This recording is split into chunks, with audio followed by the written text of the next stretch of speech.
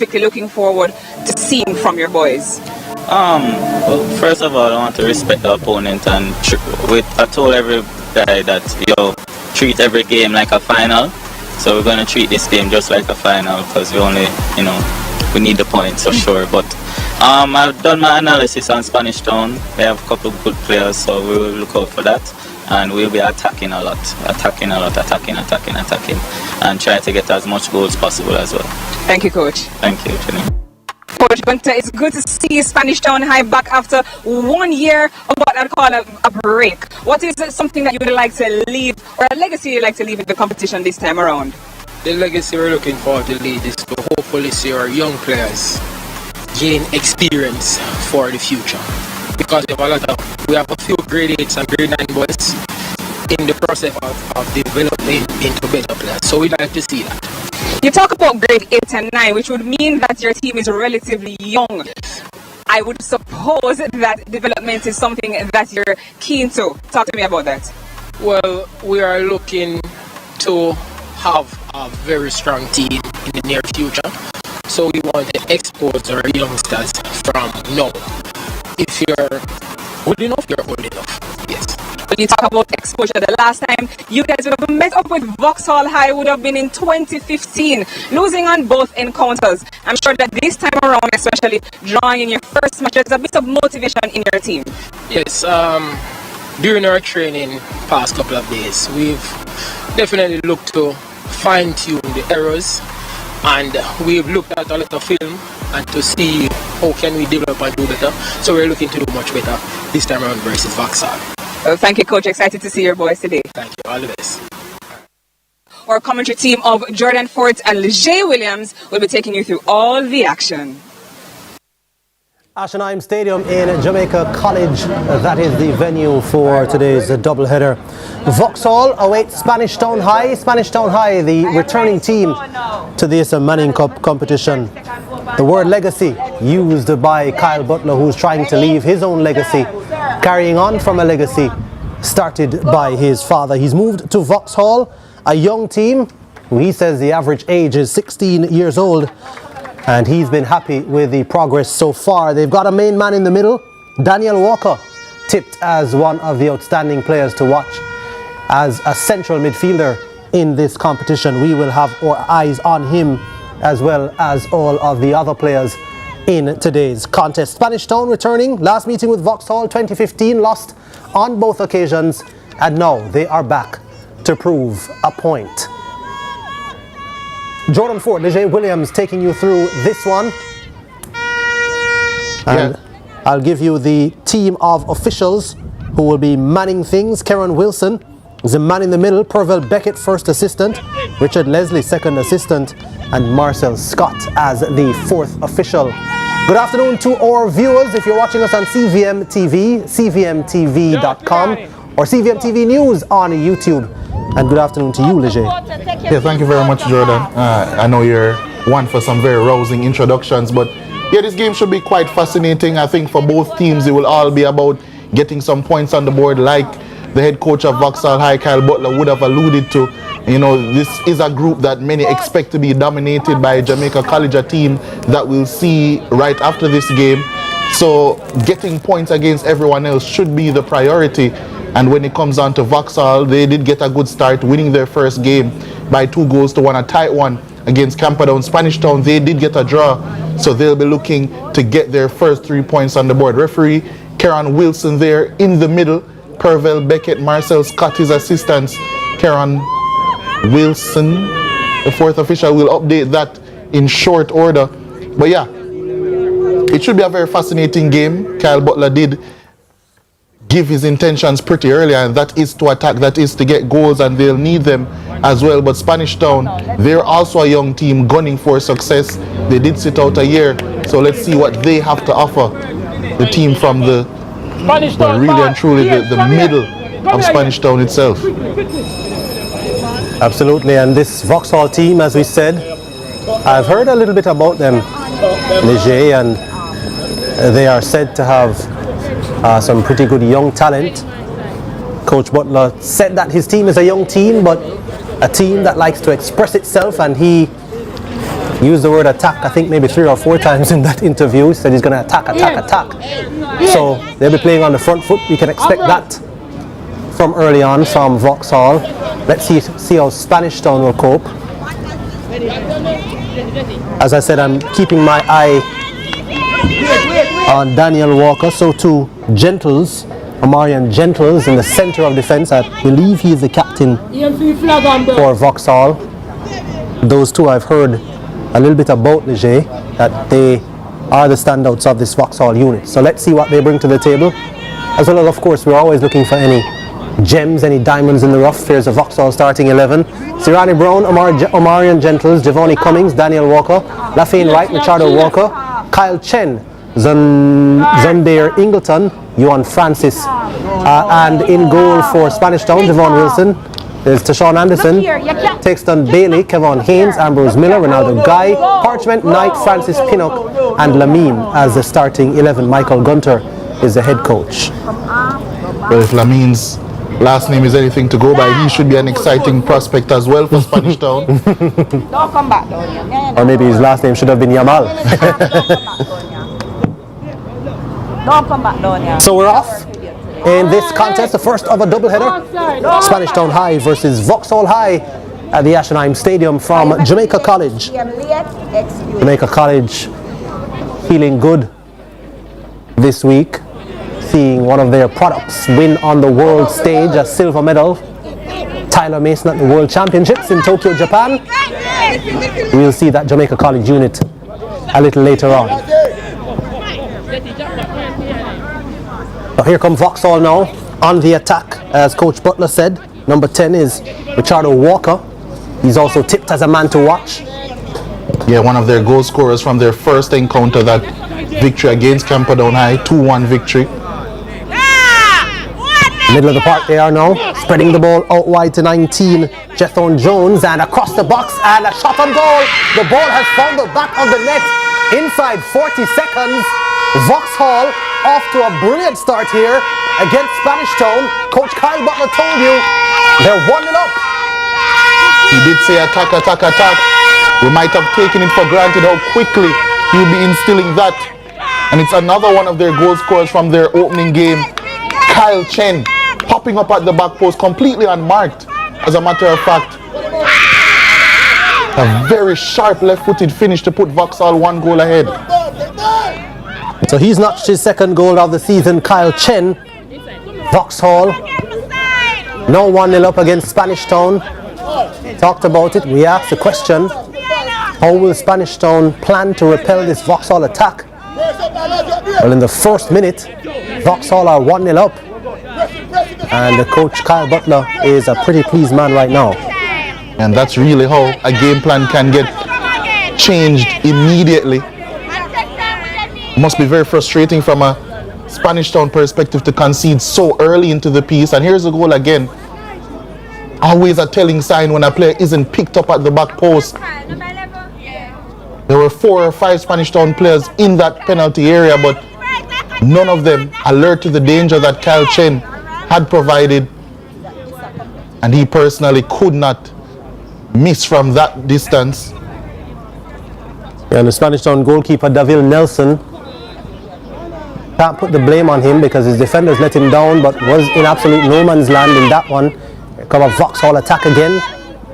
Push forward quickly, but decide to settle it. But back to the center of the park. Lost it momentarily, but winning it back. Vauxhall. Ball sprayed out wide again to Jethorn Jones, but the flag is raised. Offside. It'll be pretty interesting to see just what Kyle Butler has taken from his father.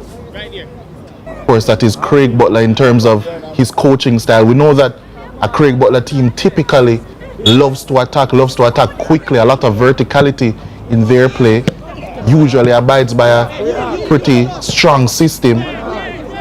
It'll be interesting to see what, if any, twist Kyle Butler would put on said system and how he allows his players to play. But just based on the attitude that we saw from the Vauxhall players immediately after they scored, it seems as if he is instilling a strong attacking attitude into the players. Immediately, no time for celebration, just wanting to get on with it and score even more goals.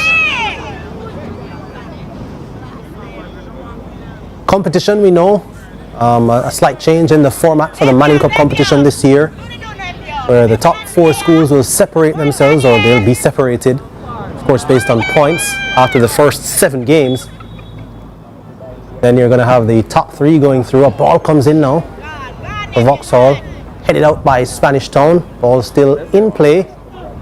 Spanish Town going to try to get it to safety, but not able to do so, and the ball back in a dangerous area. This shot, though, straight to goalkeeper Nelson.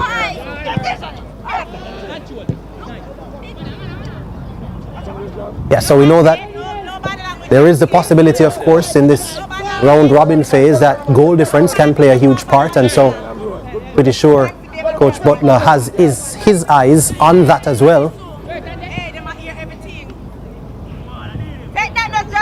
Vauxhall again back in possession, trying to build an attack, this Vauxhall team. A look at their number 9, Lafayne Wright. The goal scorer, of course, Kyle Chen. Ball played in. And it's come out to the left-hand side. A shot across the face of goal. Jethorn Jones has not been shy. He's provided the width on this left-hand side for this Vauxhall outfit. Struck one with the left boot, but was always going wide. Yeah, dragged that one a bit. Had a lot of space and time, possibly more than he would have initially thought. Was a powerful strike, but always heading wide, as you said. So just over 5 minutes gone in this contest. The goal came in the first minute from the boot of Kyle Chen. Vauxhall leads Spanish Town High by a 1-0 at the Ashenheim Stadium at Jamaica College. Foul awarded to Spanish Town High, and they're pushing players forward.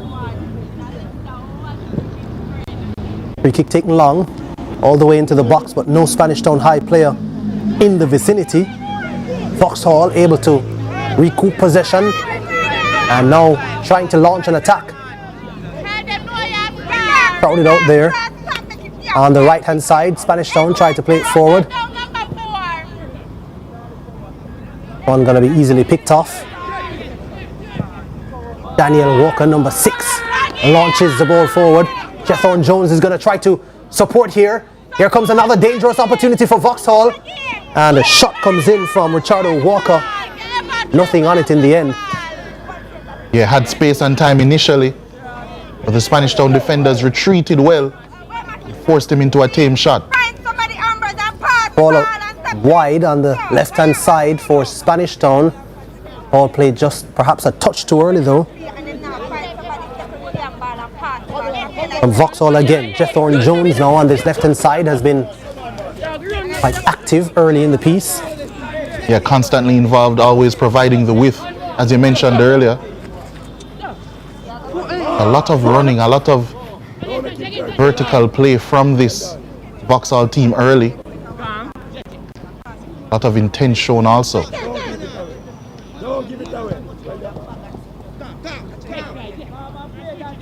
There's Walker now. Immediately looks for that pass out wide on the right hand side. Ball cut back inside but lost out. Kyle Chen, the goal scorer, occupying that right wing. Number 11 emblazoned on his back. You see some supporters here enjoying what they're seeing so far. Just under 8 minutes gone, you know, this one could turn out to be a goal fest, I'm sure. The Spanish Town team would want it to be a goal fest because the goals have already, or the goal has already come from Vauxhall.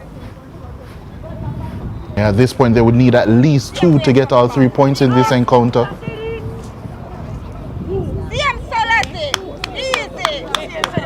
An early strike And it's going to fall to a Vauxhall player. And a tackle comes in. That was a timely interception. But back out to Richardo Walker. Walker plays it on this right-hand side. Kyle Chen, the goal scorer, lost it. And another tackle coming in from Spanish Town. It's going to be a Vauxhall throw. Pressure just keeps on coming for Vauxhall. Spanish Town having to defend very deep.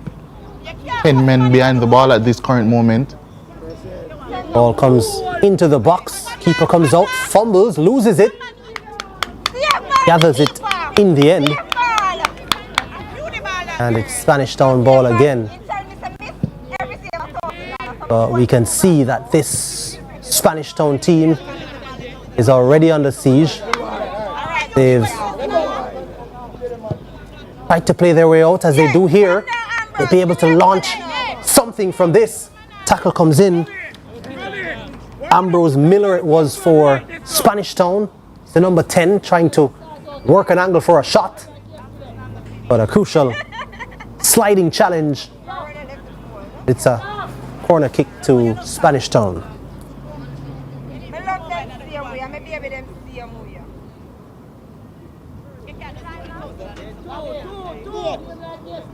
We always talk about making use of set pieces. And of course, this set piece allows for two things for Spanish Town. It buys them time, gives them a bit of a break from the Vauxhall pressure, allows them an opportunity to try to profit off of this. There's a cross in. Connection is made, but nowhere near the type of connection they wanted. The clearance from Vauxhall, hugging the touchline. It's to be out there. Chen loses his footing though. And now Vauxhall come again.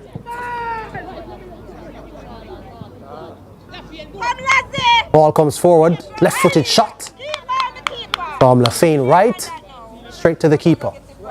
So they haven't been shy about shooting either, Leger, even from outside the box. Clearly an instruction from the coaching staff.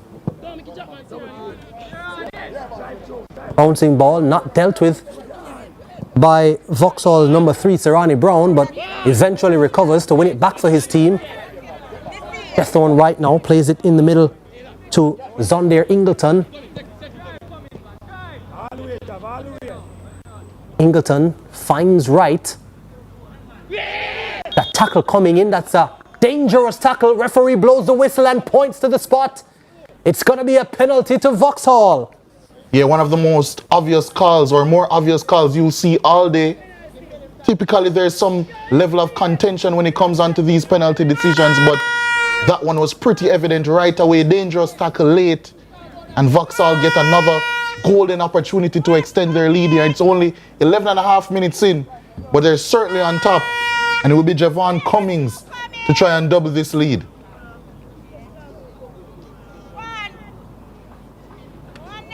We're going to have a look at it again.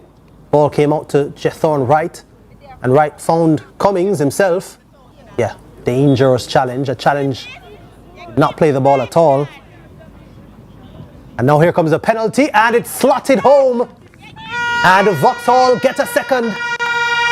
I think the Spanish Town goalkeeper will be pretty disappointed with that. Javon Wilson is in goal for Spanish Town. But it was a penalty to Vauxhall, and they made no mistake. Yeah, very powerfully struck that penalty. As a matter of fact, Javon Cummings has impressed me quite a bit from the middle of the park. Vauxhall, I can assure you, have been well worth this 2-goal advantage that they have now. This is looking ominous for Spanish Town. Take a look at the penalty again. Yeah, very powerfully struck. Almost looked as if it went through the hands of the Spanish Town High goalkeeper.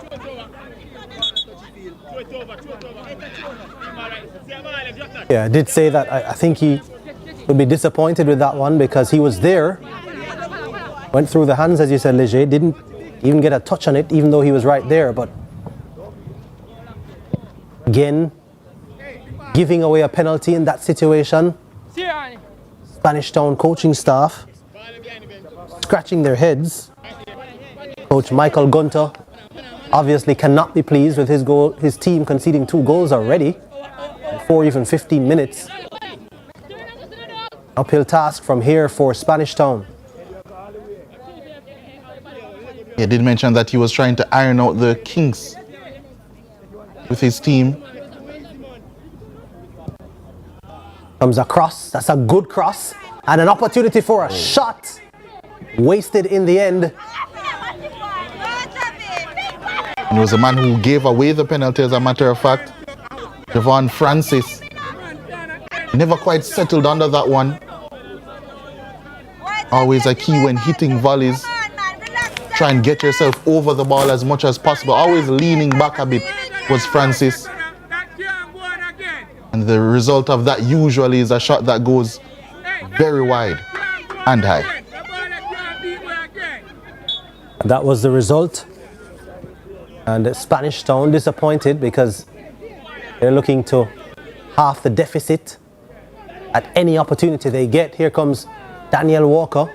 This one played over the top. Is the flag going to be raised? Vauxhall in again. Ball eventually, though, misses the target. The goal scorer, Giovanni Cummings, firing wide for Vauxhall, but Vauxhall really and truly committing a number of players forward now. Spanish Town really under siege. Yeah, that was a late run coming in from Cummings.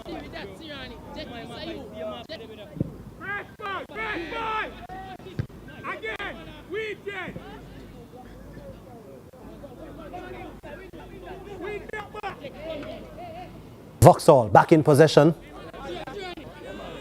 All played back, have to be careful. Spanish Town tried to press Thorne Jones, man who's been a thorn in the side of the Spanish Town defense on this left wing. Tries to get by his marker. Good defending from Spanish Town though, ensuring that no danger resulted from that one. This one is going to be a foul in the middle of the park. A little too aggressive for Omarion Gentles, the big centre-back for Vauxhall.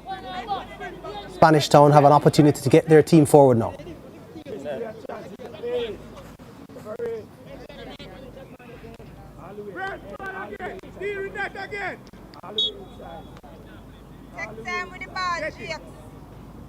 That's Coach Michael Gunter. Ball launched into the box for Spanish Town. Juggling act being performed. Can't keep possession. Vauxhall back with it. Ball played into the middle of the park. Ricardo Walker turns and finds the right back, and the ball is back to Walker. And Walker is going to play it out wide to Kyle Chen, scorer of the first goal. Is he able to keep it in? No, he's not. Going to be a goal kick to Spanish Town. Yeah, too heavy that pass. Really well worked.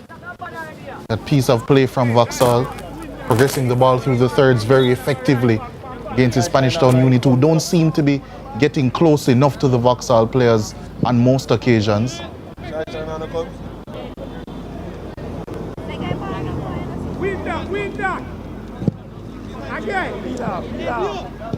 Spanish Town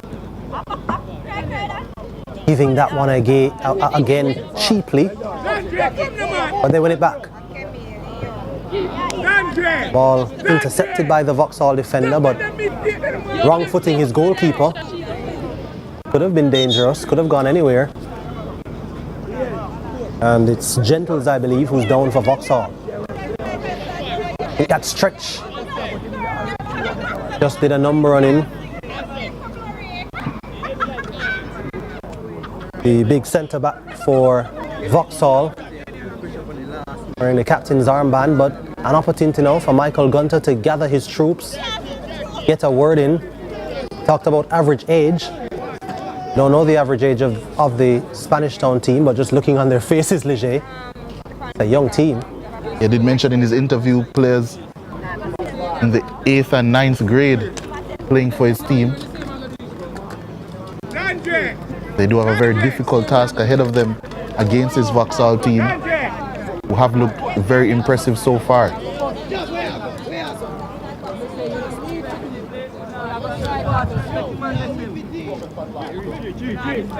So just over 18 minutes gone in this contest. Vauxhall leads Spanish Town High by 2-0.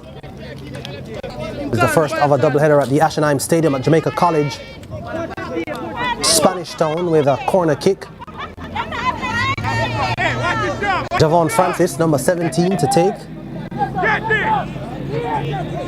Had what we would call a half chance a little earlier on.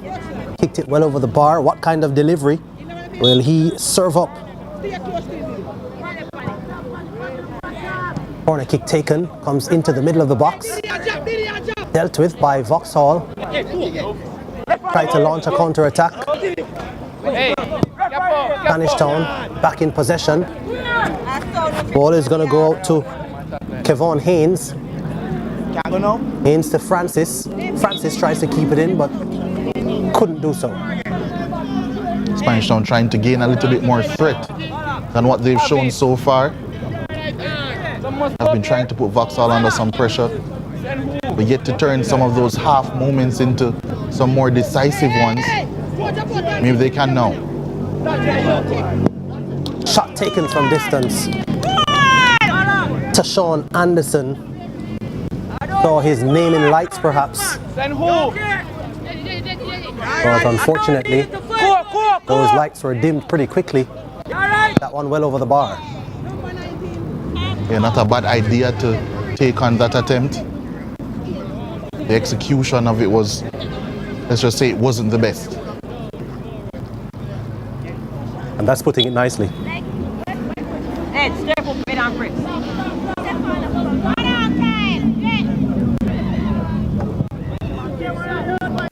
Vauxhall come again, early ball. And the ball played out here too. The forward for Vauxhall, but timely interception. Good lunging challenge from Spanish Town to win it back.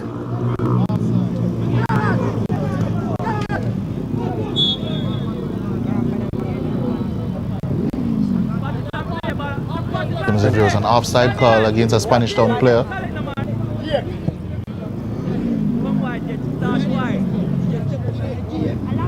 The two young teams, for Spanish Town returning, Coach Gunter understanding the task at hand, I think, and Vauxhall really intent on continuing to attack. And here is another attack. Chen delivers the ball across face of goal. Here he's going to come with a left-footed strike now. Ooh, whiz past the post. Goalkeeper Wilson, don't think had many ideas about that one. Yeah, not at all. Was rooted. That was a really powerful strike actually. Coming in from Chen, seems as if he has a very good left foot on him. That's how he opened the scoring in this game. Left-footed low strike. Look to repeat it there.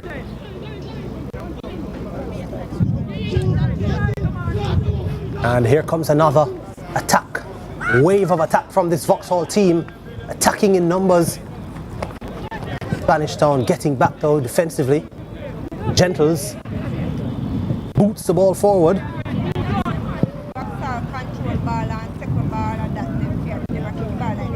Ball headed now, finds Jethorn Jones, but whistle is blown. Flag is raised for an offside. Going to be a free kick to Spanish Town.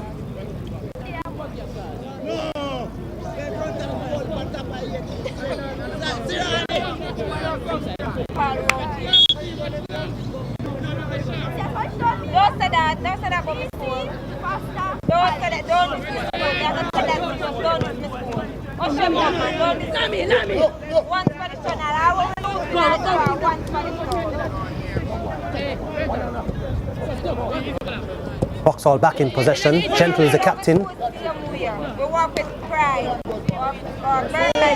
Plays it forward. Spanish Town with a few lunging challenges. Here's Daniel Walker now back on it.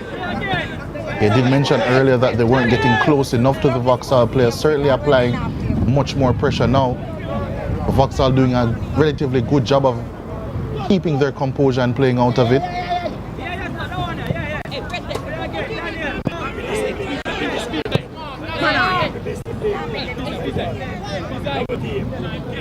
Here comes Cummings. Got the second goal for Vauxhall from the penalty spot. This one is a ball over the top. It's going to be dealt with, not dealt with.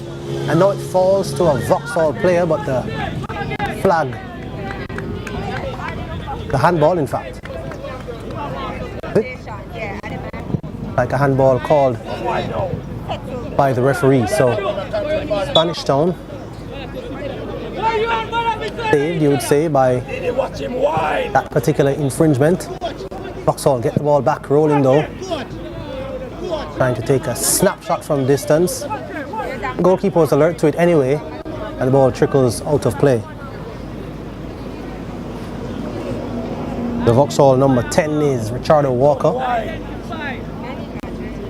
Yeah, already a goal to his name this season, trying to extend his tally.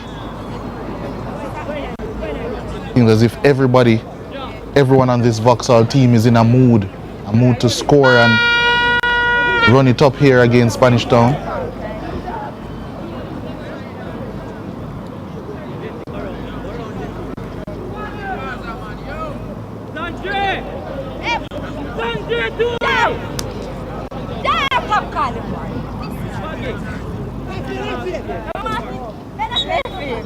So Spanish Town, a couple of goals down, look to get one back.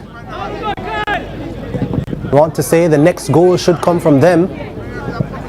Don't want to go 3-0 down. Make this an even tougher task. Here comes Walker, firing outside to Kyle Chen, who was trying to get back onto his favoured left boot. Read well by the Spanish Town defence, intercepted. Now Spanish Town in possession. This ball is launched forward early. A chase on by Parchment. In fact, it's Anderson, who gets there. Tashawn Anderson plays the ball across. Nobody there though. Other ball comes in. The goalkeeper comes to claim. Bit of an issue there for the goalkeeper, but he gets a free kick awarded in his favour now. So one would say probably risky goalkeeping by the man between the sticks for Vauxhall. That's number 1, Javier Coke. Devon Francis is down for Spanish Town after that 50-50 challenge. Yeah, I think he was bailed out a bit there actually. Coke came out and was flapping at it early. Referee's whistle gave him a bit of a reprieve after that 50-50 challenge.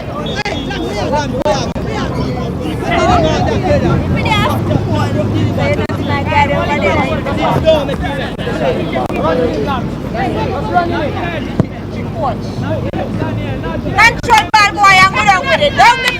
26.5 minutes gone in this contest. 2-0 in favour of Vauxhall over Spanish Town. Nicely taken this. Spanish Town played out wide to Laney. And the Spanish Town bench applauding Leger. Probably a first sign for them of a real positive play. Yeah, they have been growing in the game steadily, I would say. Spanish Town have finally found their feet, and if not for a very good recovery challenge coming in from Jethorn Jones, they would have been in there. Come on guys, we need this.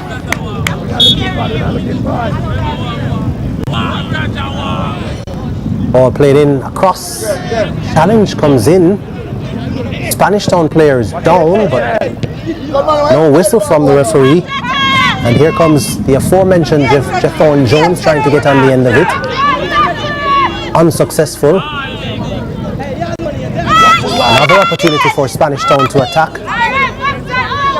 Attempted ball forward though is read and intercepted by Richardo Walker. Comes back to Walker now. Is he going to look for Chen on the outside? Decided to be selfish and take a right-footed shot from distance, and that was an easy claim for Spanish Town goalkeeper. Goalkeeper though kicks it into touch and gives it straight back to Vauxhall. Yeah, those are the small errors I would say that Spanish Town need to iron out before the end of the half. You would have mentioned that the next goal is critical in this game. It has to go to Spanish Town from their perspective. Cummings twisting and turning in the middle of the park, trying to find a teammate. Looking for the ever-present Jethorn Jones on that left-hand side. Gentles will take this throw in for Vauxhall. Ball headed back out of play. Gentles will look for a better throw in this time. Gonna aim for that long throw.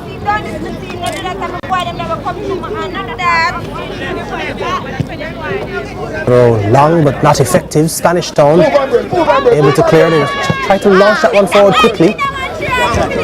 They do win a throw in. Allow me more, get to take the defender off me.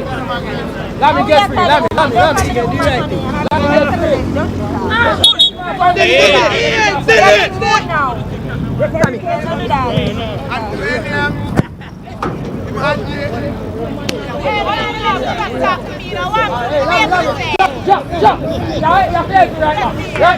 Vauxhall trying to maybe slow things down a bit, trying to get the game playing back at their tempo. It's been a very positive start by them, but has tapered off just a bit. Let's see if Chen can get them back firing once more. Sliding challenge coming in, and penalty again. Penalty is given. That one was just inside the box. And Spanish Town players heads in hands as they have conceded yet another penalty kick. Was Kevon Haynes, was it? For Spanish Town, who just lunged inside the box, and one would argue he did not have to make that particular challenge. Another penalty, and Giovanni Cummings steps up to the spot. Yet again, he'll try to find the back of the net from 12 yards out and get the second of the contest for this Vauxhall team.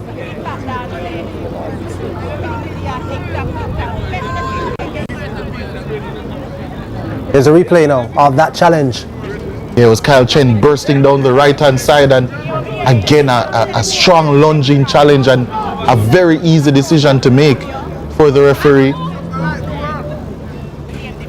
Spanish really have gifted Vauxhall one goal already. Let's see if they'll gift them another. Javon Wilson will try to get a palm onto this one, but Giovanni Cummings is denied. Vauxhall tried to come again. Shot taken by Richardo Walker over the top of the goal, and a good save from Javon Wilson keeps the score to 2-0. Leger. You can see why he had such disappointment after not saving the first. Very strong hands coming in from Wilson. Stayed steady up until Cummings was about to take, and it was a comfortable height for the goalkeeper, but still had to have very, very strong hands. Jethorn Jones comes again for Vauxhall on this left-hand side, hounded. Good cutback though from Jones. Ball played into the middle. Appeal for a handball. Here comes Giovanni Cummings. Big central midfielder now. Twisting and turning yet again. Trying to find a teammate, having just had his penalty saved. Now he plays that ball out wide, trying to find Chen. Spanish Town with numbers back. And now they attack. Vauxhall win it back. Daniel Walker.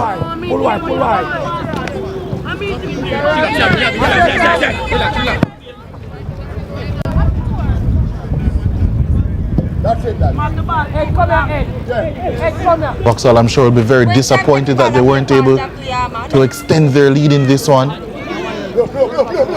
Might have given Spanish Town some inspiration.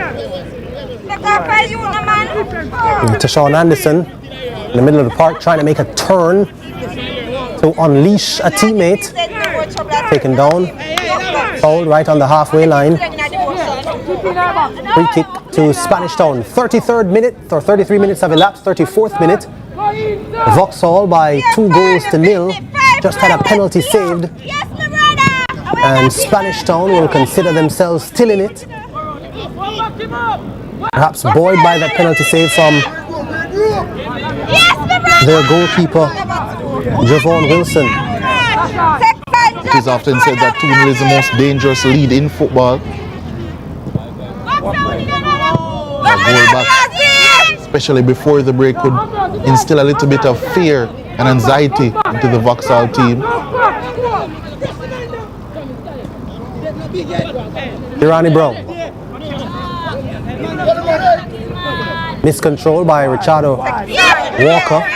Spanish Town able to retrieve but lose it again. An early ball for Jeffon Jones. He's shown his pace early in this contest already, but I think that was really good defending. Was Taxton Bailey, number 6 for Spanish Town, showing good pace. So look at Vauxhall's Richardo Walker, been busy so far. Anytime you see a player with the number 10 in his back, there comes great expectation of attacking quality. That was an opportunity for an early ball for Spanish Town, but well read. Vauxhall back in possession. Ronnie Cummings trying to release Jones early. A little bit too much on that pass though.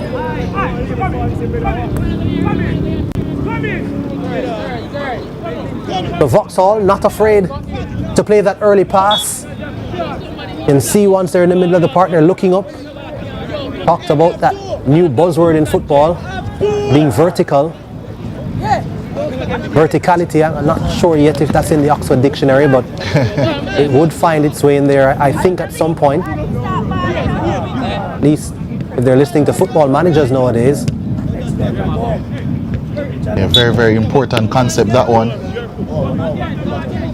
Especially, I would say, the past decade, 15 years or so, many people have been saying that football has become a little bit too horizontal, too many safe passes. Many managers, modern times, trying to break that mold and return to more vertical play, but still in a relatively controlled manner, of course. Yeah, talking about control, here comes Vauxhall again. Vauxhall in behind, slotted home. Kyle Chen, second of the contest. 3-0 to Vauxhall. Released early, and he has been a terror on that right-hand side. Always looking to come back onto his left boot. No mistake for the number 11. Kyle Chen and the Kyle Butler coach, Vauxhall, now 3 goals to the good.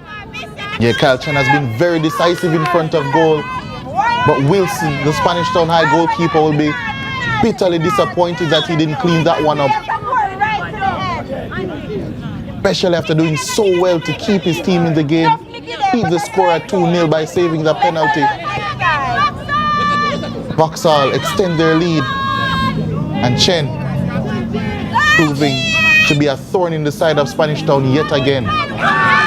Zondair Ingleton now on it in the middle of the park for Vauxhall.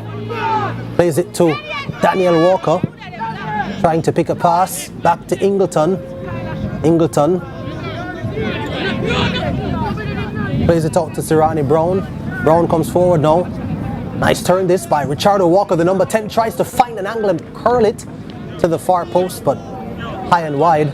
There's a replay of that goal from Kyle Chen. And the assist will be credited to goalkeeper Javier Koch. But a lot of work was done by the sliding Javon Wilson, who allowed Kyle Chen that opportunity to slot into an empty net. That's why I said he'll be very disappointed with that one. But nonetheless, Vauxhall won't mind whatsoever. They're 3-0 up. 7 minutes from the break, they still have time to get some more. It's been a pretty happy first half for them so far. Yeah, Kyle Butler will be relatively pleased. He didn't quite show it there on his face just now, talking to his number 10, Richardo Walker.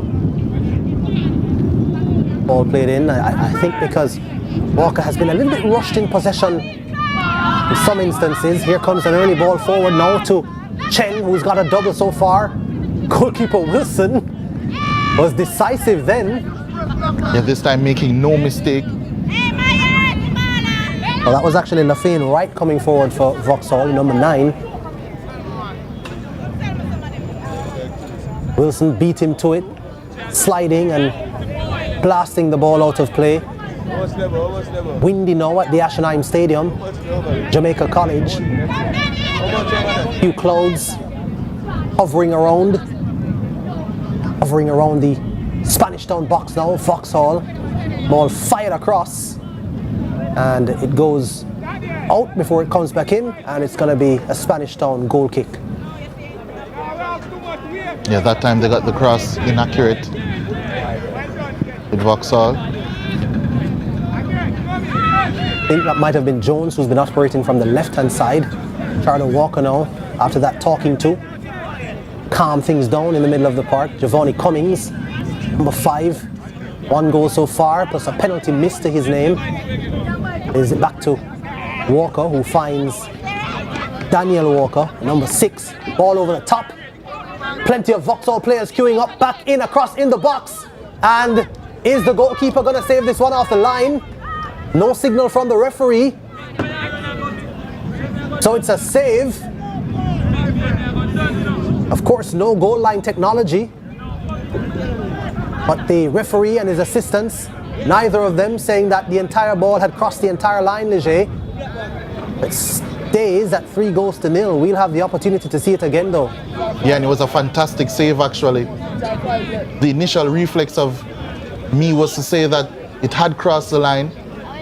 Seemed as if Wilson was a bit late in reacting. But when he eventually got over there, he wasn't even close to the line actually. It was a fantastic save. It really was a fantastic save, and it was fantastic refereeing, it must be said. Got to give the referees credit when they get it right, of course. Karen Wilson, the man in the middle. Of course, he's got Beckett and Leslie as his assistants. Ball into the box. Vauxhall turns, shoot. Here comes Jones with the right boot. Ball blocked. Vauxhall stay in possession. Comes a shot. Ooh, and it hits the upright. Another shot comes in, and Richardo Walker, the number 10, makes no mistake off the right boot. So he got a talking to from his coach. That seems to have calmed him down. The original attempt taken by Gentles, hitting the upright. The rebound, though, put away by Richardo Walker. And Vauxhall now 4-0 up. Yeah, and I tell you what, it would have been quite a spectacular goal from the captain, Gentles. Lovely whipped effort that cannoned off of the upright. And right place, right time, where a few Vauxhall players, including Richardo Walker, who slotted home to give Vauxhall a 4-0 lead. From Spanish Town, trying to play one through. Only successful in turning the ball over back to Vauxhall. Vauxhall now through their number 6, Daniel Walker, held. Easy call for referee Wilson. And look at the goal again, Leger. Yeah, here's the initial shot I was speaking of. Lovely whip, lovely technique on it as well. What a goal that would have been. But when it came back to the number 10, Richardo Walker, oh, that would have been such a finish. But Walker, I'm sure, minds 0 because it came right back to him for quite a good finish in its own right. Vauxhall, they're certainly dominating this fixture now, pretty much as they've been since the opening whistle. Now baiting the Spanish Town press to try to play in behind them. Here's Gentles again, whose initial shot created that goal. Walker trying to find Chen out on the right-hand side. Goalkeeper Wilson, who's seen a lot of the action in this one, I'd say has made some pretty good saves, but really and truly the scoreline is doing him absolutely no favors. It's 4-0 in favor of Vauxhall in the first half. The Vauxhall player down is their number 9, Lafayne Wright.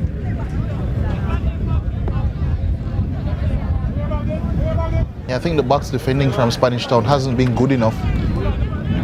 They have tried their best, yes, but so often when the ball comes into the box or in and around the box, when Vauxhall are attacking, not enough dedication, one, and sometimes not enough bodies in that penalty area. It's always Vauxhall getting on the end of the second balls when they fall in that area.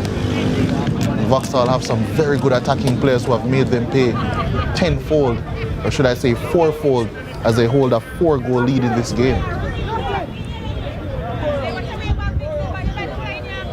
Yeah, you see the intent from Vauxhall, which has been clear from the outset, said in the interview by their coach Kyle Butler. Unfortunately, Spanish Town, architects of their own demise somewhat, giving away a couple of penalties, even though one of the penalties was saved. But defensively, not doing themselves any great favors, as you said, in the box. Paying for it by trailing this one by 4-0. And then obviously not taking their own chances in front of goal. Here's Jethorn Jones again down the left-hand side, beats one man. He's got to try to get by another. Jones whips it across the face of goal.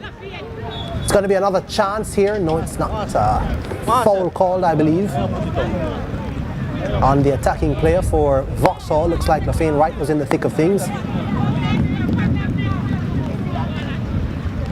Spanish Town High take a really weak free kick, and they're just going to invite more pressure from this Vauxhall unit. Ball across, played on goal, and just not the connection they were looking for. That could have been another goal.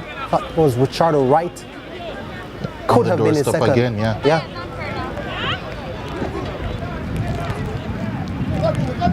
Here's Spanish Town now, down their left-hand side, and the ball is played with too much pace behind it and allows the goalkeeper Cope to come and claim for Vauxhall. So we're in added time at the end of the first half. Vauxhall with a commanding 4-0 lead, and they're looking for more. Here's Jethorn Jones to Richardo Walker, and it's another lunging tackle that is required from Taxon Bailey to prevent another attack on goal. Richardo Palmer, number 10, feeling pretty good about life right now, adding to his team's margin. 2 minutes, minimum of 2 minutes have been added by the referee. Just a little under 30 seconds left to go now in this first half. Gentles with the throw-in. Line up a shot from distance, and the rebound comes to a Vauxhall player and is slotted home again. It's Richardo Walker, isn't it? With his second of the game.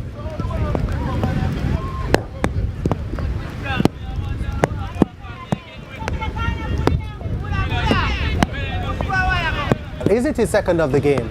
Or was the halftime whistle blown before?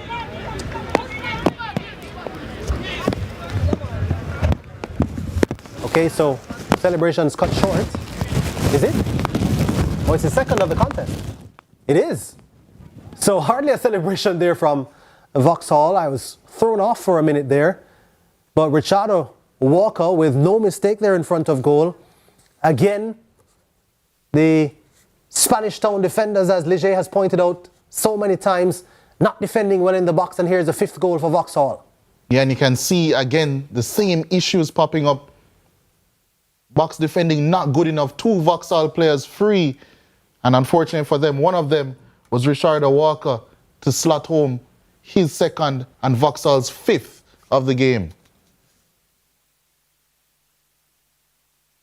Yeah, so Vauxhall with a 5-0 lead at halftime. We're going to come back after this break and give you the first half highlights, stats and analysis.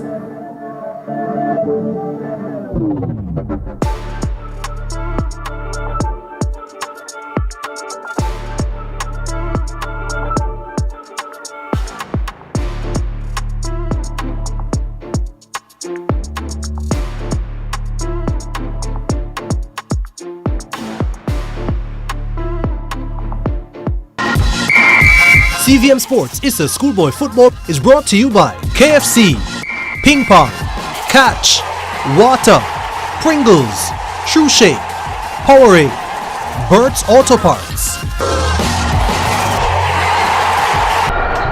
Team, we need to pass the ball quicker, much quicker. And you need to make sure. I'm the coach. And I'm the assistant coach. No. Your job is to bring the water and keep us hydrated. Matter of fact, where's the water? I've got it, coach.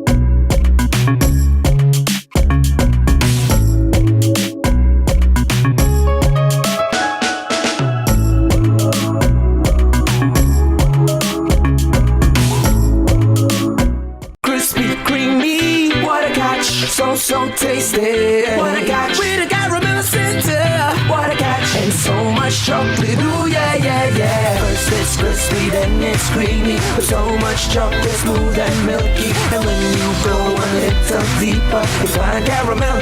Ooh, yeah, yeah, yeah. What a catch. Oh, oh, oh, oh, oh. What a catch. You know we love you. What a catch. Oh, oh, oh, oh, oh. First it's crispy, then it's creamy. What a catch.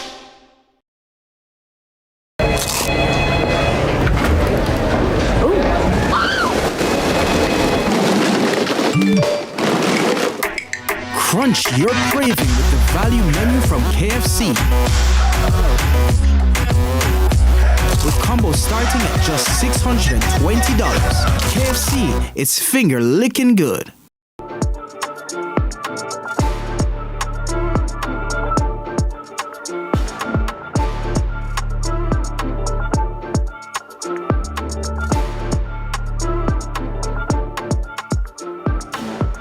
Welcome back to Ashenheim Stadium, Jamaica College. Vauxhall leading by 5-0 over Spanish Town High. First half of this ISSA schoolboy football doubleheader. And Vauxhall have found a happy hunting ground here at the Ashenheim Stadium. Spanish Town under siege as the rain comes down here at Jamaica College in Kingston. Going to be showing you the first half highlights momentarily. And of course, be giving you the first half statistics. Here are the highlights, Leger. Yeah, Vauxhall, their head coach Kyle Butler said that it was all about goals and they started early. Within a minute, it was Kyle Chen wheeling off at the back post. And that's a very good left-footed finish. But they would continue to pile on pressure all throughout the first half. And this shot was dragged just wide by Jethorn Jones. I would say pretty much all of the attempts you're going to see are going to come from a team in blue. Vauxhall extremely dominant. And this was the first penalty that Spanish Town conceded. A very, very impressive Giovanni Cummings slotted this one home right after winning it, dusted himself off. And Vauxhall would continue to attack. Put this one in. Chen again. You can see his intention. We saw a little bit more of his intention as well. Another penalty conceded, but this time a very good save coming from Javon Wilson, Spanish Town's goalkeeper. Sharp down to his right. But he could do very little about most of the other attempts coming in. He should have done better there. Chen racing through to get his second and Vauxhall's third of the contest. That being Kyle Chen's third of the season. And then this goal, it was a lovely strike coming in initially before the number 10 of Vauxhall, Richardo Walker, Very good finish. Another decent strike fell to Walker. And with the last kick of the first half, he made it 5-0 to Vauxhall High.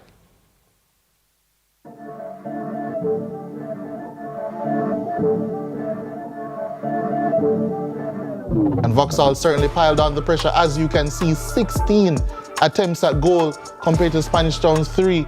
And the shots on goal tell you everything you need to know. 8 for Vauxhall, 0 for Spanish Town High. That's why the scoreline is 5-0 for the team from East Kingston.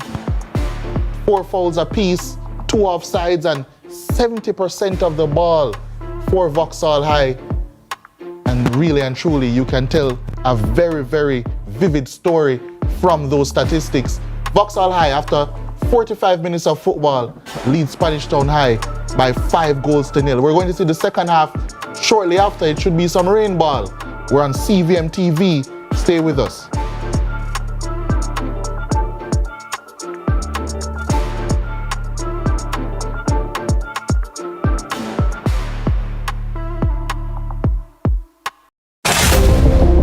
A powerhouse in schoolboy football, Jamaica College want to reclaim the ISSA Manning Cup title, but the path to glory is rarely ever without obstacles. The Dark Blues are coming off a 7-2 win over Edith Dalton and face a Greater Portmore team who had a 1-1 draw in their last outing against Spanish Town High.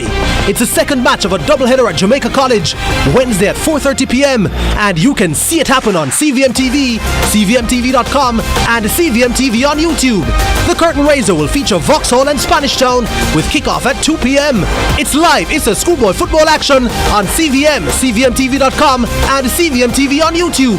JC versus Greater Portmore at 4:30 p.m. And before that, Spanish Town take on Vauxhall High at 2 p.m. in a doubleheader from Jamaica College this Wednesday, September 17. Let's delve deep into the issues. We'll take you beneath the surface. Greetings and salutations. My name is Orville Higgins, and it's another edition of Fan Central. Talking to the people at the heart of the top sporting stories. Hear from your favorite sportsmen and women and the administrators who work tirelessly to make it all happen. It's a live sports talk. I've written an entire article. Yes. Looking at all the major issues every Tuesday at 9 p.m. It's Fan Central.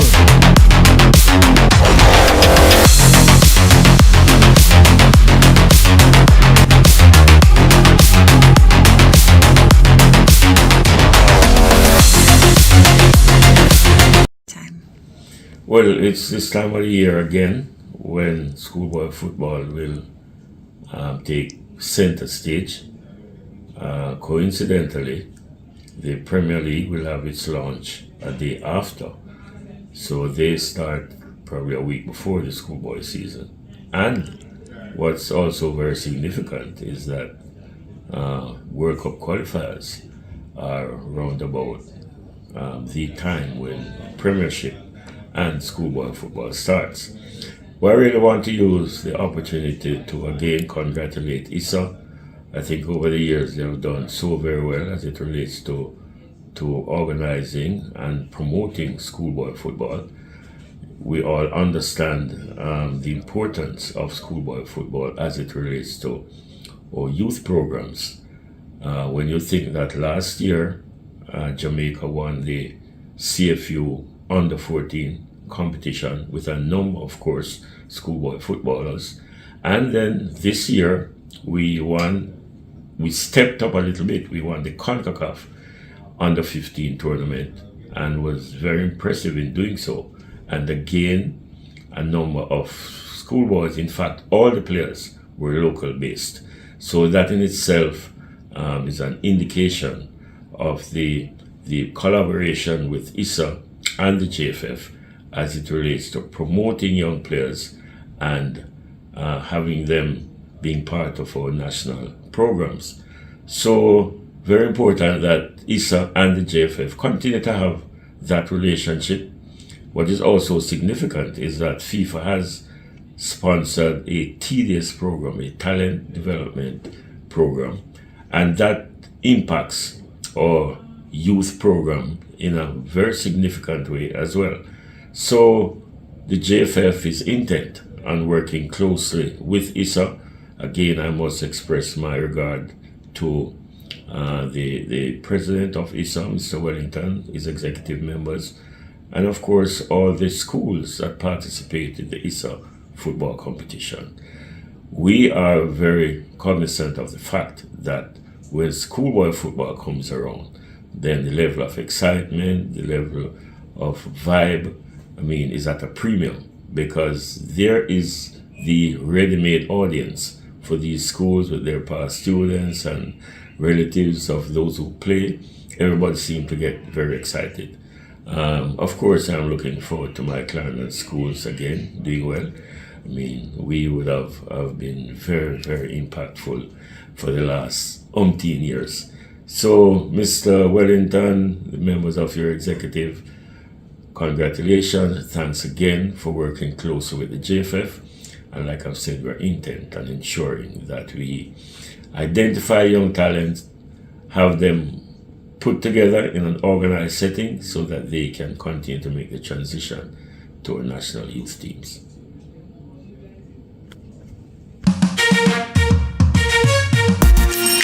Hey everybody, I'm Yendi, and this is Odyssey with Yendi. In this space, we connect with some of your favorite people as they share their journeys. Here we have some unfiltered conversations as we deep dive into their inspirations, motivations, and experiences to inspire our own life journey.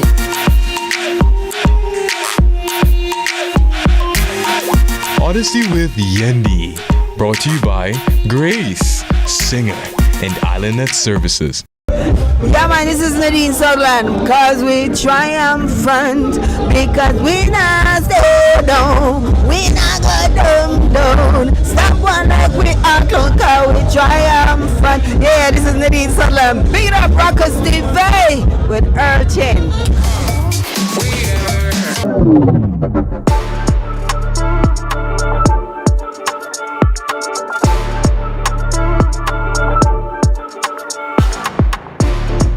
Welcome back to the Ashenheim Stadium, Jamaica College, Vauxhall with a commanding 5-0 lead. This one becoming a rout against Spanish Town High in the first game of the doubleheader. Kyle Chen with a brace, so too the number 10, Richardo Walker.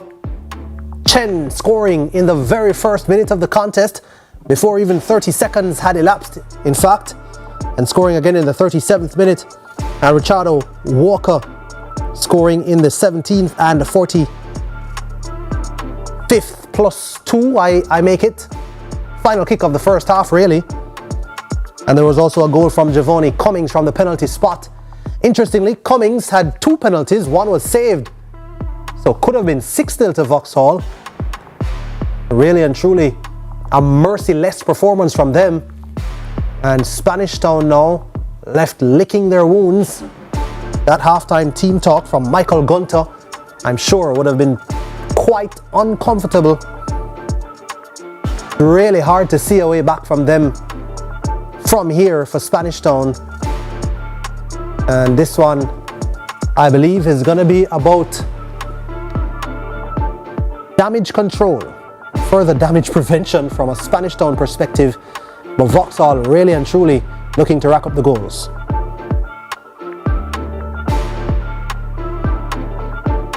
So we await the start of the second half. Jordan Fort-Leger Williams taking you through. Of course, in the second game of this doubleheader, we'll be seeing the home team, Jamaica College. Talk about goal sprees. They were on a goal spree in their opening contest in the group, beating St. Mary's College by 7 goals to 2. So Vauxhall trying to match them in terms of goals for and perhaps goal differential. JC going to be up against Greater Portmore in this game. They'll have one eye on the scoreline here, as referee Karen Wilson and his assistants get things ready for this second half. Yeah, this Vauxhall team were extremely dominant in that first half. They'll be looking to continue said dominance in this second, and as you said, attack and run up that goal difference.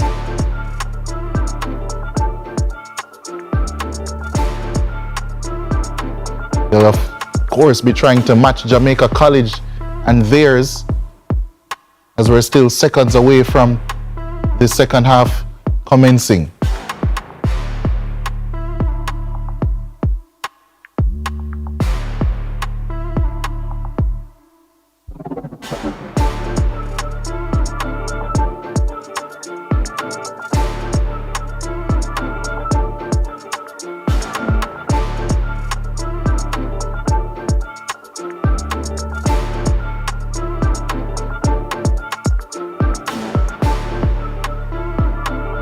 Referee Wilson just ensuring everything is ready now to get play back on the way in this contest. Yeah, lots of happy faces for Vauxhall.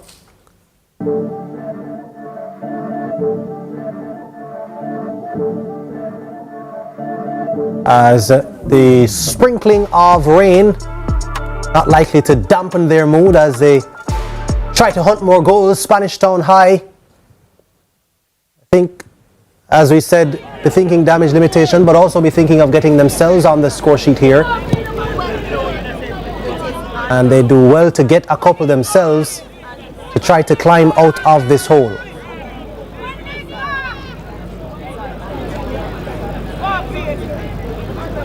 Vauxhall now under what sort of score they would be aiming for in the second half. They have had some rain, and this could go one or two ways. Either it could completely slow the pitch up or make it much more slick to play on.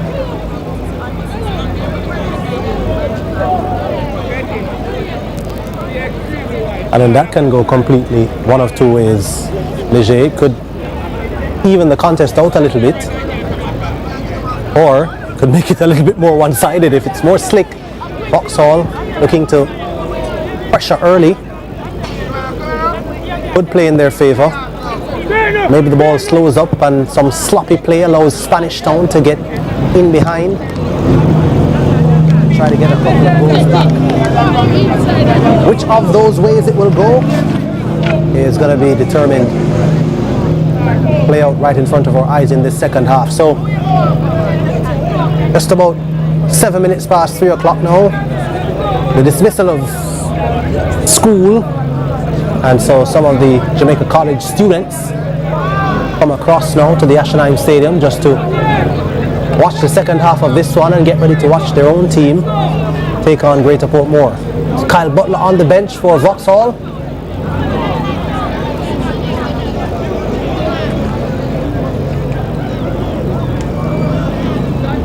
Looking for a second consecutive win from his opening 2 games as head coach of this Vauxhall team. His first season as head coach of Vauxhall, taking over from Javone Codlin, who did make Vauxhall very competitive last season.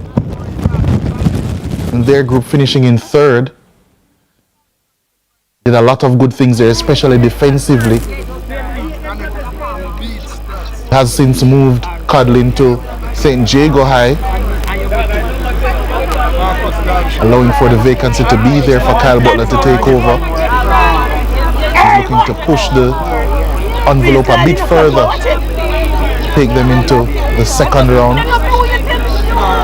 Yeah, by the way, Kyle Chen, the double goal scorer in the first half, has been taken out for Vauxhall, replaced by Roland Stewart as the ball comes over the top. Goes into touch. Yeah, Chen withdrawn from this one.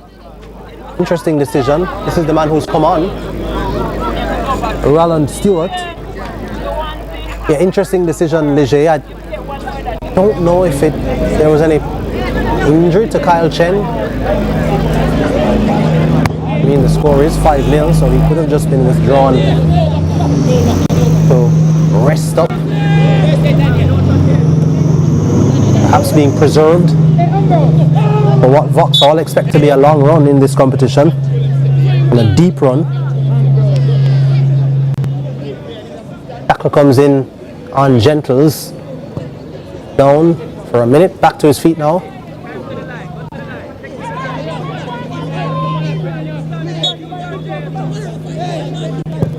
Has looked very solid at the back. Very good ball playing option as well from deep. And almost scored a goal himself, Gentles. And this one comes across, and this one is slotted home as well. Easy as you like. And boy oh boy, this one is getting rather embarrassing for Spanish Town. Jethorn Jones gets his name on the score sheet. Did a lot of the work for Vauxhall in that first half, and now rewarded with a goal of his own. Yeah, Vauxhall starting the second half very similarly to how they started the first. In the first, it was Jones who provided the assist for Kyle Chen. And now Chen is off. Jones has gone over to the right and has become the beneficiary of an assist. And he has extended Vauxhall's lead to 6-0 now. They're certainly comfortable in this game. Well done. Well done, well done. Come again, come again. Look at the replay. Ball coming across, and really and truly no Spanish Town defender picking it up. Leger again, elementary stuff.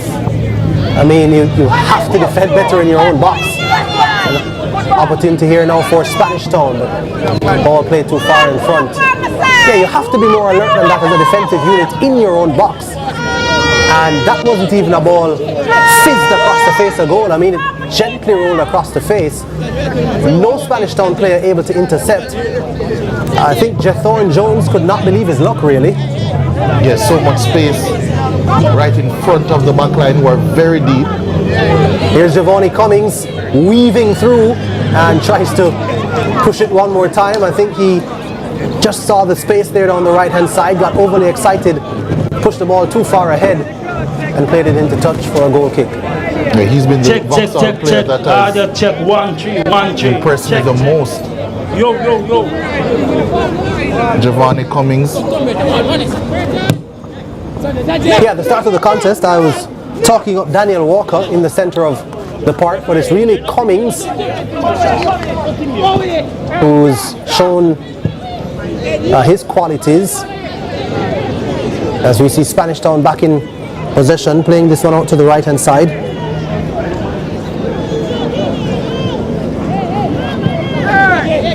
Vauxhall win it back. Here they come again. Cummings was the intended target. Slips, falls. Doesn't get on the end of the pass. Michael McCrowder in an almighty battle.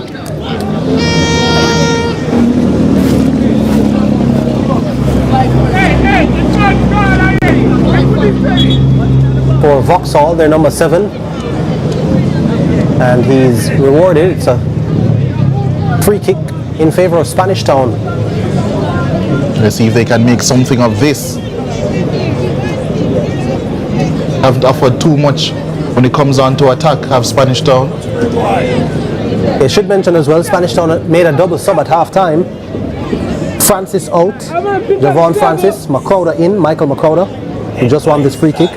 Parchment out, and Anthony Polak, number 20, in, shot on goal, and was on target but headed out. Comes a diminutive Ambrose Miller trying to weave his way into the box for Spanish Town. Muscled off it. Ball comes back in. This is another tussle for the ball. Really nice turn there. Heavy touch. Sander Ingleton, number 15, who's quietly gone about his business relatively well in this first half. Sander Ingleton in the first half, that is, and has tried to start the second half in that same vein. Really nice turn, but just a heavy touch, as you said, Leger, and allowing possession to slip. But here comes Vauxhall again. Chado Walker. Ball out to the left hand side. Whistle has gone though. Offside called. Flag raised on that far side.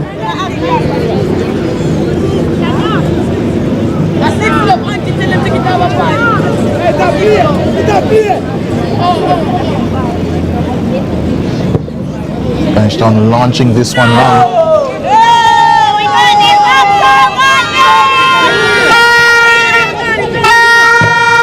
Still unable to really find a way to breach this Vauxhall team.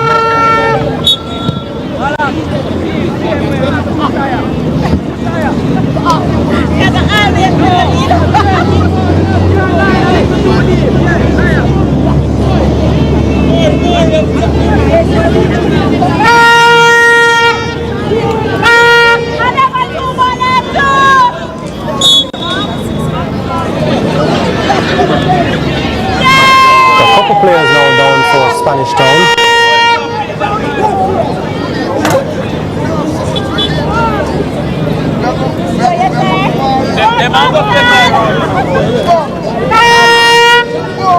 Hey, come again, be strong, be strong!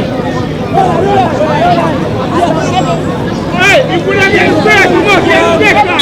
Hey, son, rough macho!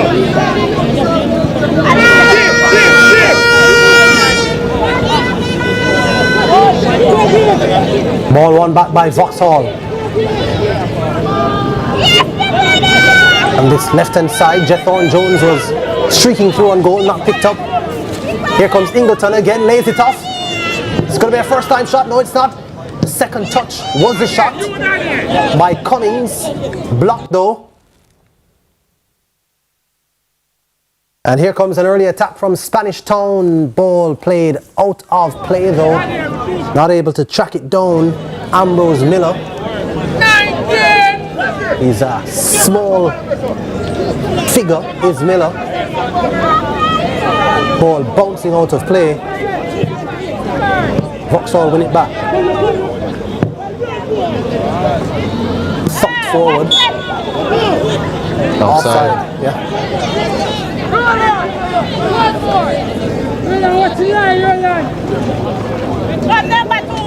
You can see the stands filling up with the deep blue of Jamaica College colours. A reminder that this is a double header. We'll see Jamaica College take on Greater Portmore in short order. 4:30 here on CVM. And of course, if you have to get up from in front of your TV, don't worry, you can watch us on CVMTV.com and on CVM TV News on YouTube. Here's a Charter Walker, scorer of 2 goals in the first half, passing to Cummings. Cummings to Xander Ingleton, lines one up on the left shot, and it's a brilliant goal from Xander Ingleton. Finds the top corner, and I'd say a muted celebration for the quality of that strike. Oh my, that's nice. Vauxhall, 7-0. Spanish Town now.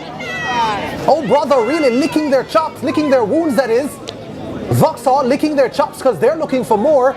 And Ingleton with the goal of the game so far. Yeah, fantastic strike. We did say earlier that he was just steadily going about his business, but to take that one on that turn, excellently done initially to create the space for the shot. And once he settled himself, that left-footed shot really was ferocious. Excellently done. And as you very rightly said, that's the goal of the game so far. No chance for Javon Wilson. We've said on a couple of occasions that goal from Kyle Chen that he probably made the wrong decision, allowed Chen to get by him, but on this occasion, absolutely no chance. Brilliantly done by Xander Ingleton. We spoke about him, and he's come up with the goods.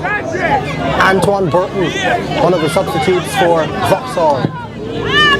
Spanish Town trying to launch an early attack. Number 7, Michael McCrowder, makes a late challenge on the Vauxhall keeper. Vauxhall coach Butner not impressed with that. Keeper back to his feet though. Keeper Javier Coke. Jaden Knight looking to take this throw in for Spanish Town. Ball played back into McCrowder, lost out to Jethorn Jones. Jones pumps it upfield early. Here comes Lafayne right, trying to latch onto it. Number 9 takes a shot far too early on that left foot and drags it wide. Holds his head down and lifts it back to his feet by his captain, Gentles. Vauxhall bench. Finding the funny side of that one, having a laugh. Of course, they're leading 7-0 with less than 60 minutes played. It's easy to have a laugh. But yeah, we've been treated to some really good finishes in this contest. But that particular goal from Zondir Ingleton to put Vauxhall 7-0 in front was a perler. That one was hit ridiculously pure. Had a lot of space and time on his left foot, but he's the one who created it. Yeah, well took that one in stride excellently. And on that left foot, he was at each of a stride. Absolutely nothing that Javon Wilson could do in goal.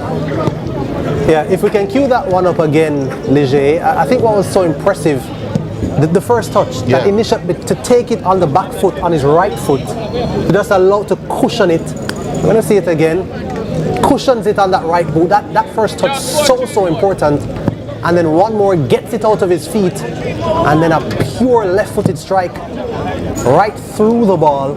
And the goalkeeper stood no chance. Really good finish from Zondir Ingleton. Yeah, and for, I would say, most of the other goals in the game, you wouldn't even see a smile from the Vauxhall players, but due to the quality of that one, they made a little exception. Yeah, and I was saying, for the quality of the goal, it seemed to be a relatively muted celebration. I'd be jumping up and down if I scored a goal like that. No, not the time to score. But that's why I'm here, doing the commentary, and he's out there playing the football. And of course, Vauxhall have played all the football in this contest.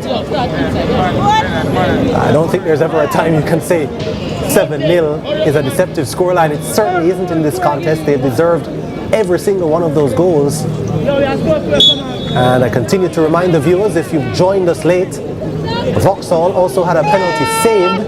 So of course it was the opportunity for even an 8th goal for Vauxhall. Spanish Town under the cosh from the very first minute. And this Vauxhall team has been relentless. There's no sign at this stage, I mean, still just a little under 30 minutes to go, of them taking their foot off the gas. Run again. Antoine Burton, the substitute, to Jethorn Jones. Jones tries to find Gentles, who is marauding forward. He's a bustling figure, is Gentles. He's a central defender, but found himself in the position of a number 9 there. And he's still up there. This one is going to be clipped over the top, and Jethorn Jones, I think, just had a think about a volley. Wanted to hit that one first time. Not necessarily the right decision though. Ball out to McCrowder. Heavy touch off the chest. Booted forward, but repelled. Jones finds Cummings. Cummings goes further inside, finds Richardo Walker. Tries to get Jones back involved. And whistle is blown for offside. Oh, strong challenge there coming in. Throwing given. As Vauxhall prepare a double substitution here. Triple sub. Numbers 21, 7 and 16. Yuan Francis. Daquan Denton. Number 16 is Rashad Merchant.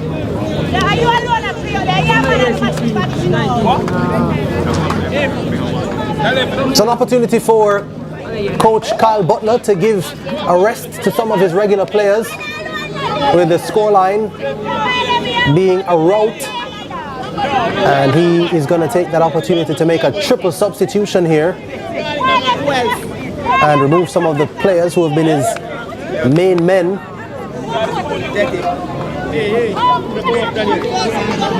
Give a chance to some of the fringe players. We see number 16 Merchant Running on, number 7. Jethorn Jones is withdrawn for the introduction of number 7, Daquan Denton, and Ewan Francis has also made his way onto the pitch.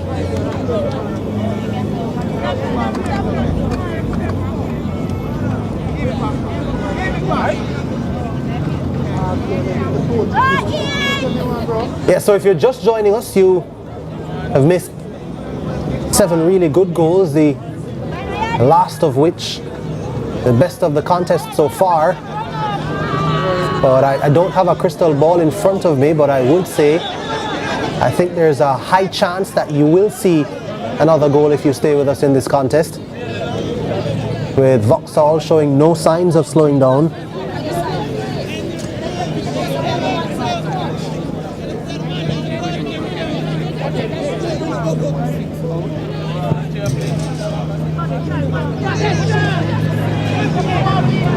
Ball played out wide to the left-hand side. Vauxhall now out right, and ball played in. Shot comes in from Richardo Walker. Goalkeeper saves. Substitute now. Rashad Merchant trying to get by his defender, and that's going to be a foul on Merchant. Free kick to Spanish Town. Your crystal ball almost came to fruition immediately there. Vauxhall with a very good opportunity to put themselves 8 ahead. Good save in the end from Wilson.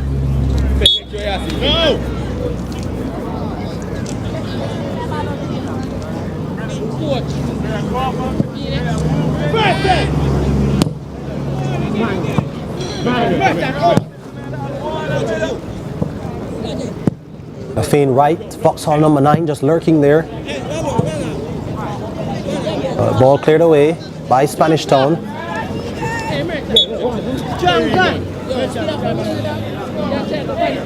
And a battling Ambrose Miller. Spanish Town number 10 wins a free kick for his team.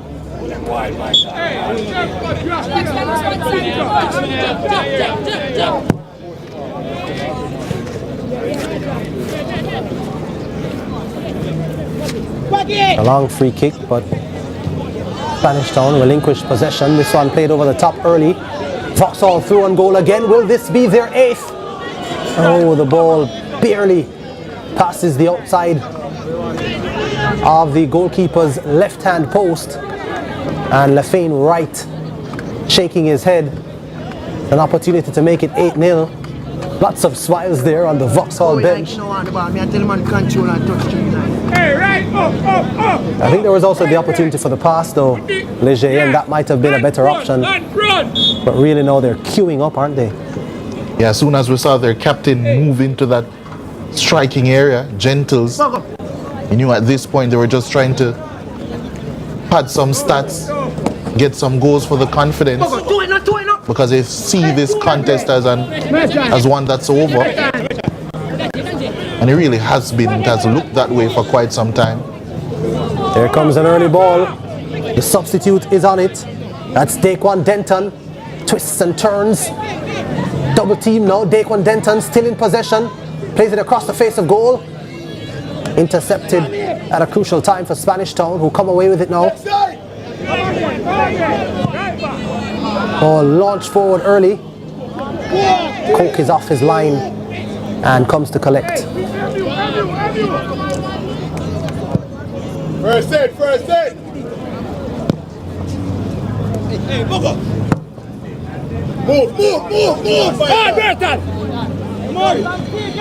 Spanish Town's number 7, McCrowder. Trying to give the eyes to Antoine Burton. Antoine Burton not buying it. A feint right, winning it back. Gentles is off and running on the right hand side. He tried to play out left though. Not finding the pass. Cutting a very frustrated figure is Gentles. Certainly went up to that position with a purpose in mind, a purpose he has yet to fulfill. Yeah, exactly. You're saying frustrated. It shows that he's not satisfied with just playing a defensive role. He's gone forward to try to get goals. Wants his name on the score sheet. Merchant.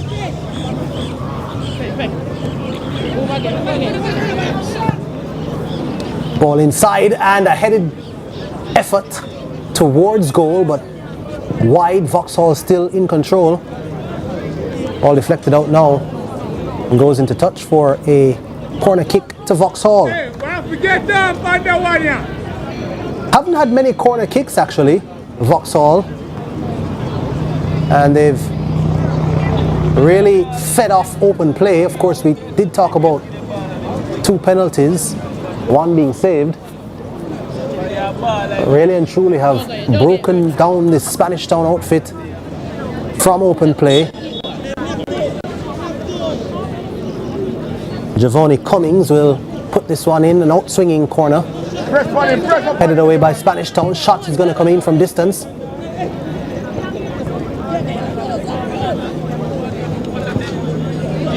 Spanish Town now, what will they make of this? Absolutely nothing. Vauxhall back in possession.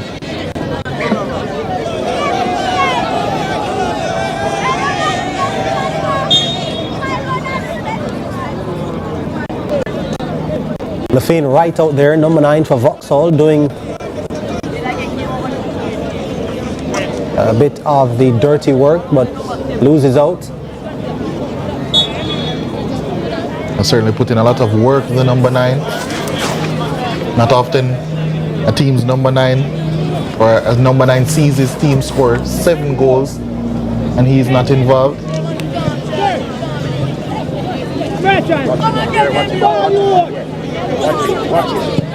From Vauxhall once again, take one. Denton, the substitute. The Gentles plays it back, and the first time effort from Antoine Burton played over the top of the bar. Trying to curl that one with the right foot into the top right hand corner. The goalkeeper's right, top left hand corner. Missing out. Sliding challenge coming in on Denton. Foul awarded to Vauxhall.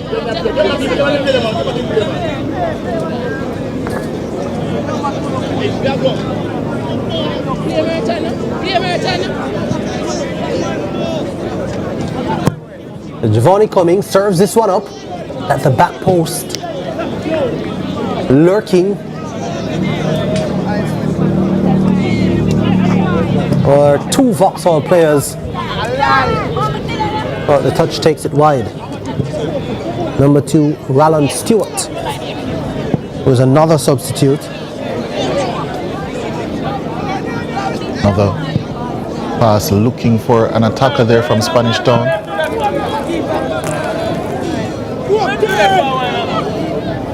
Coke took no chances.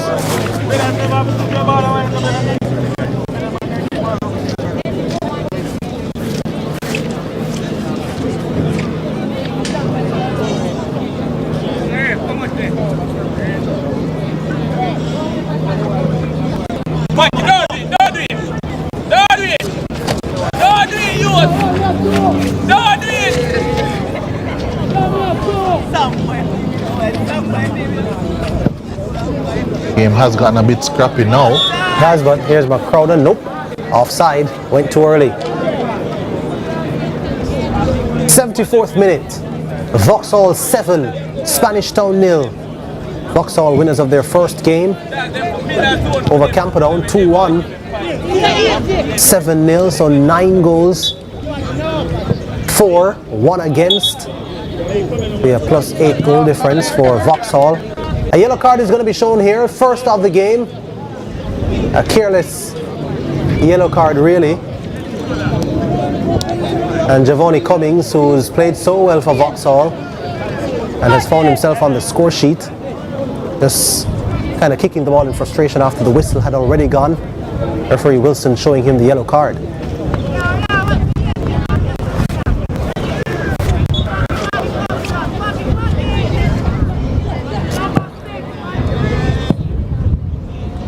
There's an awkward deflection there. And you can see by the trees in the background a lot of wind. Flag raised, and in fact it's a corner given in favor of Spanish Town. So the assistant spotted the ball going out of play, and it's a corner kick in favor of Spanish Town.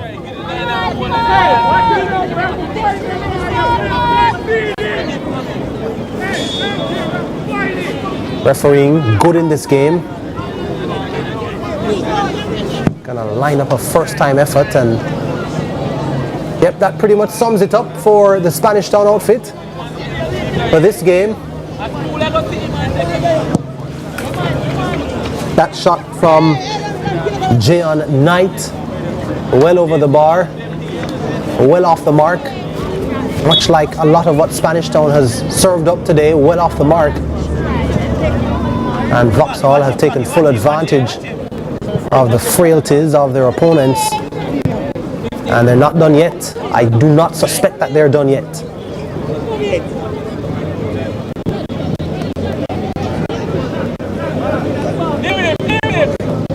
Richard Walker. He's been very impressive as well, especially after getting that talking to in the first half. That's a lovely ball pass. Through, and it's another effort on goal. And it's on the outside of the post. But Rallon Stewart, who was introduced into this contest in the second half, really thought he would have done better there and gotten his name on the score sheet. It's still 7-0 in favor to Vauxhall, in favor of Vauxhall.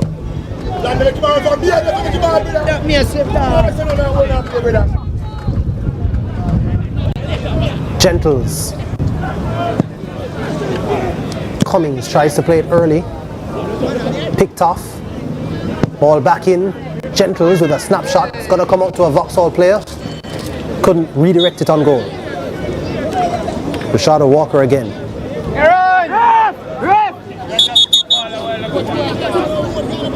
Couple of changes coming up for Vauxhall. Yeah, the final two. Double change for Vauxhall. They made a triple change initially.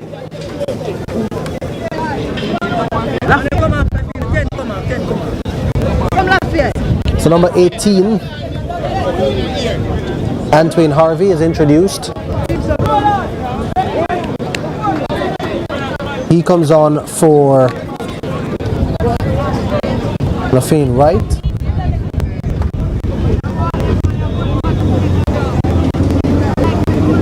And Jashawn Walker has come in for Richard Walker.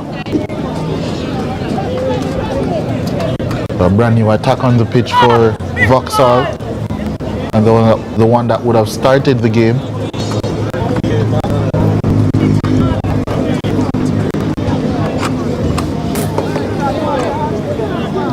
Spanish Town with a change of their own. Tariq Laney going out and Jaden Beavers coming in.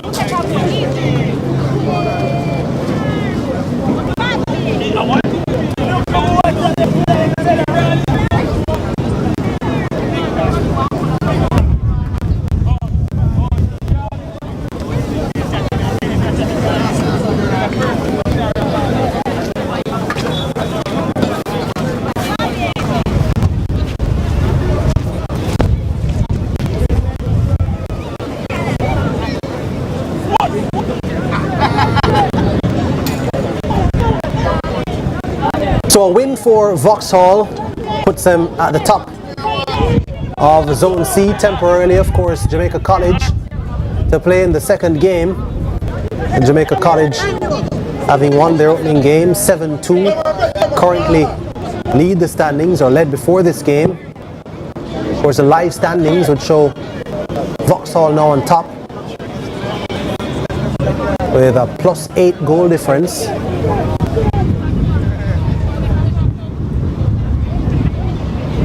And Jamaica College, with their game to come, will be in second on 3 points after their 7-2 win over St. Mary's College with a +5 goal difference. From the final set of changes for Spanish Town.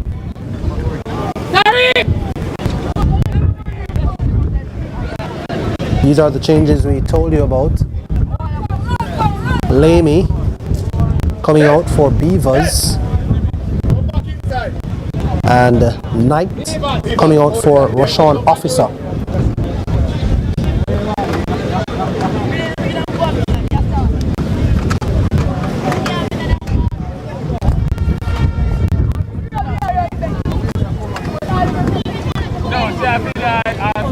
It will be Ronaldo Guy. He lines this free kick up. Looking like 27-28 yards from goal. Can Spanish Town use this as an opportunity to get a shot on target?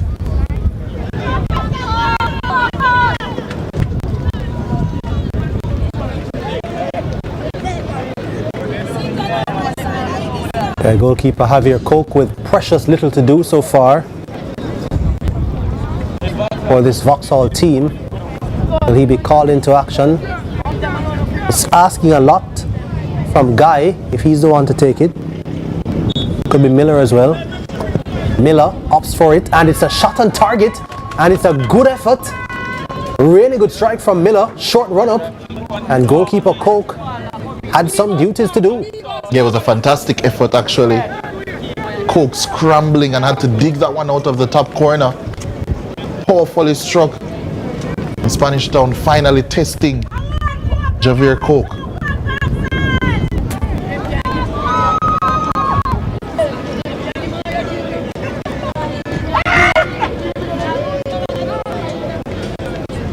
So corner kick to Spanish Town, in swinging delivery. Straight to Koch in the end. That one much more comfortable for him, able to collect and send his team on the way. So replay of that attempt from Miller, trying to find the top corner. In the end, maybe a little bit more made of it by the goalkeeper than should have. A bit of what we'd call a TV save. Yeah, certainly one for the cameras in the end. But Spanish Town unable to find a goal.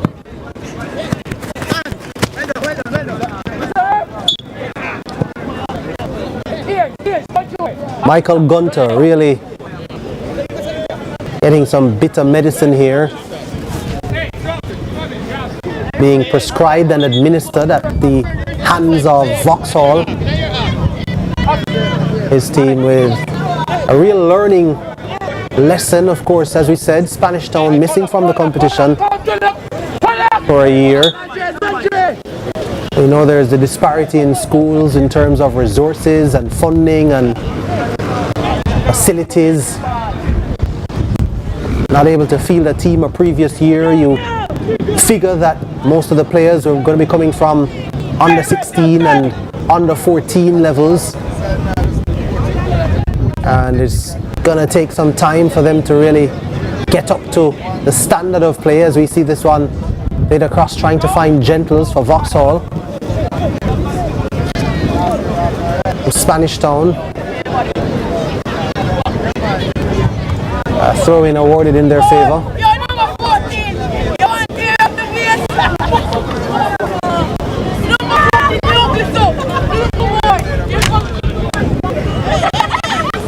Jaden Beavers, a substitute, faces this one.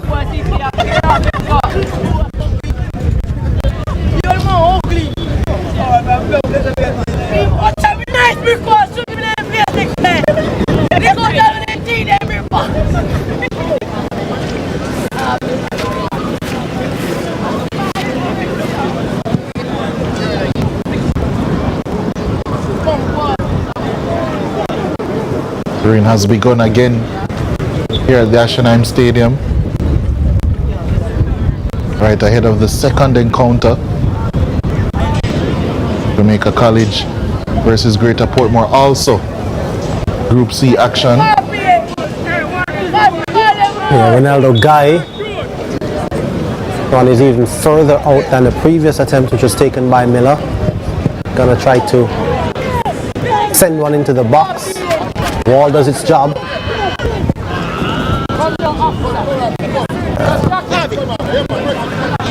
Pass out to the left-hand side for Vauxhall. Antoine Harvey, the substitute, on it. Plays the through ball now. Will Vauxhall be able to get on the end of it? Yes, they do. But good defending from Spanish Town in the end. It's a number 6 again. Taxton Bailey had his hands full all game. Has made some timely interceptions.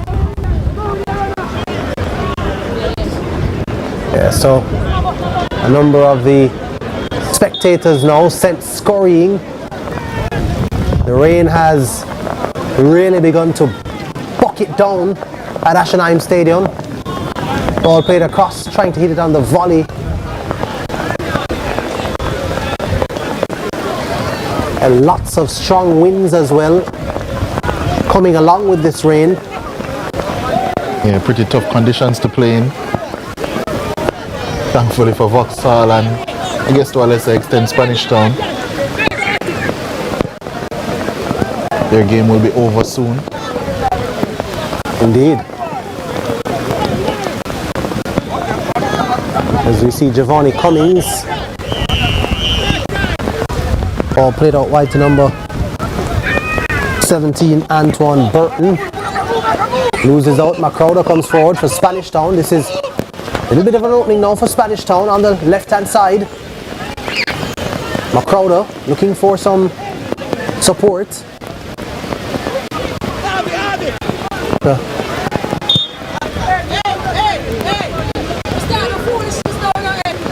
Emil Pinnock. Spanish Town's number 18 is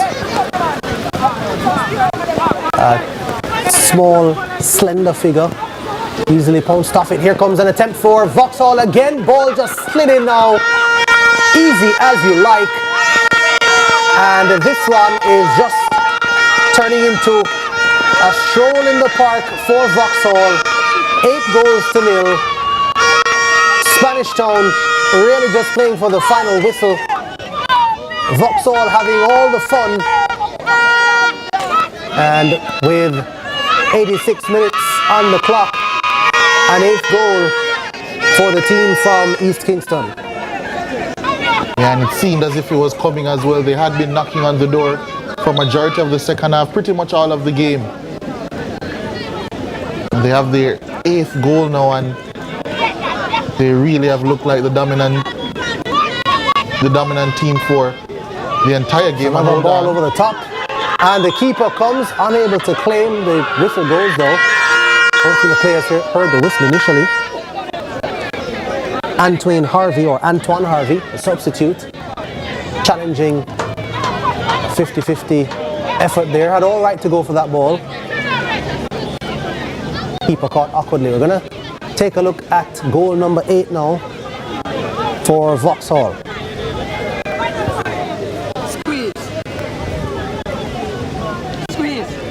It was an excellent pass played through by Cummings and simple finish from the substitute Ronald Stewart.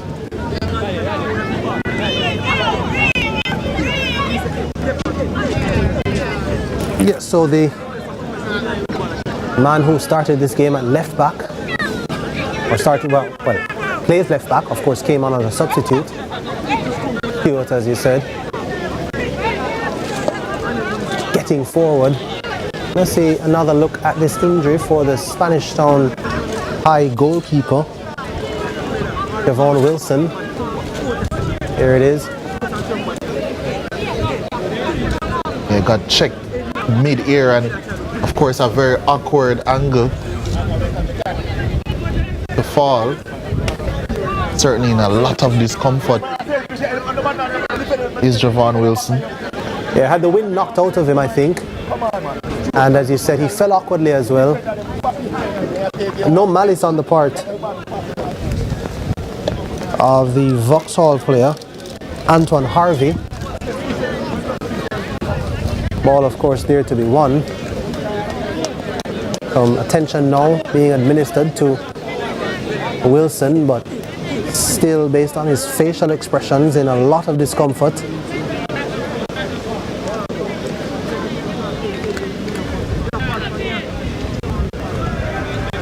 Most of the assistance actually being given to him by the opposing team. Vauxhall, of course, showing good sportsmanship.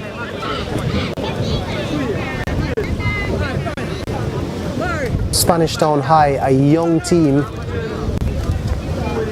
a team returning to this competition. It's tough, a tough lesson to learn. Vauxhall marauding, really carrying out the instructions of their coach, Kyle Butler, to be on the attack, be on the front foot, try to go for goals. Anytime they've lost the ball, they've won it back quickly. Anytime they've won it back, they've launched it forward immediately, trying to find an outlet. They've committed numbers forward, and they've put away their chances, save and except for one penalty miss from Giovanni Cummings. And they've really been ruthless, this Vauxhall outfit. Wilson now still unable to get back to his feet, and he's going to be stretchered off. So insult to injury in the rain at Ashenheim Stadium for Spanish Town High. Their goalkeeper, Javon Wilson, who's been under constant attack, and despite the fact that the score is 8-0, has in fact pulled off some really good saves, including a penalty save. Not at all helped out by some ordinary defending from his defensive unit.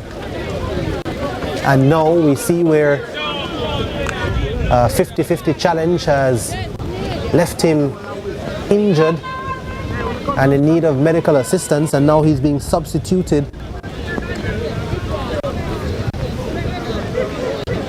And it's Davil Nelson who is going to enter for these stoppage time minutes.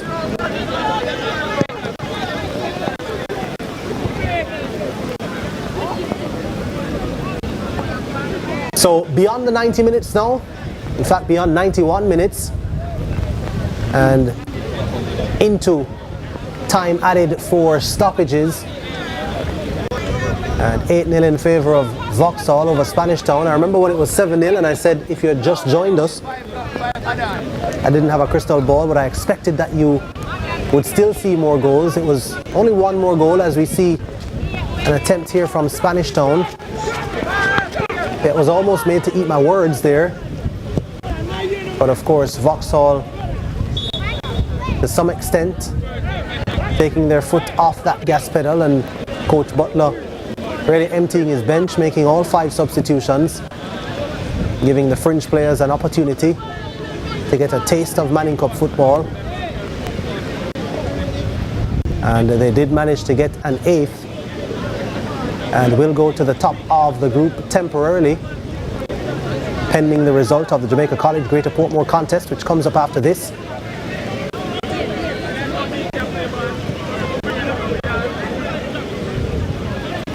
Giovanni Cummings, one of the standouts of the game.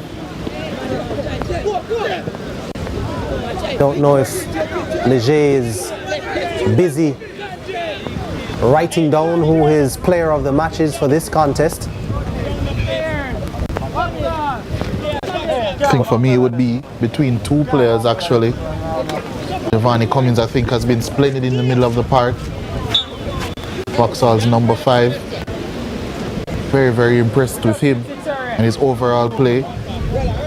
I think especially since he got a bit of a dressing down in that first half, Charlie Walker and his 2 goals will be my leading candidate. Yeah, certainly Vauxhall with 8 goals and several different goal scorers, giving a lot of options to choose from, like the Richardo Walker option though. I think he's been fantastic.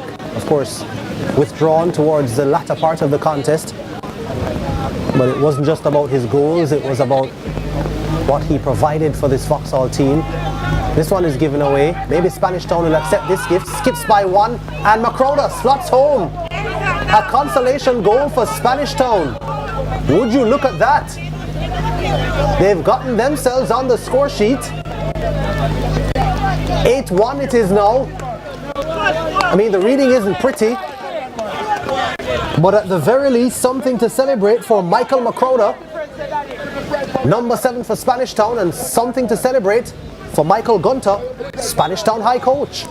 Here's a look at the replay. Yeah, Vauxhall really conceding. It's really their own fault. Poor giveaway and then poor defending. And one of the goal scorers certainly at fault for conceding that one. Ingleton, poor giveaway and then not strong enough in his duel. Only a consolation, but a very well taken one in the end. Antoine Burton. Antoine Harvey, 2 Antoines by the way. One wearing number 17, one wearing number 18. For Vauxhall.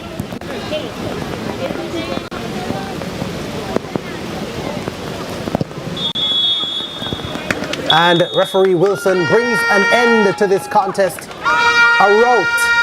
8-1 in favor of Vauxhall, who catapult themselves to the top of the group after their second game.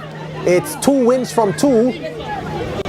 Zone C leaders Vauxhall temporarily pending the result of the second game of this doubleheader between Jamaica College and the Greater Portmore. 8-1 in favor of Vauxhall. We're going to take a quick break on our coverage. ISSA Schoolboy Football Action 2025, CVM TV, CVMTV.com, CVM TV News on YouTube. We'll be back with full match highlights, stats and analysis right after this.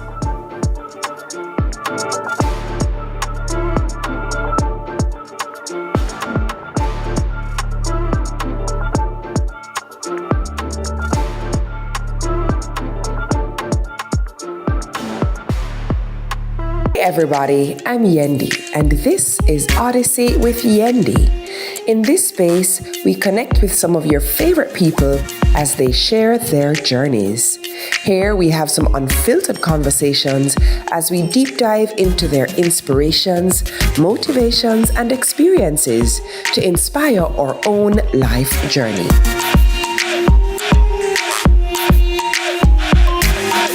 Odyssey with Yendi.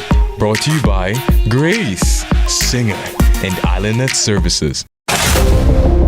A powerhouse in schoolboy football, Jamaica College want to reclaim the ISSA Manning Cup title, but the path to glory is rarely ever without obstacles. The Dark Blues are coming off a 7-2 win over Edith Dalton and face a Greater Portmore team who had a 1-1 draw in their last outing against Spanish Town High. It's the second match of a doubleheader at Jamaica College, Wednesday at 4:30 p.m. and you can see it happen on CVM TV, CVMTV.com and CVM TV on YouTube. The curtain raiser will feature Vauxhall and Spanish Town with kickoff at 2 p.m. It's live. It's a schoolboy football action on CVM, CVMTV.com and CVM TV on YouTube. JC versus Greater Portmore at 4:30 p.m. and before that, Spanish Town take on Vauxhall High at 2 p.m. in a doubleheader from Jamaica College this Wednesday, September 17. Where it all begins. The quest to become great. Inspired by those who went before them, these 4 boys dream of playing in the ISSA schoolboy football competitions. Will he score this for Casey? Will he score? It's a shot! It's a goal! And it's a shot, and it's a goal! And Casey has won the Manning Cup, and they will play Clarendon College in the Olivia Shield.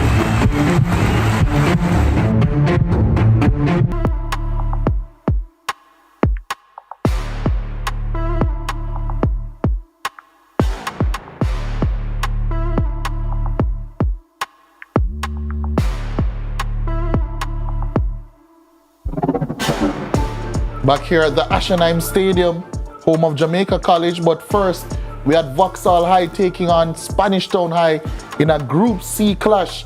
And as you can tell by the scoreline, it was a very comfortable day for Vauxhall High. And it started very well for them also. Immediately within a minute, they got their first goal. Kyle Chen left-footed effort, free at the back post, and Vauxhall players being free in the box would become a theme of this encounter. That was the first, then we would see the second. Penalty won by a standout player today, Giovanni Cummings, and dispatched powerfully to give Vauxhall a 2-0 lead. They would keep on going, keep on attacking. They would win a second penalty. Kyle Chen winning. Cummings saved. Javon Wilson, excellent save to deny Vauxhall getting a third, but he couldn't do too much more about the other 5 that went in. Kyle Chen again, his second of the game, his third of the season. Easy finish. And then after that, the floodgates were officially open. Captain Gentles with an excellent attempt, followed in by number 10, Richardo Walker, getting the first of his 2 goals. He wouldn't have to wait too much longer for his second. There it was, 5-0, right on the stroke of halftime. Vauxhall would start the second half just as how they ended the first. Very good goal by Jethorn Jones. And then the pick of the bunch here. Excellent, excellent finish coming in from Ingleton. Powerful, powerful strike, that one. Spanish Town would test eventually, forcing a very good save out of Coke. But Vauxhall too strong. Excellent pass from Cummings. And then a very nonchalant finish coming in from Stewart. And speaking of nonchalance, Ingleton giving that one away. Unable to make the tackle. And then a consolation goal coming in from McCrowder. 8-1 in the end for Vauxhall. 24 shots they took and they scored a third of them. Vauxhall, 11 on target. Spanish Town ended up with 3 on target, 3 more than they had at the end of the first half. 19 fouls in the encounter and only 1 yellow card. That one going to Giovanni Cummings of Vauxhall. A little less possession in the second half for Vauxhall, but still 65% of it and a dominant 8-1 victory.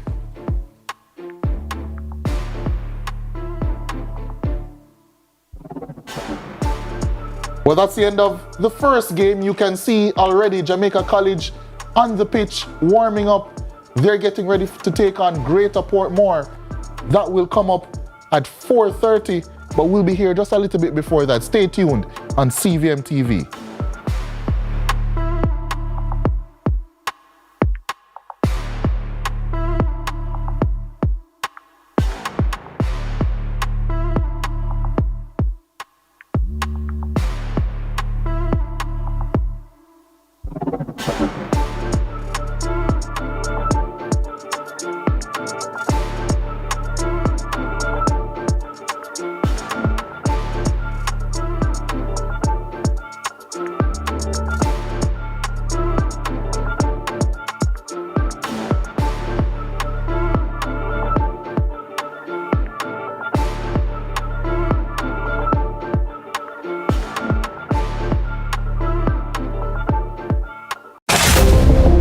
ISSA Schoolboy Football 2025 Round 1 kicks on Saturday, September 20 from St. Elizabeth Technical High School. The big derby takes the spotlight. St. Elizabeth Technical lock horns with longtime rivals Monroe College in a St. Elizabeth derby. CVM TV, CVMTV.com and CVM TV on YouTube bring you the fever pitch atmosphere at 3:30 p.m. Before that, BB Coke takes on Sydney Pagan STEM at 1 p.m. in another St. Elizabeth derby. See it happen live and exclusive on CVM TV, CVMTV.com and CVM TV on YouTube. That's Stets versus Monroe College at 3:30 p.m. and BB Coke versus Sydney Pagan STEM at 1 p.m.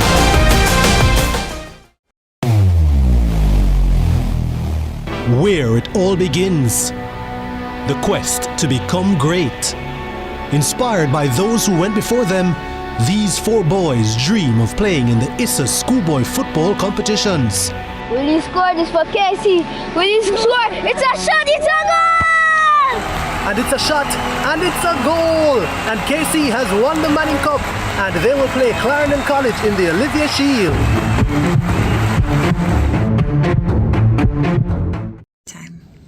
Well, it's this time of the year again when schoolboy football will take center stage.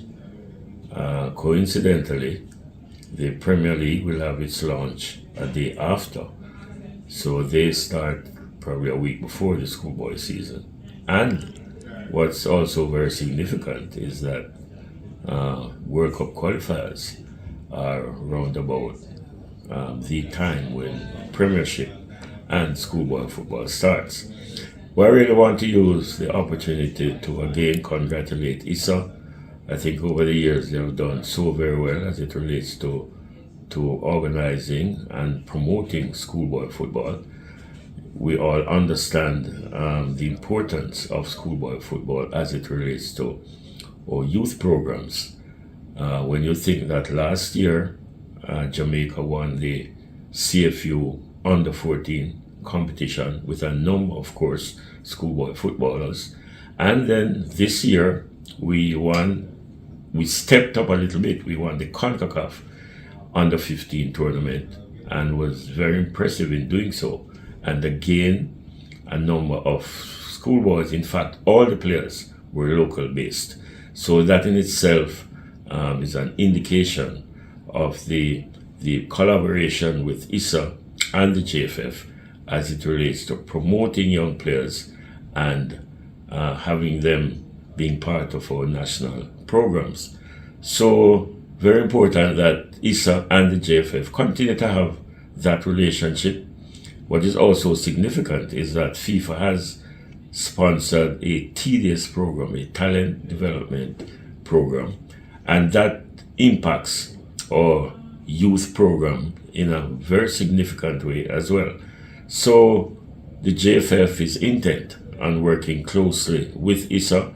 Again, I must express my regard to the president of ISSA, Mr. Wellington, his executive members, and of course all the schools that participate in the ISSA football competition. We are very cognizant of the fact that when schoolboy football comes around, then the level of excitement, the level of vibe, is at a premium, because there is the ready-made audience for these schools with their past students and relatives of those who play. Everybody seems to get very excited. Of course, I'm looking forward to my Clarendon schools again doing well. We would have been very, very impactful for the last umpteen years. So, Mr. Wellington, the members of your executive, congratulations. Thanks again for working closely with the JFF. And like I've said, we're intent on ensuring that we identify young talents, have them put together in an organized setting so that they can continue to make the transition to our national youth teams.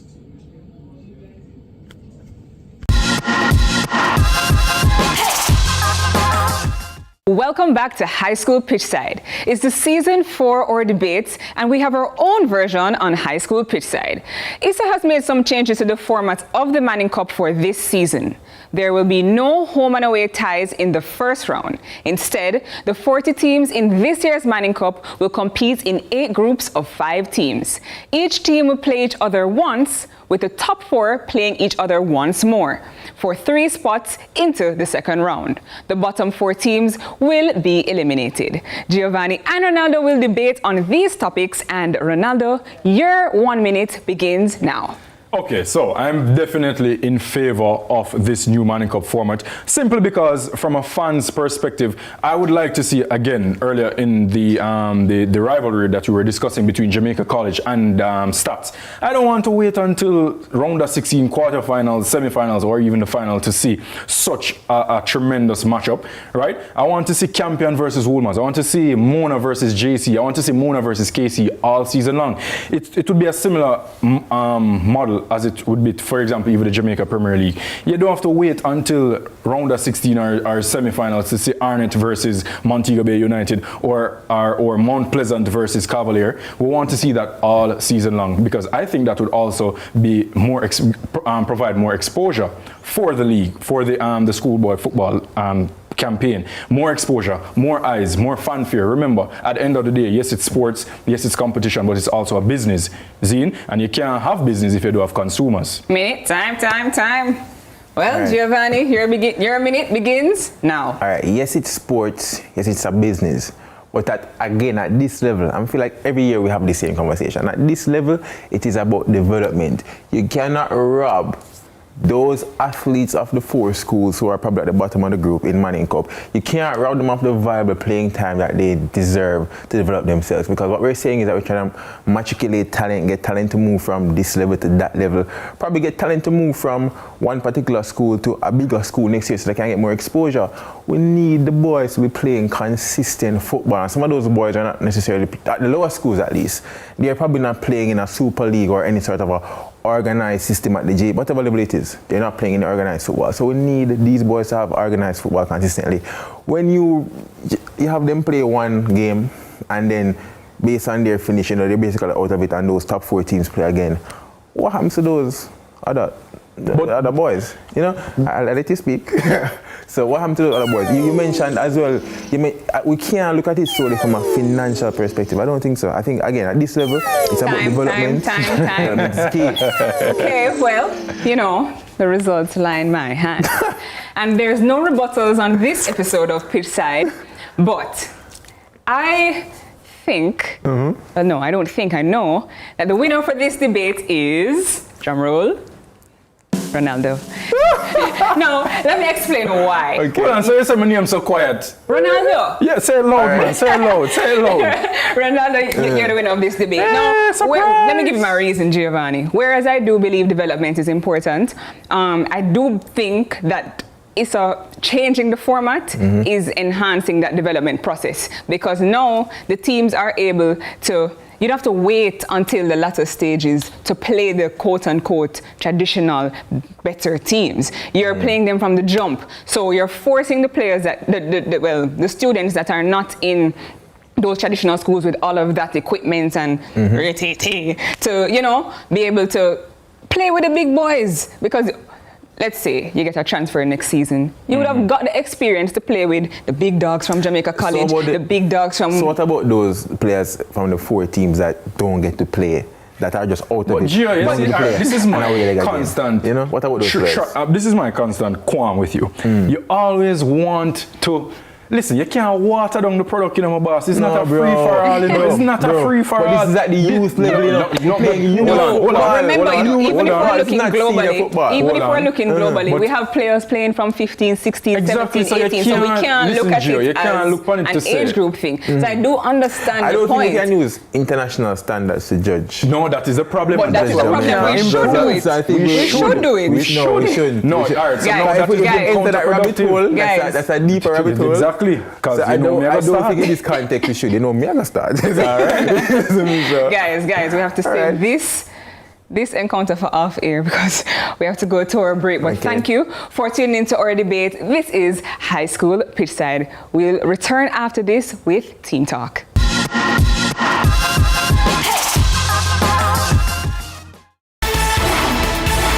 His love for the sporting discipline that made him an outstanding student athlete came during his teenage years. He was, however, hell-bent on excelling in his chosen discipline despite the odds: water polo.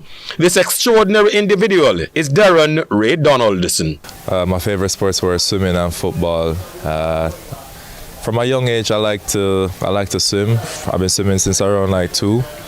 My parents just already threw me in that sport, and from then on it's just been from there. I've always been in the pool. It started from summer camp after prep school, where a coach, or one of the coaches actually from here, were doing like a water polo camp, and they teased me saying that I wasn't good. So from there I was very competitive. Well, I still am very competitive, so I took that as to I want to be the best. He was simply exciting to watch with an elegance that took him to the top. He was soon made captain of the Wolmer's High School boys team that won 3 consecutive ISSA championships. Overall, it was really good. It was really fun. I was proud to represent my school. It was a good moment where we finally took that crown away from the previous winners. His rapid progress gained him selection on the national team for several major championships. What was it like for him wearing the national colours on the global stage? It was, if high school was hard work, representing the national team was hard work was the lifestyle. Every day wake up, train. Obviously you deal with the tertiary level education or work or whatever you have to deal with, but it's always hard work, dedication, and just focus on a particular goal that the coach set out for us. The sport has been good to him since being a teenager, and the highs and lows have made him the person he is today. There was a lot of, I won't say a lot, there were some downs, and you just have to work through it, but for the most part I'd say it's successful. If I could go back, I think I'd be even like more of an animal, more of a beast, because now I know, now I understand what it takes. I won't have those same nerves when I just got onto the international stage.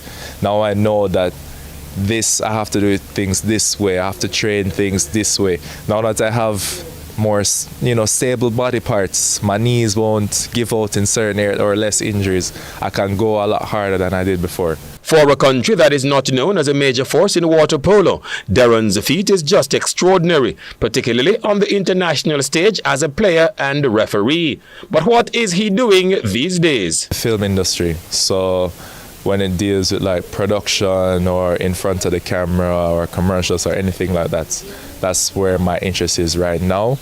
But I would also like to go back to referee school to maybe referee a couple international matches. That's it for another edition of Where Are They Now? Until next week, same time, same place.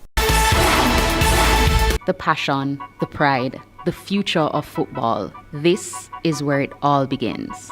Every great play starts with hydration. Water keeps our players fresh and focused all game long. Now let's look at last season's excitement.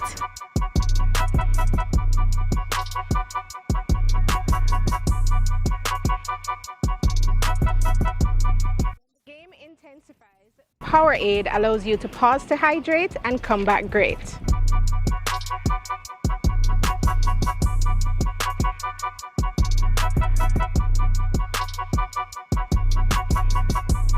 On and off the field, True Shake provides the nutrition our players need to bounce back faster.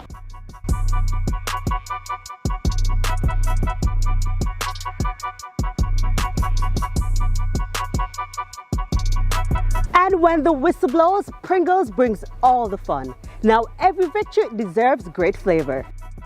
This is the season to remember. This is Schoolboy Football 2025.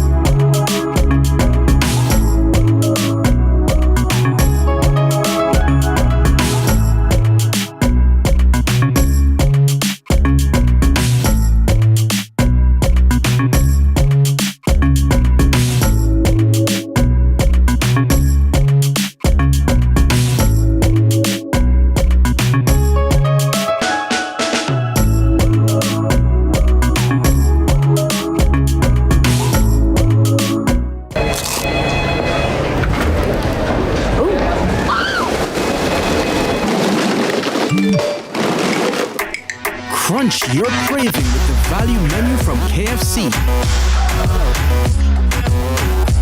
With combos starting at just $620.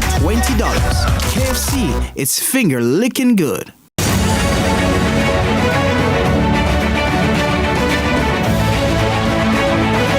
Join us this week on Tourism One-on-One as we speak to the winner of the first installment of the Tourism Enhancement Fund's groundbreaking Tourism Innovation Incubator Program, Dr. Dwayne Chambers.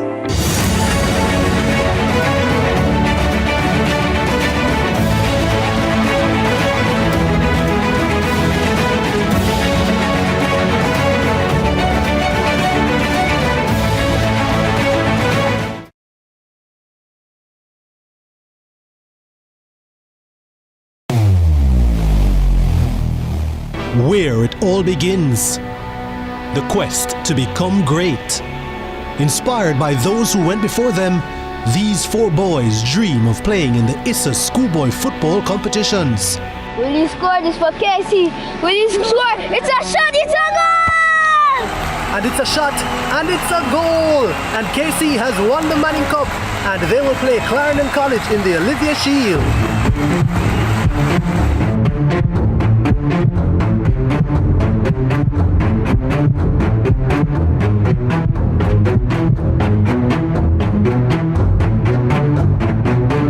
And that's what you love to see. They may be rivals, but the camaraderie is what it's all about. Can't wait for the final. When the bus the man, I want to watch my son play finals on CVM, you know. But mums, you can't watch it on CVM website, man. Score! My son score! My son score! My son score! My son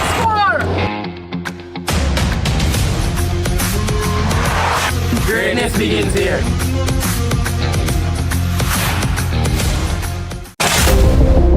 ISSA Schoolboy Football 2025 Round 1 kicks on Saturday, September 20 from St. Elizabeth Technical High School. The big derby takes the spotlight. St. Elizabeth Technical lock horns with longtime rivals Monroe College in a St. Elizabeth derby. CVM TV, CVMTV.com and CVM TV on YouTube bring you the fever pitch atmosphere at 3:30 p.m.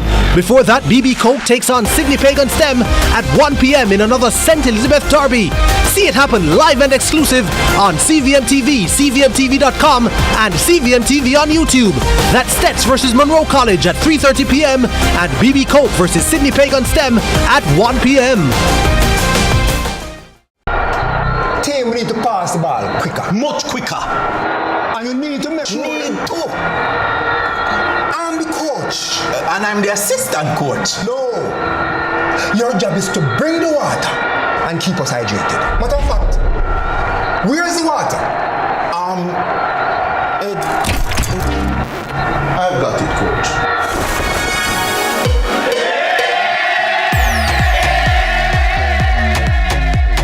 Crispy, creamy, what a catch. So tasty. What a catch. With a caramel center. What a catch. And so much chocolate. Ooh, yeah. First it's crispy, then it's creamy. With so much chocolate, smooth and milky. And when you go a little deeper, you find caramel. Ooh, yeah. What a catch. Oh. What a catch. You know we love you. What a catch. Oh. First it's crispy, then it's creamy. What a catch. CVM Sports ISSA Schoolboy Football is brought to you by KFC, Ping Pong, Catch, Water, Pringles, True Shake, Powerade, Burt's Auto Parts.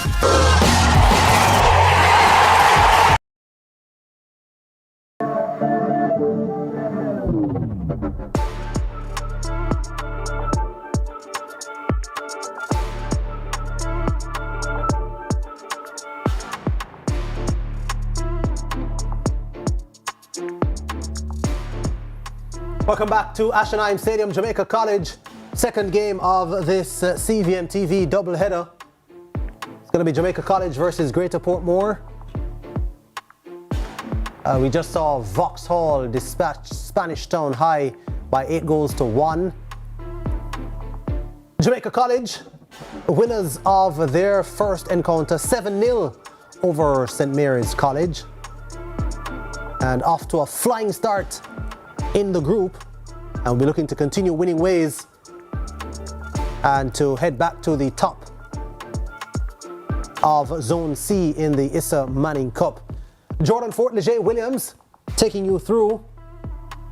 We'll be giving you everything from the teams entering the pitch, starting lineups, and of course all 90 plus minutes to be played here in the second match of this doubleheader. 4:30 is the time set for kickoff.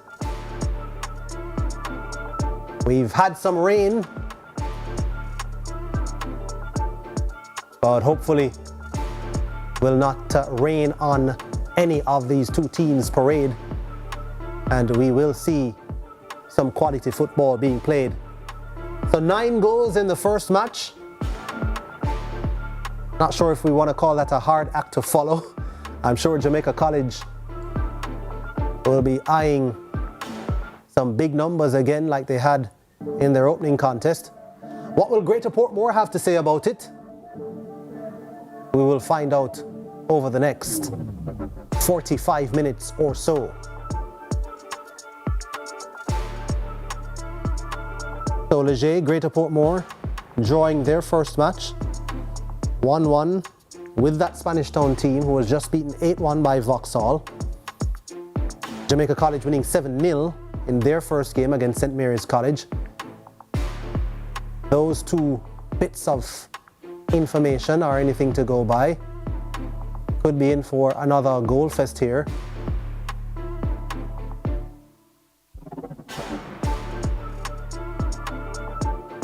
Yep, let's see how it plays out. Jamaica College coming up empty-handed last season, Leger. School perennially winners of Manning Cup, but essentially winners of at least one trophy in schoolboy football, and none for them last season. I'm sure that would have been a sore point for them, and I know they're looking to make things right this season. Yeah, the school that is known for dominance in Jamaican schoolboy football. They've won everything really. That season, last season, was their first winless season since 2018. The first winless season under their current head coach / technical director, Davian Ferguson. Since joining in 2019, he has won 2 Manning Cups, a Champions Cup and a Walker Cup, so used to success, as you mentioned. Jamaica College, they are returning many players, but they have lost a few pivotal pieces. Very interesting to see how they will adapt and adjust and move forward. But if their first game was anything to go by, they still have firepower, albeit in a new font. Greater Portmore, I'm sure, will be well aware of the threat that Jamaica College can pose on them today.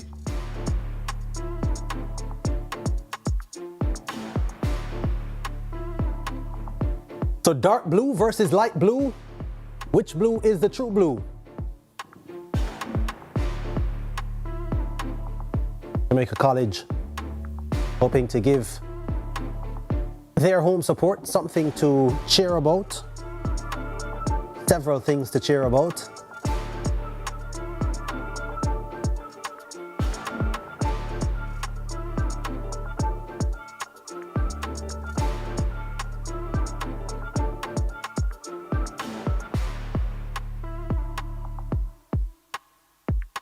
Yeah, rainy day here at the Ashenheim Stadium. Jamaica College, their home ground.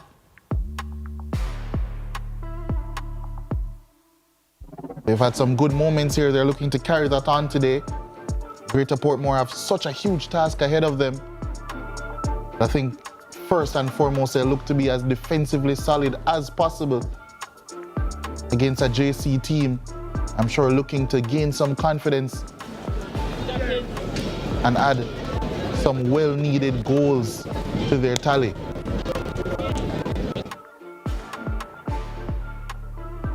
Johnny Thompson, their captain. And these are the referees: Carvel Banton, the man in the middle, Rashard Pinnock and Shamor Reed, the assistant referees, and Clive Mulholland, the fourth official.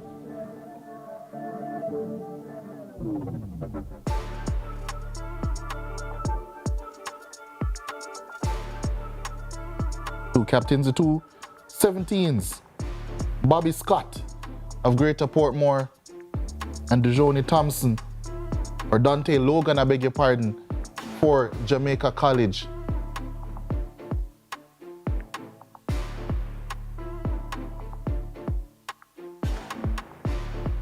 Lineups coming in short order.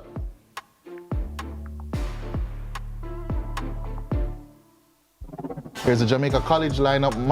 Michelle Dennis in goal, Rayshawn Edwards, Donald Stewart, Jabari Howell, Devontae Allen, Kishan Lee Chin, Javier Grant, Dante Logan, Joshua King, Tevin Savage, and Dejoni Thompson. He's the one leading the line now. More on him when the game begins.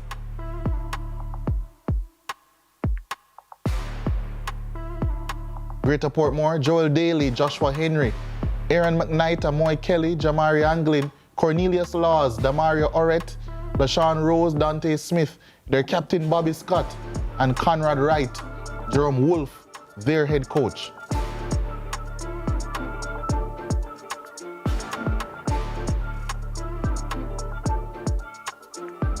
You can see a few young faces in this Greater Portmore team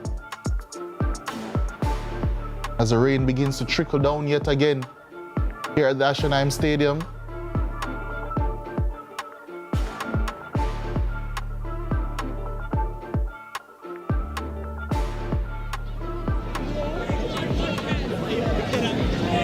Yep, so the overcast conditions leading to the precipitation that we've experienced for much of the opening contest between Vauxhall and Spanish Town, and the prevailing conditions which have continued into this contest for Jamaica College versus Greater Portmore. Jamaica College winners of their opening match by 7-0 over St. Mary's College. Greater Portmore looking to stop that onslaught, and match has kicked off here at Ashenheim Stadium. What will we see from these two teams in blue? Jamaica College in their customary dark blue kits, Greater Portmore in the sky blue outfit. Here comes Jamaica College on the charge now. Tackle comes in late, but ball won that cleanly for Greater Portmore. Jamaica College, some nice interplay, ball played into the box. Played out wide, decided to be unselfish there. Jabari Howell. The number 7, quick start for Jamaica College. Here comes Howell again. Ball taken off of him. And played into touch. There's the JC bench. You can see Raymond Stampy Watson.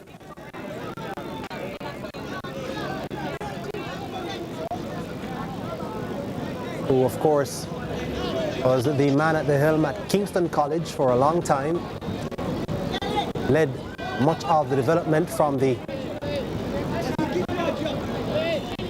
under 14, under 16 levels, all the way up to Manning Cup for Kingston College, and has since joined Jamaica College and is now giving technical directions there. Of course, Davian Ferguson, the man at the helm, also splitting duties with the Jamaica Premier League runners-up Mount Pleasant. From JC again. Ball played out wide. Here's Howell again. Into the middle, and a neat flick. Goalkeeper equal to it. First chance falls to Jamaica College. It was Kashan Lee Chin. That would have been a pretty goal to start proceedings. Excellent attempt. And JC continued to ramp on the pressure. Howell again gets the return ball. We look for the first time pass to Lee Chin in the middle. Into touch it goes. It's going to be a Jamaica College corner kick. So a busy start from Jabari Howell as we take a look at the bench of Greater Portmore.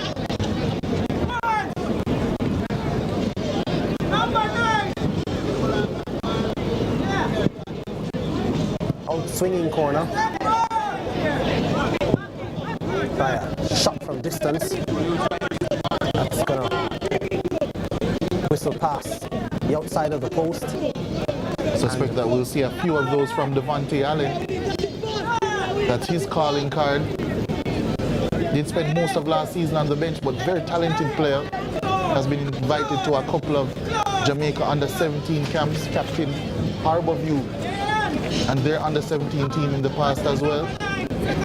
Has finally gotten his chance to operate at the base of Jamaica College's defensive midfield area. Taking over from last season's number 8, Jamarli Bennett, who operated there and thereabout over the last 3 seasons.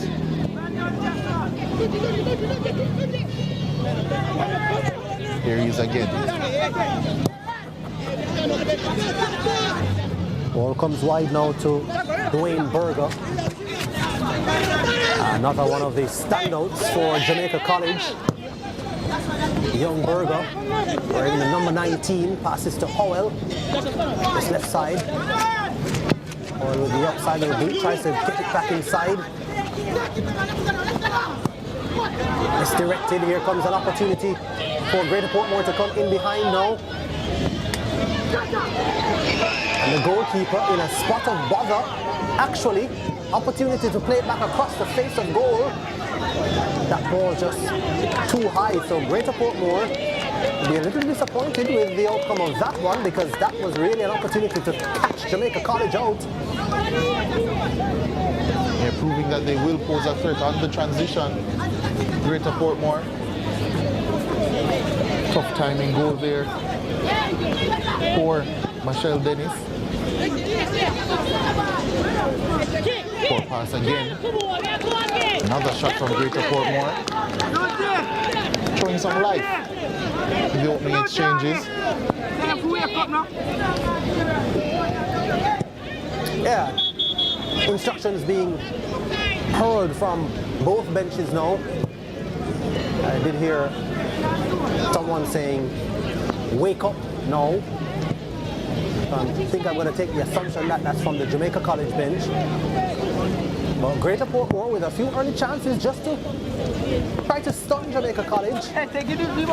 JC started sprightly, but of course committing numbers in attack, leaving spaces in behind. That's Jabari Howell. Out to Dwayne Berger, number 19. We watch him. Plays his club football for Waterhouse. He made his debut in the Jamaica Premier League at the tender age of 14 years old. Did Berger, I believe, a couple of years ago. And now a man carrying much of the hopes of Jamaica College. As the ball comes forward now to the Greater Portmore number 9, and it's played across the box. Have to be careful around the back here, Jamaica College, but deal with that well. Jamaica College now on the right-hand side. Ball plays back in the middle. Jabari Howell. Dijon Thompson. Comes Thompson, lines one up with the right foot. Well wide in the end. Yeah, one of Jamaica College's standout players, Dijon Thompson, from last season. He and Dante Logan, crucial in those fullback areas, the myriad of roles that they can occupy, whether it be inside or outside. Dante Logan actually taking up the captain's armband this season.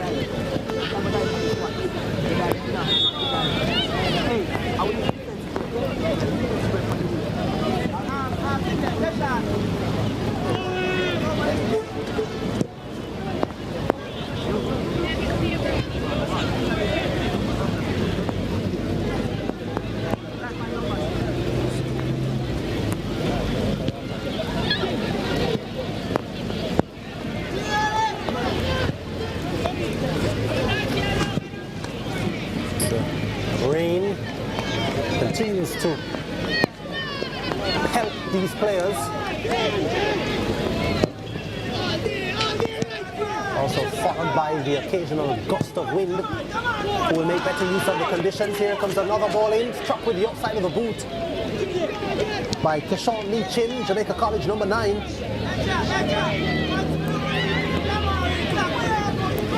And the ball goes over the bar.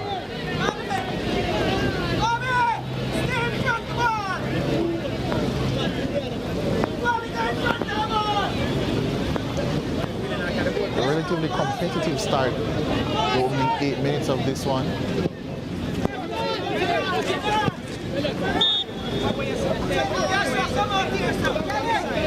Foul against Jamaica College there, and Berger.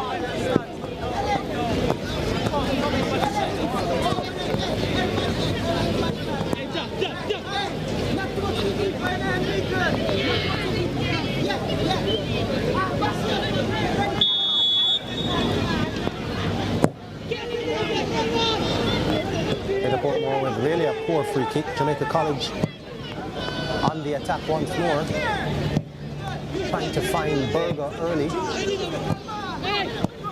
Unsuccessful.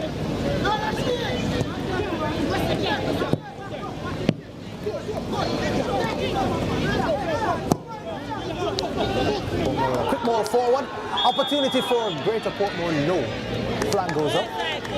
Offside.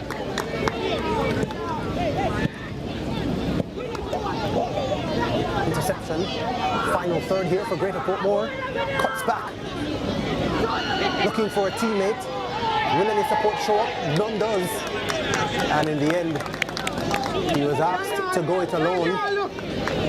The Greater Portmore number 7.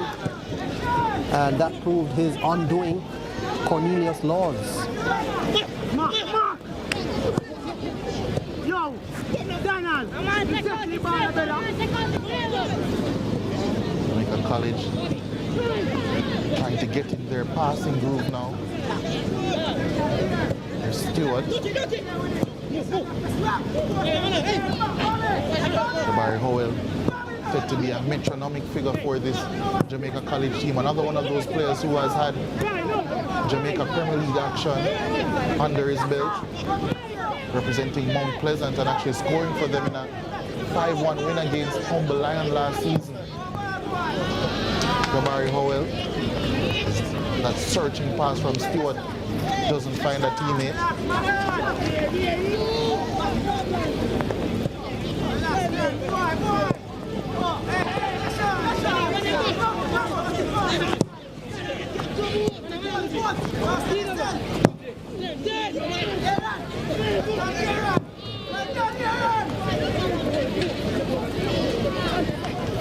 Basically trying to forge away down this right-hand side, but Chin stopped in his path.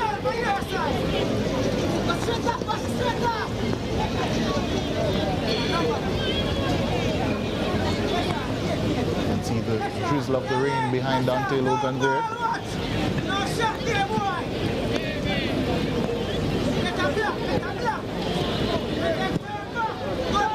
Jamaica College find the opening early. Ball played in. Well read by Greater Portmore. Jabari Howell has been busy on this left-hand side in the first few minutes of this contest. Here he is again on it. It's Howell. Side. Played all the way over to the right-hand side. Ball across goal, but just too high. A couple of Jamaica College players waiting in the box. Yeah, much too heavy, that delivery. Jamaica College are finding ways to manipulate and overloading those wide areas. Greater Portmore trying to stem that flow. Hustled and hurried there.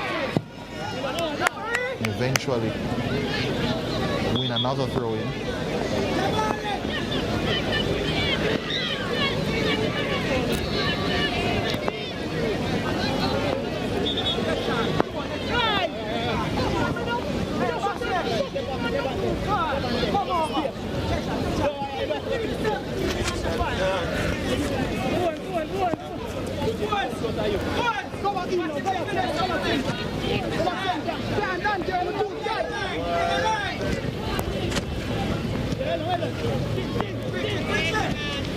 It's Howell yet again.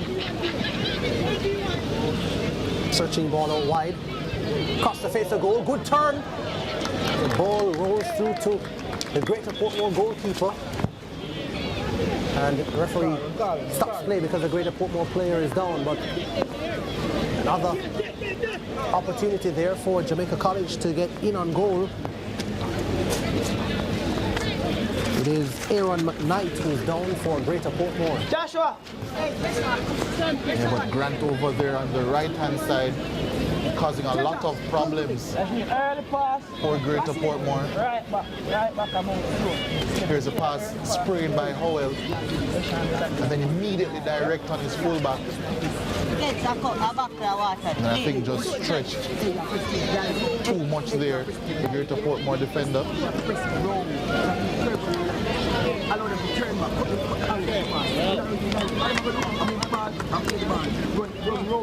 So with just about 14 minutes of play in this contest between Jamaica College and the Greater Portmore, JC, the team with the better of possession so far, still 0-0. And of course, in the opening game between Vauxhall and Spanish Town, we had a goal scored already at this juncture. Of course, 1-0 in just the first minute, and I think by the 17th minute it was 2-0. In and out, in and out. Offside called against Greater Portmore there. And here their bench barking instructions as well.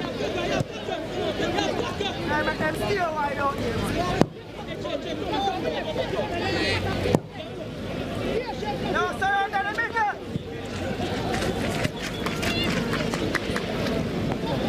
So Jamaica College at far side. The flag is raised though, so the ball has gone into touch. It's going to be a Greater Portmore throw. I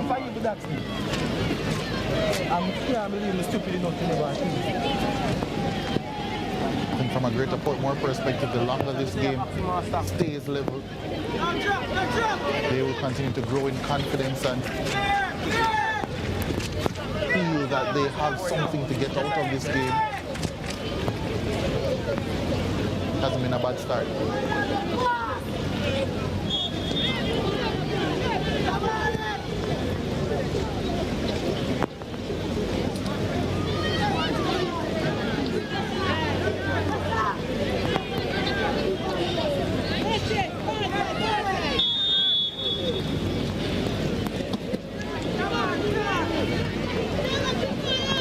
The longer it stays 0-0, the longer Greater Portmore will be happy.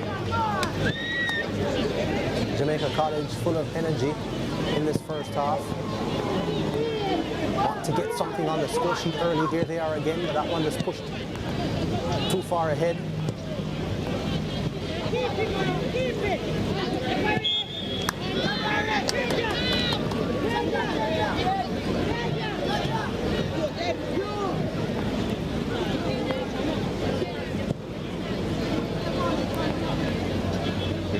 Portmore taking their time over these set pieces.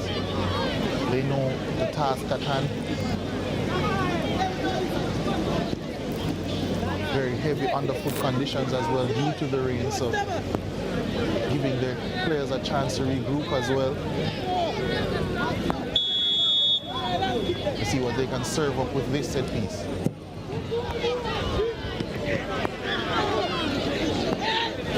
Not the most comfortable there, but eventually dealt with.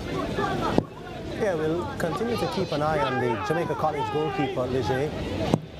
Up to now, I think he's spilled, not the most comfortable as this one played out to the left-hand side, and it was a good take initially by Berger.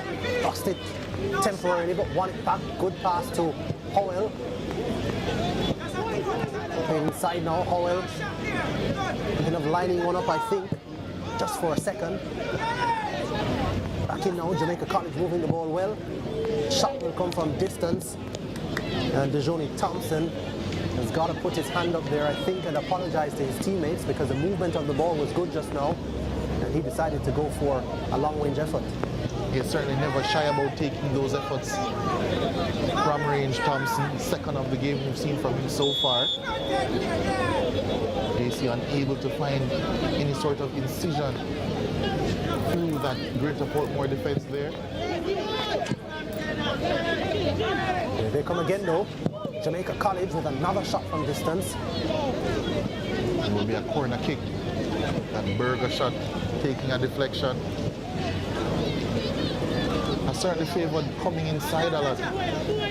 Berger. Thompson on it again. Johnny Thompson, the left foot now, serves one up. And it was a good cross. The timing though from Keshawn Lee Chin may just have been off the timing of the jump that is, and heads it over the top of the bar.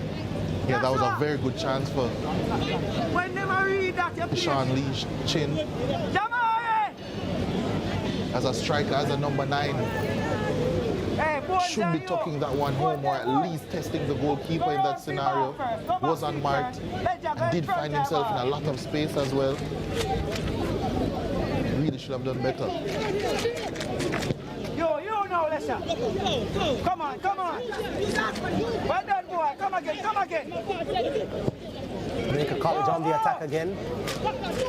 A lovely one-time ball out to Berger. Number 8. Berger now goes to the byline, cuts it back across the box, and played into touch by Greater Portmore. JC winning another corner kick there. Yeah, I remember interviewing Dwayne Berger last year at Waterhouse, Leger. And I want to say he's looking like about at least 4 or 5 inches taller, a lot more muscular. Also sporting a new hairstyle as well. One summer holiday can do a lot, can't it? But especially if you're 16 years old. Hey, don't leave him up here. One away. But a standout for this Jamaica College team. He's at the top of the box. He's probably going to try to line this one up with a first-time effort. Oh, what a brilliant goal that is from Dwayne Berger. What a strike from the right boot. Curls it into the top corner and gives Jamaica College a goal. A nonchalant celebration, not matching the execution of that particular strike.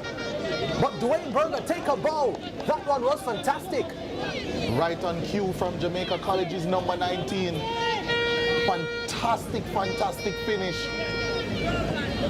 Greater Portmore falling asleep at the set piece, leaving a man of that danger free on top of the box is never a good sign. And my word, what a finish that was. Assisted by the captain Dante Logan, but this one is all about the finish. Goalkeeper with no chance as well. Very good first goal for Jamaica College. What an eye-catching strike that was from Dwayne Berger. Lined it up, struck it first time, curled it into the top corner. The keeper with a despairing dive, grasping for air though. A fantastic strike and barely any celebration. Puts Jamaica College 1-0 ahead. Will this be 2-0 for Jamaica College? Yes, it is. Finding the back of the net. Jamaica College, they've been marauding in this early exchanges. It is number 7, Jabari Howell, and the goalkeeper will not be happy about that one for Greater Portmore. Nevertheless, Jamaica College won't care. It's 2-0. I'm not quite sure if it's because of the conditions, but literally when it rains, it pours. Greater Portmore doing such a good job for 20 minutes in keeping out this Jamaica College team. They got one, and in quick time, they've gotten the second. And now you must wonder, where is the way back for Greater Portmore? At the blink of an eye, Leger, any of our viewers who took their eye off the screen probably would be surprised to come back and see 2-0 now in favor of Jamaica College. Greater Portmore tried to get in on goal here. An early shot blocked. Spoke about it. The first game, of course, a game in this Zone C as well, with Vauxhall spanking Spanish Town by 8-1. That game had a goal in the first minute. This game didn't. But in the blink of an eye, it's been 2 goals. Here it is, second goal. Yeah, and it was Berger assisting that one. Not quite sure if it was a shot or a pass coming in from Howell. Maybe a little bit of both. But not the best handling from Greater Portmore's goalkeeper. And unfortunately for them, they're 2-0 behind. And Jamaica College in cruise control now. Don't rush in. Stop rushing, Nothing teacher. is around Jamaica College. Scorer of the first goal, Dwayne Berger. Inside, trying to find Lee Chin. Howell with a shot from distance. High, wide and handsome. Well, not handsome at all, in fact. Yeah, decent effort, but too much on it from Jabari Howell as Lee Chin needs some assistance now. Joshua. Yeah, and don't know if it's in-house hairdresser for Jamaica College, Ligier, but a number of the players sporting a similar hairstyle. What do you call that one, Ligier? I think you probably have a similar hairstyle to that as well. I've been hearing that one for years. Flag raised, Greater Portmore offside there.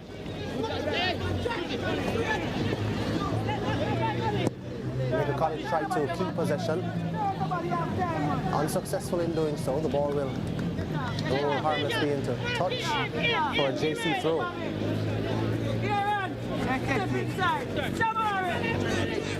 Yeah, interesting with all the discussions and controversy over hair grooming and school uniforms and students getting locked out of school. And Jamaica College with a number of their players with fancy hairstyles. It should probably won't be permitted in other schools as they come again. Jamaica College, Jabari Hall with a neat flick. Here comes Berger lining up another one.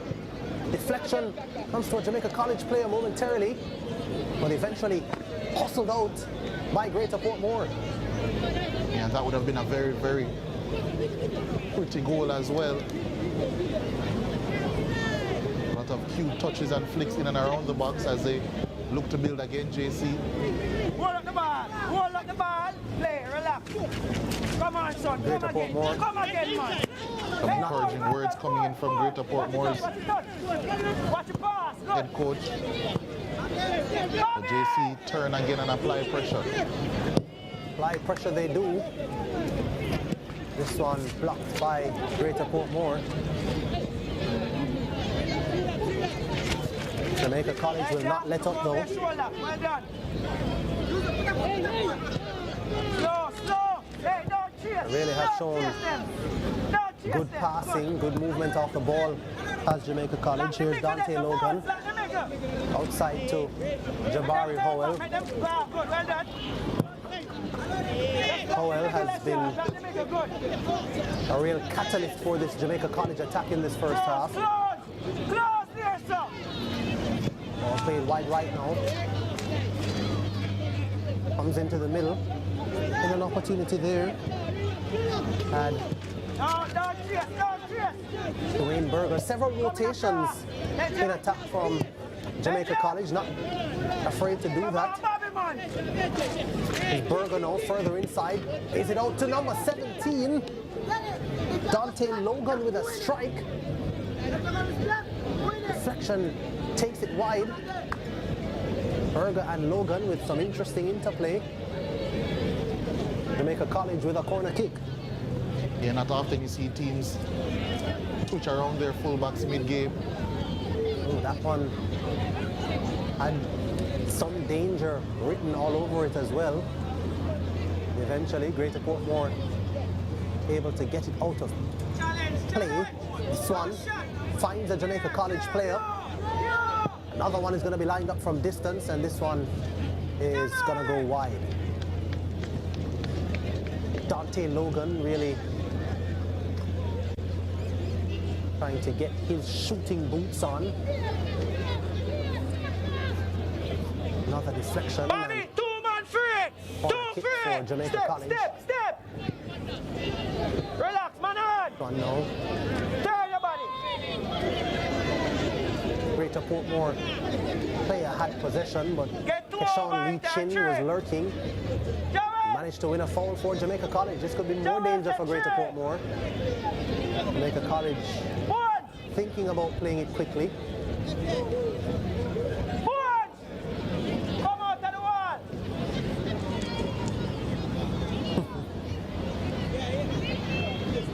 you have to chuckle at some of the instructions being barked out by coaches.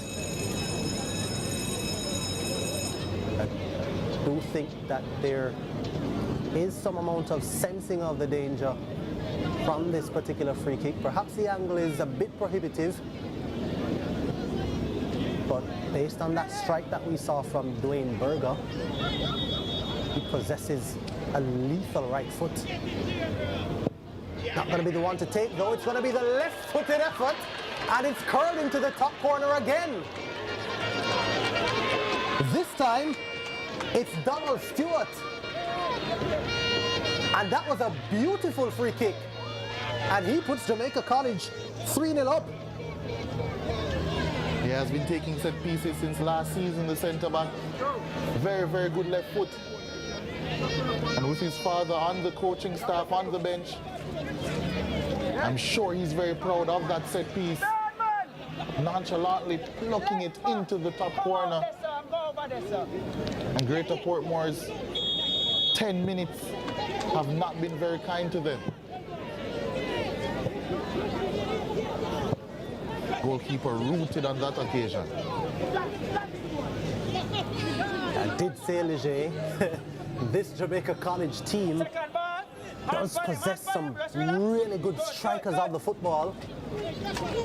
And I just felt that that free kick would have yielded something. Dwayne Berger now turning on the style, passing it to Dejoni Thompson, who's not able to get the radar right on his cross. But I mean, Greater Portmore can't catch their breath.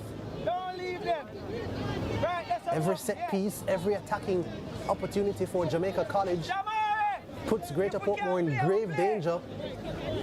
3 of those chances have been turned into goals so far.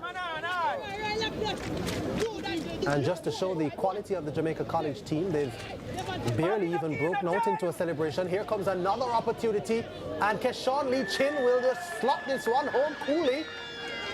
And Jamaica College go 4-0 up, and it is a hapless Greater Portmore unit now. They have no answers for what's coming at them from Jamaica College. And Jamaica College, as I said, barely celebrating. Their fans enjoying what's going on. 4-0, and it's looking like Greater Portmore will have a long, long afternoon. Yeah, it's really piling on now. Practically all the goals coming within a 12-minute period as well. You mentioned the positive start, but that's a memory now for Greater Portmore. And Jamaica College really turning through the gears in this contest. 4-0, a very beautiful scoreline for the 31-time champs. Good, good, good. Bobby! Bobby! Allen playing this one out to the right-hand side. Here comes Jamaica College again. This one has danger written all over it. There's a goal once more. Greater Portmore playing themselves into trouble. A lovely Howell pass and then a cool move from Keshawn Lee Chin.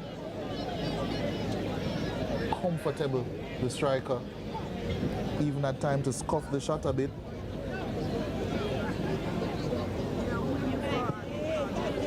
Comes a corner kick coming in. Goalkeeper on shore. But his team wins the goal kick. Was Lee Chin again involved. That was his first goal of the season. Jamari! Back 4. Now. Bones too high. Bones go back round. We're losing in there, sir. 6. So, just about 33 minutes have elapsed in this contest. It's the second of a doubleheader. We have live and exclusive coverage on CVM TV, CVMTV.com, and the CVM TV News on YouTube. Jamaica College leading Greater Portmore by 4-0. Some absolutely wonderful, eye-catching goals coming from Jamaica College. And this this one a cynical challenge, and the referee reaches for his pocket immediately to book the Greater Portmore number 9, LaShawn Rhodes. Yeah, that one completely out of frustration.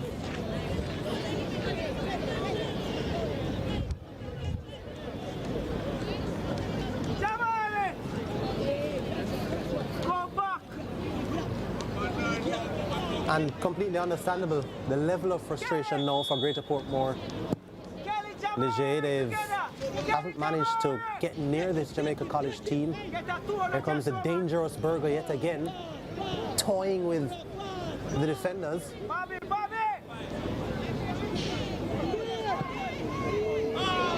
And again, the Jamaica College players were queuing up.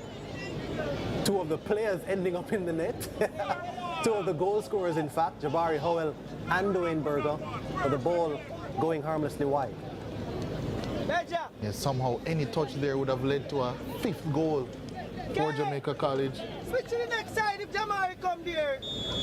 Allen poking that one through. That pass just had a little bit too much fire on it. Come again. Come again. It's okay. Yo.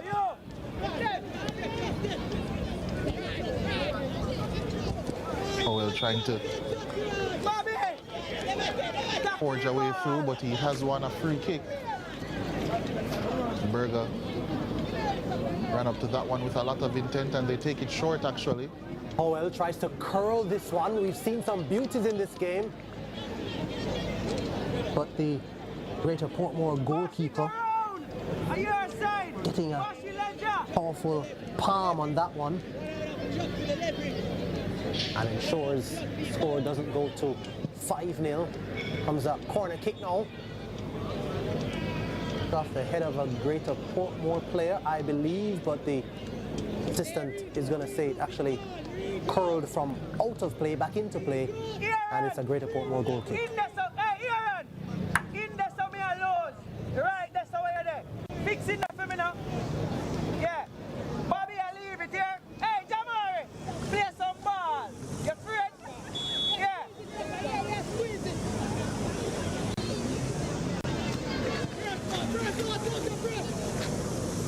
Greater Portmore really playing with fire here. Oh, a collision. A 50-50 ball. The Greater Portmore player is down. That collision between Gerva Grant of Jamaica College and one of the Greater Portmore players who's touching his left hand.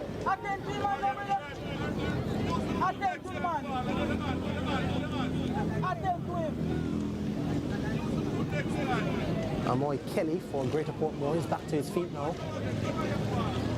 Jamari, don't go cross.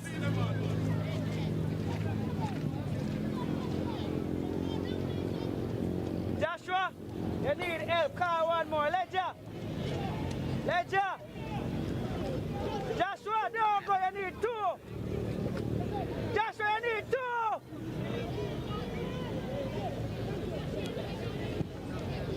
Bobby, double up. So DeJohnny Thompson, Jamaica College, passes to Howell. Side to Burger. These 2 have linked up well so far. Both of them are on the score sheet for Jamaica College. Come again, man. Good. Another one of the goal scorers, Donald Stewart. His father, who goes by the nickname Foley. Harborview coaches, and this one played through. Banan. Kelly. Jamaica College still piling on pressure. Watch the knockings go. Drop off. Similar to what we would have seen from Vauxhall earlier. A relentless team, JC.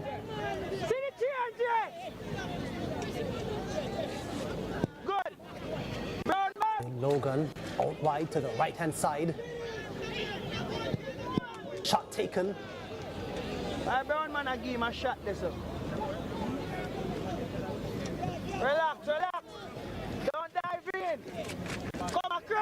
right again. Birdman, slow down! Slow down! Finds Berger. Coming from the left-hand side. Turn! Favored that cutting on the right boot. Hey! Oh, there's a reckless challenge from Donald Stewart. I think no malice intended though, but he was late on it. Hadn't put a foot wrong all game before that. He's going to pay for it though and go into the referee's book. Yeah, deserve that one. I think possibly the conditions would have something to do with that as well. Seemed to slide and wasn't able to stop Donald Stewart. And it's Cornelius Laws, looks like to me, who's down for Greater Portmore. Some amount of discomfort. Here comes the age-old treatment for any amount of soreness léger. Bag of ice. I think in Jamaica the age-old one is what we're seeing right now. Some cold water. You're going to see this challenge again from Stewart. Yeah. Ball not played. Very late, I think, from Donald Stewart. As I said, he's one of the goal scorers. Hadn't put a foot wrong all game before that one. Rightfully punished by the referee, Stewart, for that challenge. And Laws being removed from the field now for Greater Portmore. Hopefully he will be able to shake this one off and return to action as Greater Portmore try to get themselves on the score sheet. Second ball!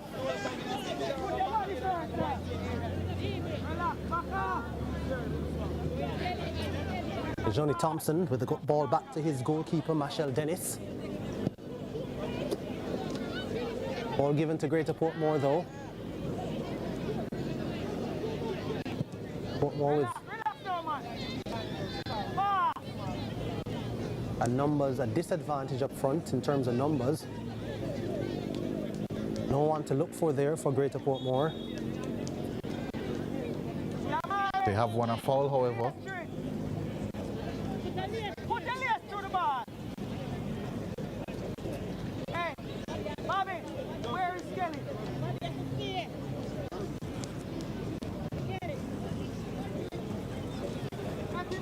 Not many players in the box for Greater Portmore. Only two. Will one of them be found here? Ball goes out of play.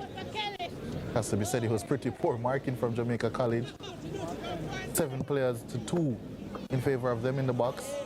But here comes Jamaica College on the charge again through the dangerous Berger. Berger tries to play it across goal. Looks like Keshawn Lee Chin was lurking. Comes back out to the right-hand side. And a flag is raised. That one was offside. I think that might have been Gerver Grant on the right. Just going too early for Jamaica College. The bench there filled with experience. Jamaica College. And you're not even seeing Davian Ferguson. If you don't see it, you go. You don't see nothing, that's where you go long. Bobby, just go in front of the ball and make my life easier. You hide from the ball, go in front of the ball, make it play over you. Yeah? Greater Portmore with a throw-in.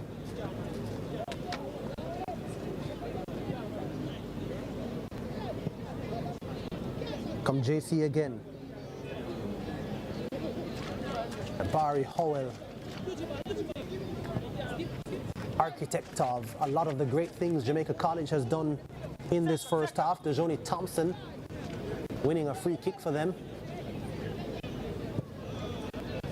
It's Howell again. He and Berger have done tremendous damage on this left-hand side. Don't run in, don't give up in there, son. Don't give him an easy. Looking for an angle, lines up a shot. Howell finds the back of the net. 5-0, Jamaica College marauding here at Ashenheim Stadium. And the Greater Portmore don't have a clue about what's hit them. And what has hit them is a ferocious Jabari Howell strike. His second of the game, his fourth of the season already. He had to be one of those players that would step up this season for Jamaica College. And he's certainly taking responsibility. What a hit that was. You don't give players like that space and time.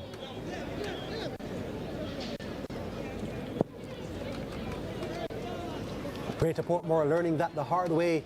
Leger can't give a player of that quality the time to take that shot. Having a look at it again. Yeah, look at the time he had here. 1, 2, 3, 4, 5 seconds and not being closed down. 25 yards is a comfortable distance. Could the keeper have done better? Of course. You cannot give Jabari Howell or practically any of these Jamaica College players that time and that space to get shots off.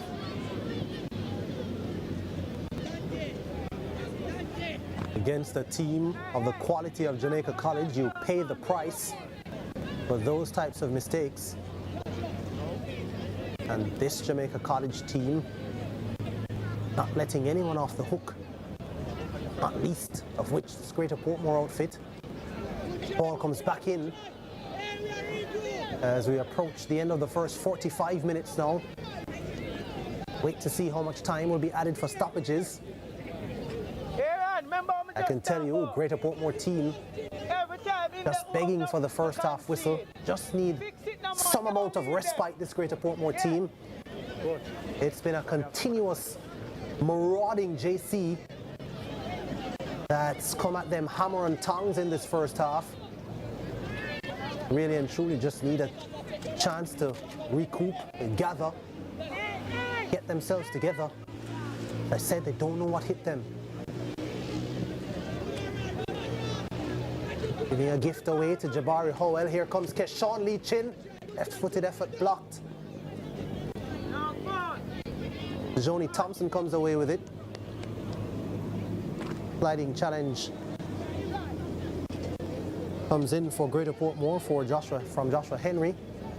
Comes Howell again, trying to pick out a teammate. Comes out to the right-hand side now. Jamaica College really toying with their opponents. Nice bit of interplay there. There won't be time for this corner kick though, as the referee has sounded the whistle for the end of the first half. A first half of absolute dominance by Jamaica College. There really was only one team on the park. Jabari Howell being one of the maestros of this Jamaica College team. There's Davian Ferguson, the man behind the scenes pulling the strings. Donald Stewart, one of his assistants, watching on as his son provided one of the brilliant strikes of the season so far. Jamaica College leading by 5 goals to 0. We're going to come back after this break with first half stats, highlights and analysis. Just go tell them sit there. Stop playing with the ball. Come on for the field. Tell them to carry the ball, come. Just walk around and tell them to carry the ball. And the guy in the JC, tell him to do him in the JC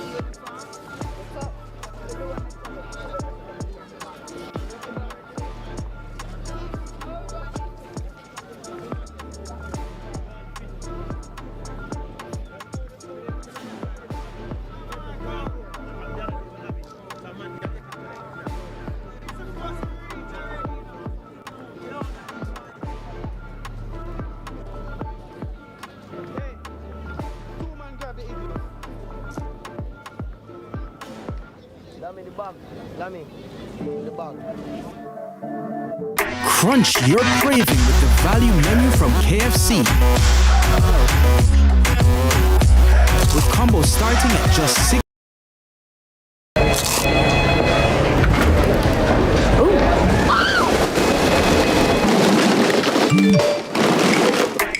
Crunch your craving with the value menu from KFC.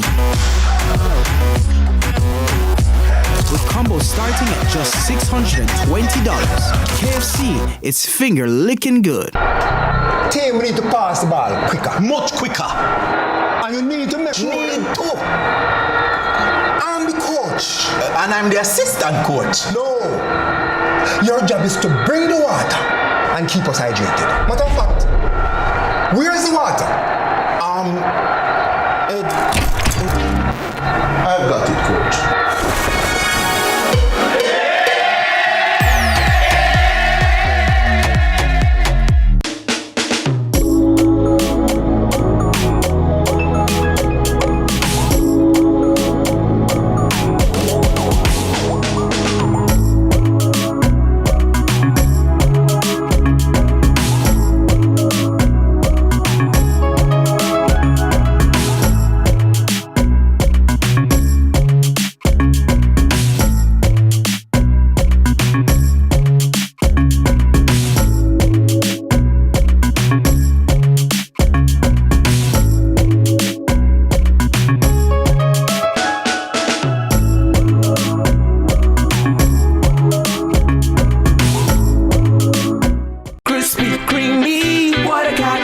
So tasty, what a catch, with a caramel center, what a catch, and so much chocolate, ooh yeah, yeah, yeah. First it's crispy, then it's creamy, with so much chocolate, smooth and milky, and when you go a little deeper, you find caramel, ooh yeah, yeah, yeah. What a catch, oh, oh, oh, oh, oh, what a catch, you know we love you, what a catch, oh, oh, oh, oh, first it's crispy, then it's creamy, what a catch.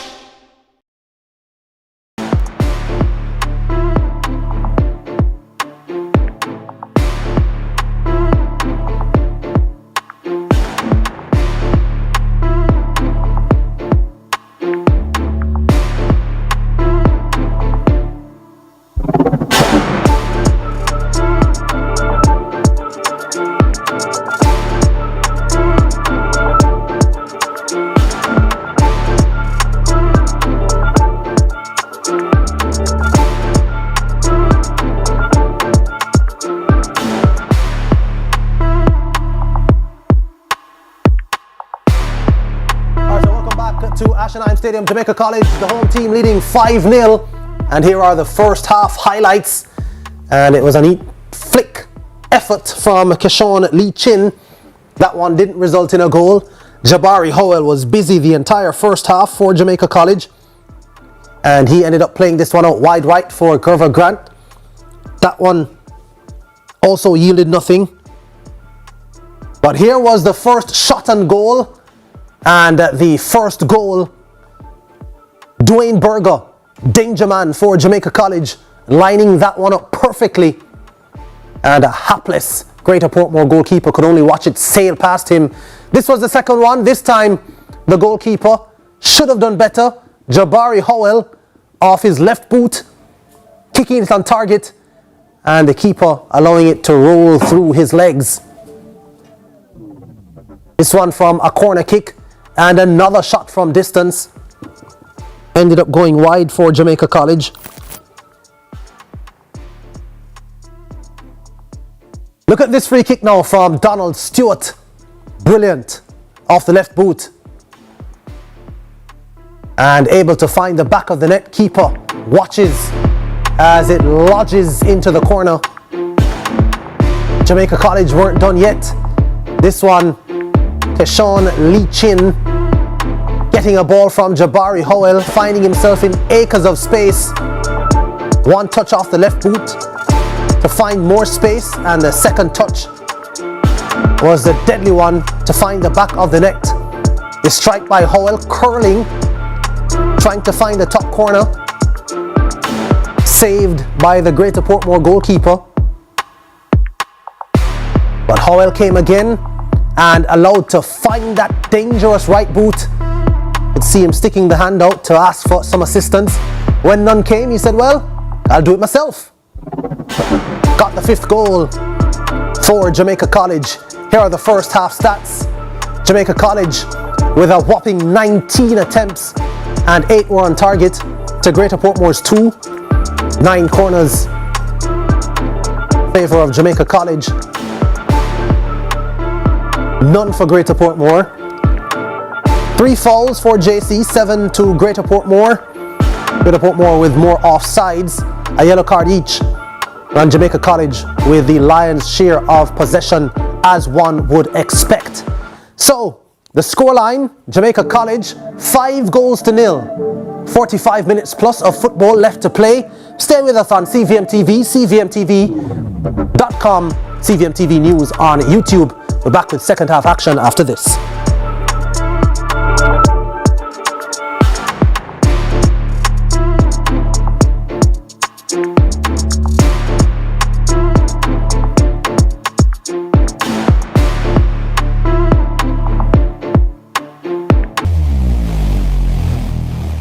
Where it all begins. The quest to become great. Inspired by those who went before them, these four boys dream of playing in the ISSA schoolboy football competitions. Will he score this for Casey? Will he score? It's a shot, it's a goal! And it's a shot, and it's a goal! And Casey has won the Manning Cup, and they will play Clarendon College in the Olivier Shield.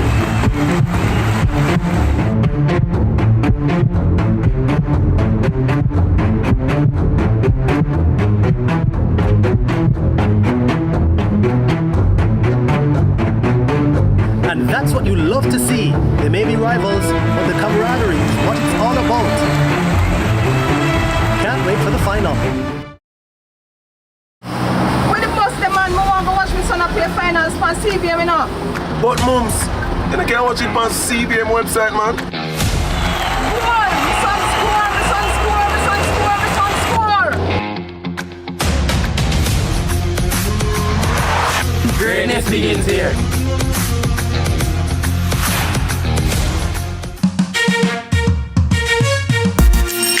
Hey everybody, I'm Yendi, and this is Odyssey with Yendi.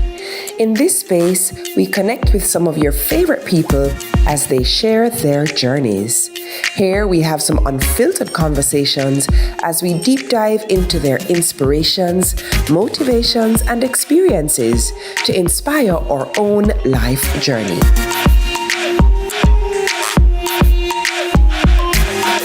Odyssey with Yendi, brought to you by Grace, Singer, and Islandnet Services. It was one of those moments that defined his sporting career. He was on his way to the global stage in any of two disciplines. As a schoolboy at the famed Monroe College and a graduate of the University of the West Indies Mona campus, things were heading in the right direction for Sean Andre Morris. Well, at the age of 10 years old, I went to Monroe College and I aspired to play football. I used to be a cricket player because my father was a very good cricket player, and he taught me the rudiments of the game in cricket. However, when I went to Monroe College, I adapted to football and also to hockey, and I achieved greatly in those two sporting disciplines. Sean found his sporting discipline that would make him a household name at the age of 30, and that was playing the game of golf for the first time. His rapid improvement was just as impressive, and it wasn't long before he was playing the game on the global stage for Jamaica. So after taking up the game at 30, in 4 years after being self-taught, I had no professional help. I read a lot, I watched the Golf Channel, and I put to practice what it is that I believe that could help me in the game. So what happened is that I employed some of what I learned through literature and through media. And so what happened is that I rapidly got a lot of information, which I went to the range and to the golf course to practice. And in 4 years after taking up the game, after hitting the golf ball for the first time, I made a national team, represented the country in 2004 in the Bahamas. And from then on until current, I have been a national player. He dominated the local circuit, winning major titles and also enhancing his craft at the Florida State competitions. But so rapid was his progress that he began to suffer from injuries and had to have surgery on his back. I must tell you, I must be honest with you, that half of the belief came from the fact that I was also a member of the Florida State Golf Association. And I have made it to the Florida State Championship amateur round 3 years in a row from 2016 to 2019 before COVID came. It gave me the belief that I was, yes, a good top quality golfer who can compete with these college kids overseas. It gave me the confidence, it gave me the drive, and then I was national champion in 2016. It was probably the most nervous he had ever been on the greens when he heard the national anthem being played. First time I heard the national anthem, it is very nostalgic. I feel it right now. I heard the national anthem play when I was asked to rise in the congregation. A member of the national team of Jamaica, and I heard the anthem sing. It was tear-dropping. I wore the colors since then with high pride and high dignity. Playing Herman Cup and playing for Jamaica is one of the highlights of my sporting career, and I must tell you that it was a joy to go out there and compete, but it was very nerve-wracking. So what is Sean Andre Morris doing these days? I'm still plying the trade of golf. I'm steeped in construction technology. And that's it from another edition of Where Are They Now? Until next week, same time, same place. ISSA Schoolboy Football 2025 Round 1 kicks on Saturday, September 20 from St. Elizabeth Technical High School. The big derby takes the spotlight. St. Elizabeth Technical lock horns with longtime rivals Monroe College in a St. Elizabeth derby. CVM TV, CVMTV.com and CVM TV on YouTube bring you the fever pitch atmosphere at 3:30 p.m. Before that, BB Coke takes on Sydney Pagan Stem at 1 p.m. in another St. Elizabeth derby. See it happen live and exclusive on CVM TV, CVMTV.com and CVM TV on YouTube.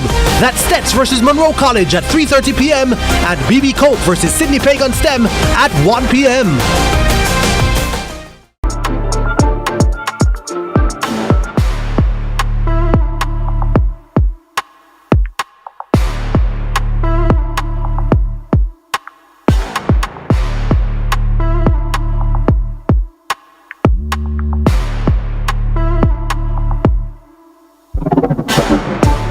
Welcome back to Ashenheim Stadium, Jamaica College. Jordan Fort-Leger Williams taking you through the second game of our doubleheader. Jamaica College taking on Greater Portmore. JC leading by 5-0.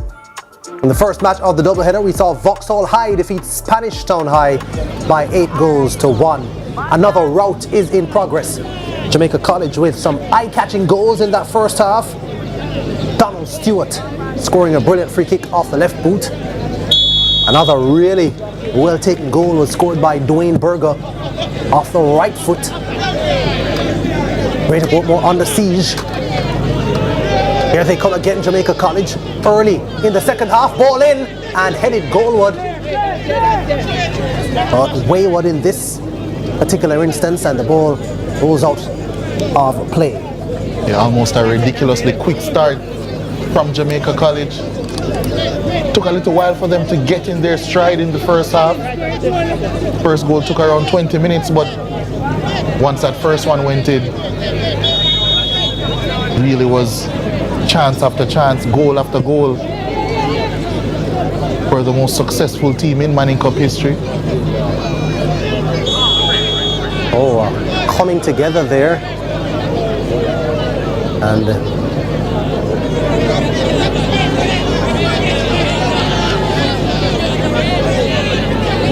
Grover Grant, Jamaica College.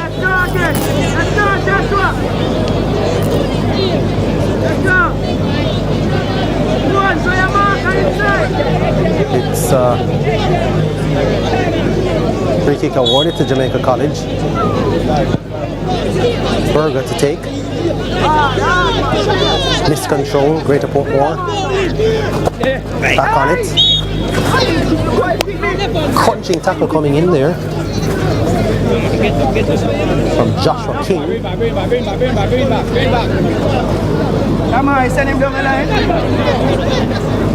Frustrating opening 45 minutes for Greater Portmore. Did start the game very well, very competitive. But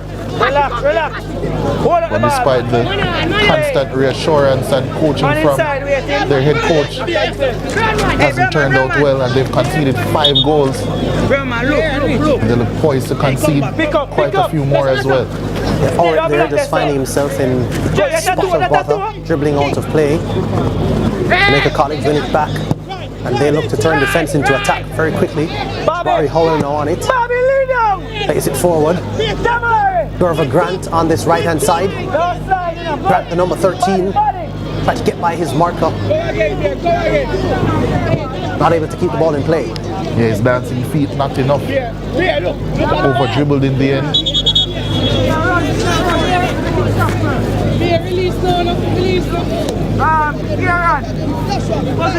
Yeah, so hard to imagine what the Greater Portmore coaching staff would have had to have said in halftime to try to, that's the man at the helm, try to get his team back in it. Possibly very similar to what we would have assumed was said in the Spanish Town High dressing room after they also went in 5-0 down against Vauxhall.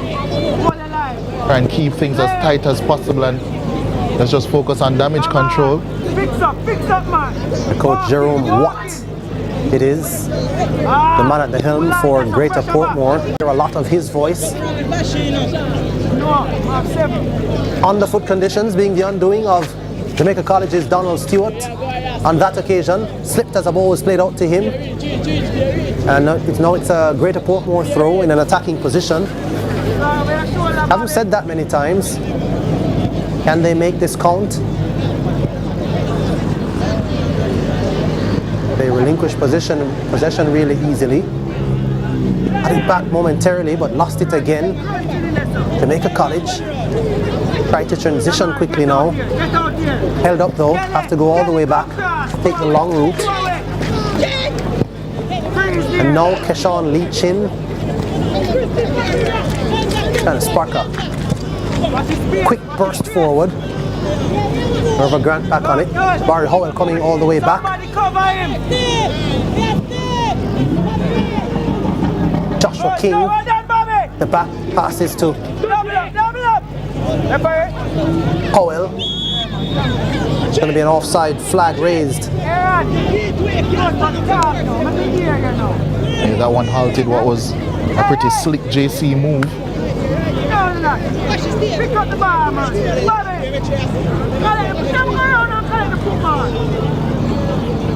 Hey, I don't need that.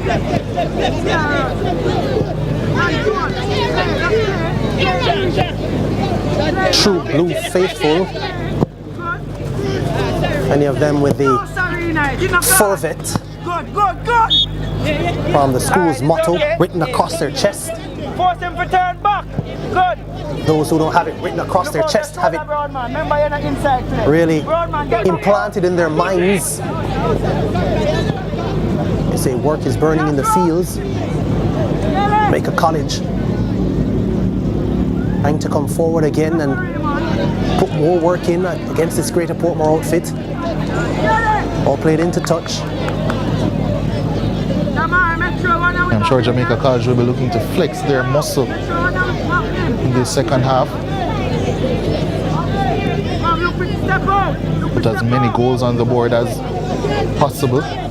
Yeah, and I think really the change of format spurring these kinds of results that we're seeing, because remember, it's not home and away anymore. And a lot of these big teams know that when they face the smaller teams, it's not about trying to play pretty football, it's about trying to fill the net as much as possible, just in case goal difference becomes a factor. You don't want your opponents for group honors running up the scoreline and then you're missing out. And so we saw that from Vauxhall with the 8-1 demolition of Spanish Town. We're seeing that from Jamaica College with this 5-0 demolition so far of Greater Portmore. They did it in the first game as well. 7-0 their win over St. Mary's College.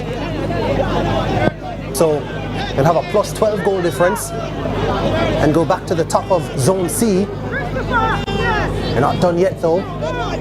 Neat turn, ball into the box, ball fired home. Jamaica College 6-0 ahead. This time it is their number 8, Devontae Allen, who smashes the ball into the roof of the net. No chance for the Greater Portmore goalkeeper. And Jamaica College have scored their 13th goal of the season. Yeah, we're just speaking about filling the goals in. And they emphatically did that there. Devontae Allen popping up on the penalty spot. Really good work on the left side from Berger. And once it fell to Devontae Allen, only one thing on his mind to turn and get a shot off. And what a shot it was. Jamaica College 6-0 ahead. And they're looking to get one more now.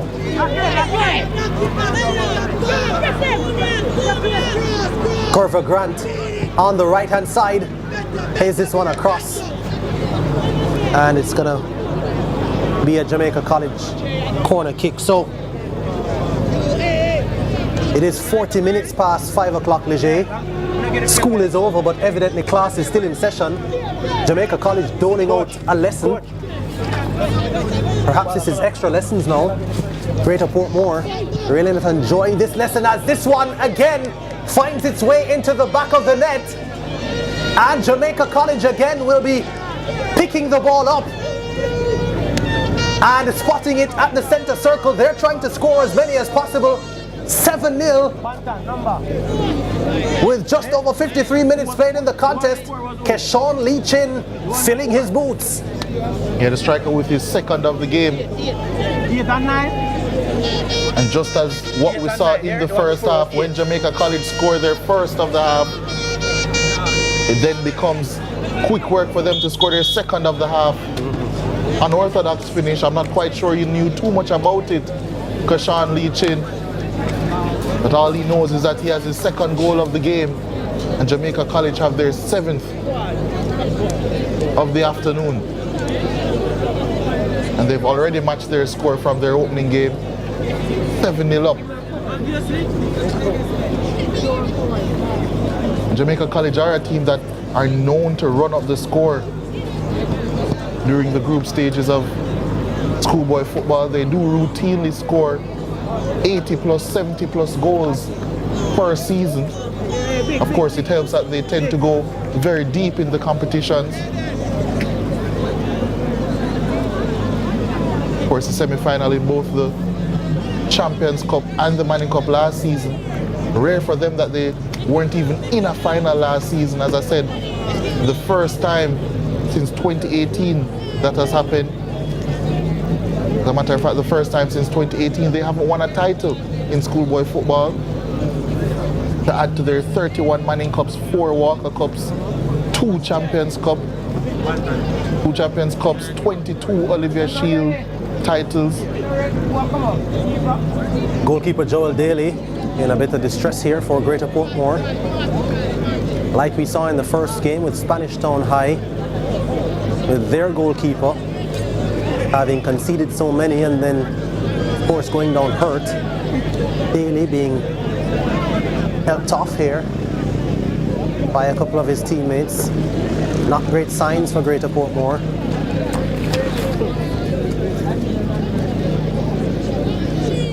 Has had to put in a lot of work.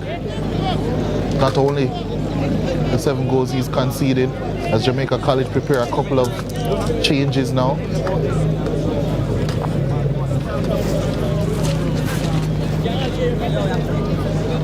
Three changes as a matter of fact. But first, a change of Greater Portmore in goal. Yeah, so Danilo Danvern gonna take his place in goal for Greater Portmore.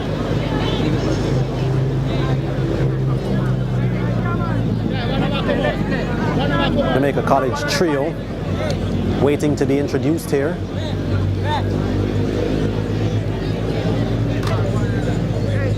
Looks as if we'll possibly restart play before the 3 substitutes can get a chance to come on, and that's exactly what will happen.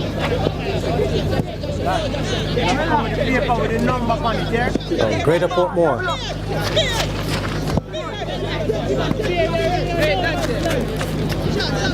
Seeing that ball being picked out of their net. A number of occasions. 5-0 at the end of the first half. 7-0 now. Could be 8. Shot on target. That's a great save. Fantastic save. First action for Danvern. Yeah, immediately into the action.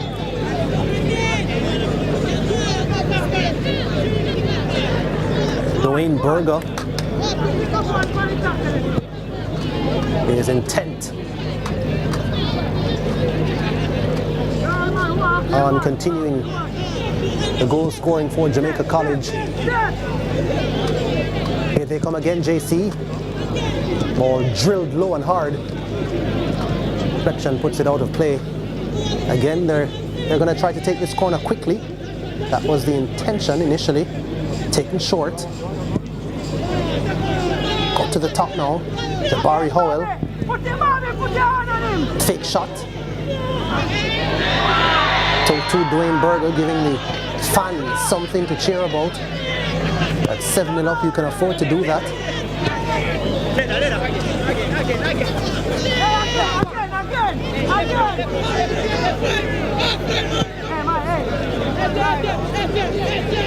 Stewart for Jamaica College.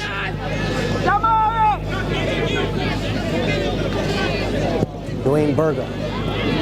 Pick a pass. Does pick the pass. Was Jabari Howell.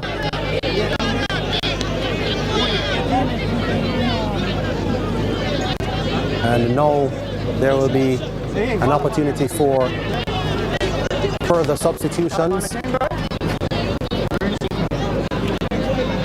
The Greater Portmore's Conrad Wright limps off, and he's replaced by Nathaniel Jenkins.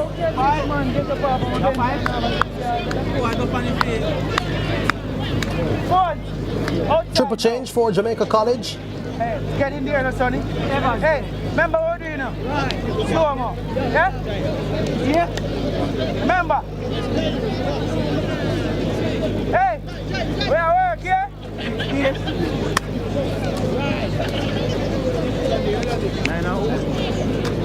Coming in for JC, McCormack, Hall and Savage. Rayshawn Edwards, Keshawn Lee Chin, and Devontae Allen making way for the Dark Blues. Nine come out.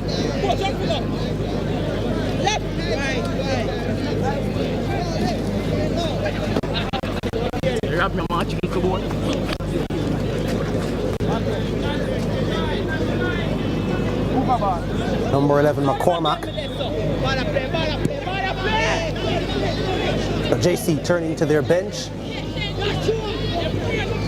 Just about half an hour left to go in a regular time, plus any time that's going to be added for stoppages. The Ashenheim Stadium. Jamaica College giving their home support, lots to cheer about. Here they come again, down this left-hand side.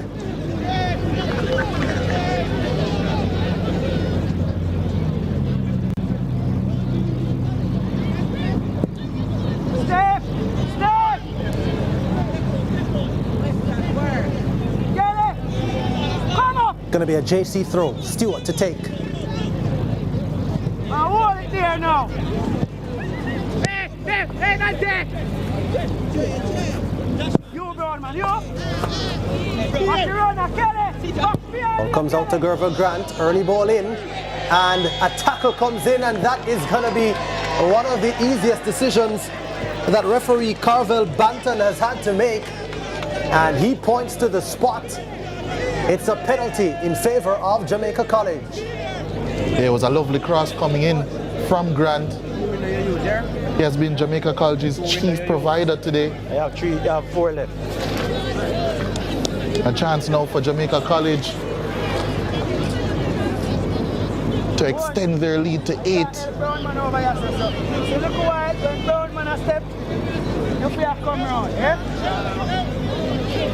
And it will be the captain, Dante Logan, to step up.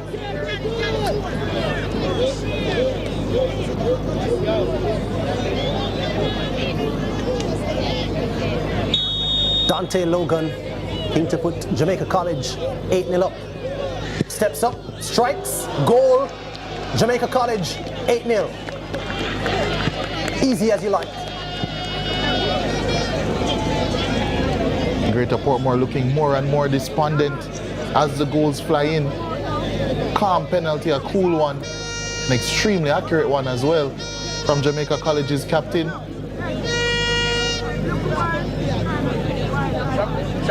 Yeah, very good penalty, unsavable really. Jamaica College still trying to pile on the pressure.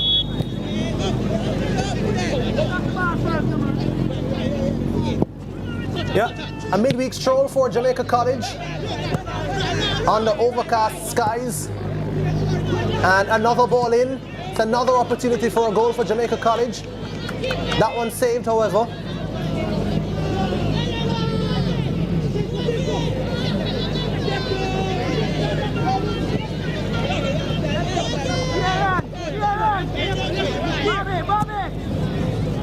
Ball back in. Jamaica College with an opportunity to make it 9, and they take it with aplomb. It's Dwayne Berger, that man again, finding himself behind the Greater Portmore defense. And that one, a much easier shot on goal for him, of course. Not like the curler that we saw in the first half. But it's another goal for Jamaica College.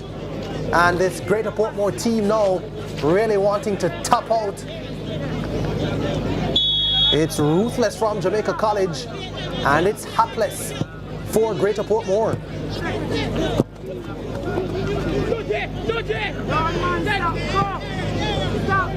As we look back at it. Yeah, very good delivery from Jabari Howell, and the finish was certainly to match as well. Quality all around. Dwayne Berger really taking all his chances here. Quality player for Jamaica College. Got a hat-trick in the first game against St. Mary. So he'll be gunning for another here.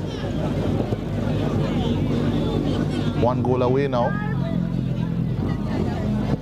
By all evidence, I don't think the goal scoring is done in this game.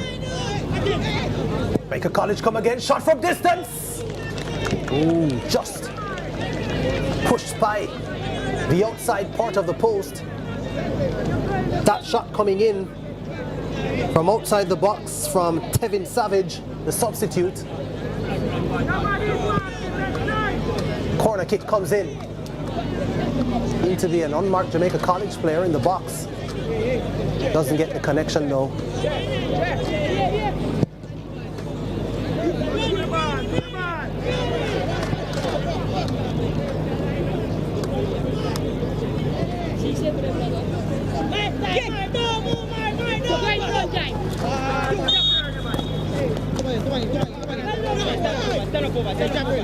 Free kick for Jamaica College. Jabari Howell takes it quickly. Headed on, but offside.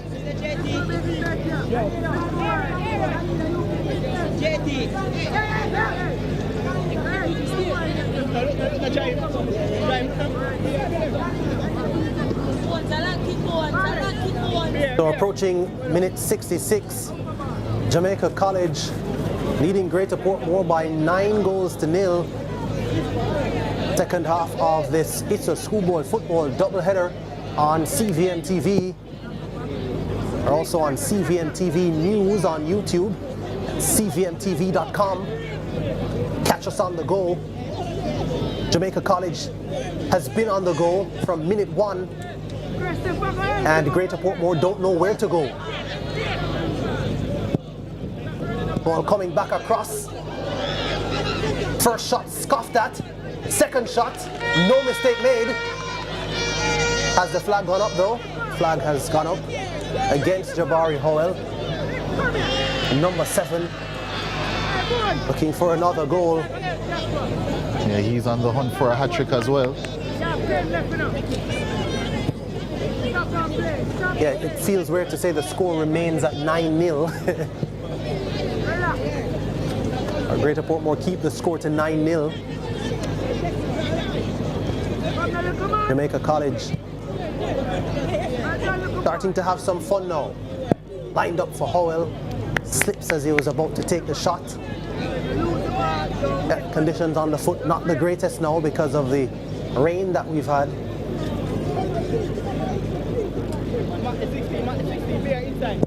But I mean, absolutely no dampening the mood of Jamaica College. And I'm sure they'll all say all in a day's work. Many of these players used to dominating football across the age ranges. You did say it perfectly earlier, they are teaching Greater Portmore a lesson.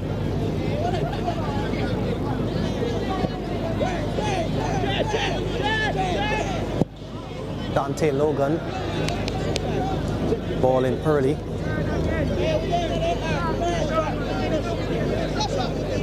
Trickles out of play. You're right. Yeah, it often happens in these games when it's so lopsided that the contest really does feel longer than it is.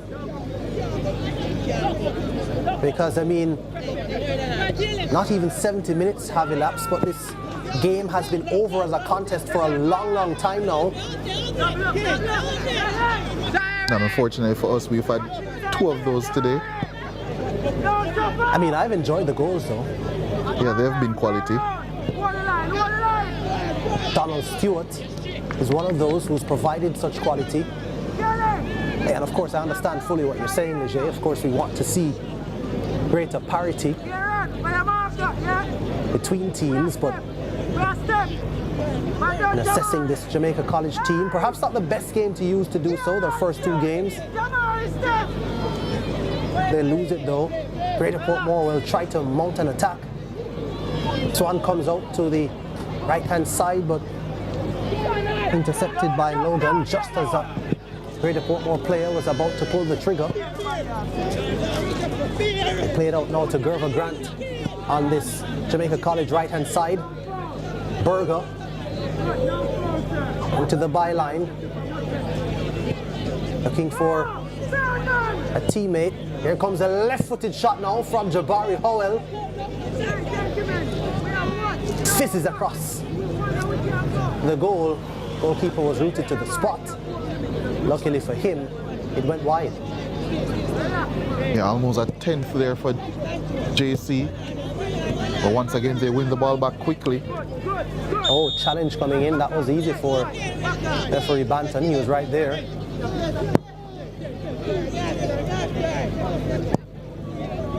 Greater Portmore miles off it, not able to get near this Jamaica College team. Here comes another attack from JC. Ball deflected, goes into touch for a corner kick.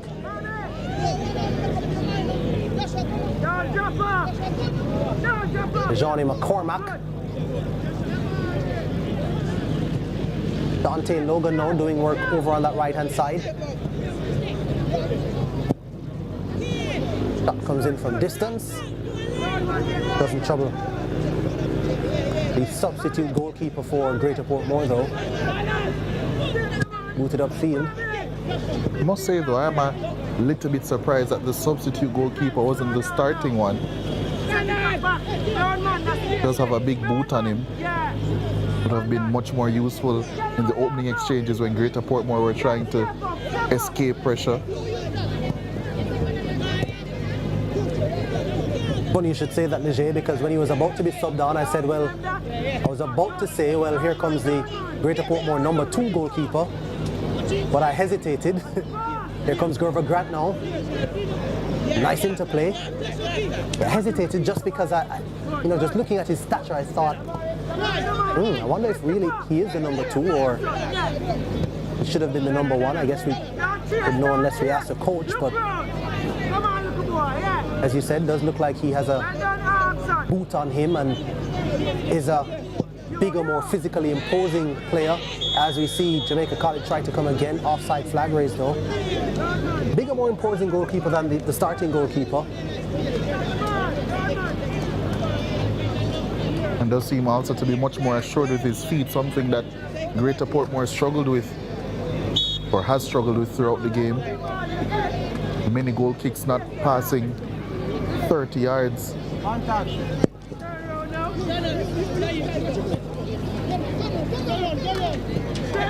Greater Portmore now not even able to continue possession off the goal kick. Flag is going to be raised here for Jamaica College again. Tevin Savage this time, caught in an offside position. Going to be another substitute introduced for the Dark Blues. Khalil Harriet is readying himself to come on.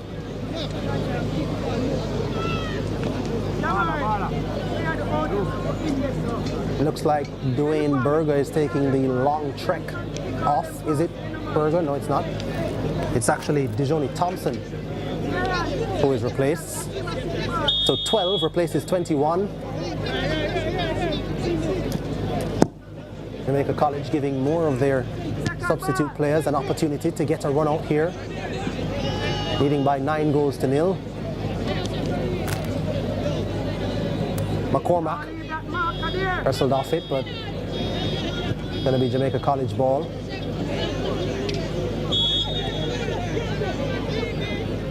Referee not happy about something. I think he said it's a foul throw, yeah.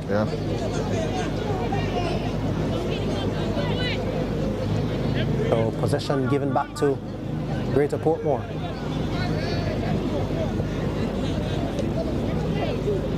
JC win it back quickly. Launch the ball forward early. The opportunity again. Berger, shot and goal. Goal. Hat-trick. Dwayne Berger. A man on a mission in this game.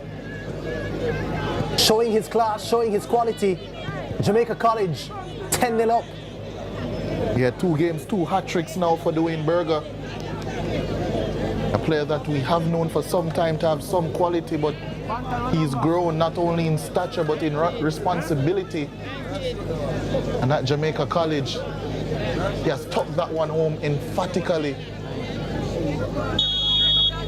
10 goals on the day now for Jamaica College, 17 on the season, but 6 of them have come via Dwayne Berger.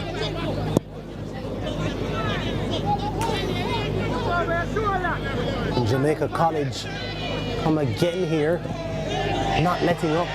Challenge comes in.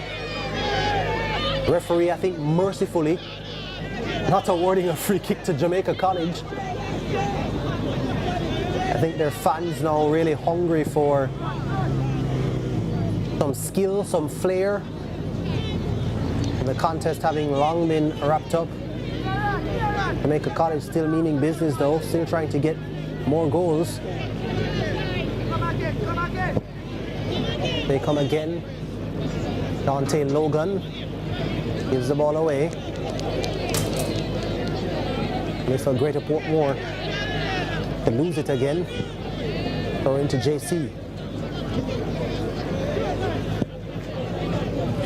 Still little under 15 minutes to go in this game. As JC have shown, there a lot can happen in that time. Jabari Howell in a metronome for Jamaica College. Ball played through. Dwayne Berger looking for his 4th. Unselfish, finds a teammate. This one is saved. And a whistle goes. So not to be another attempt for Jamaica College. The substitute, Tevin Savage, looking to bury it, get his name amongst the goal scorers.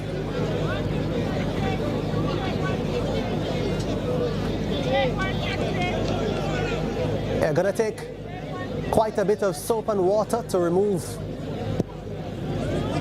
the mud stains for Greater Portmore's goalkeeper, but the stain of this defeat cannot be washed away as Jamaica College running up the score. As we said, 17 goals unanswered now over 2 games so far for JC, with 13 minutes plus to go in this one. In Jamaica we call that a pile. Jabari Howell having some fun for Jamaica College. Dante Logan now. Playing the ball all the way back. Khalil Harriet is now on the ball. Out wide to Grant. Grant launches it upfield. Greater Portmore goalkeeper is going to come off his line. Ball comes back to Grant.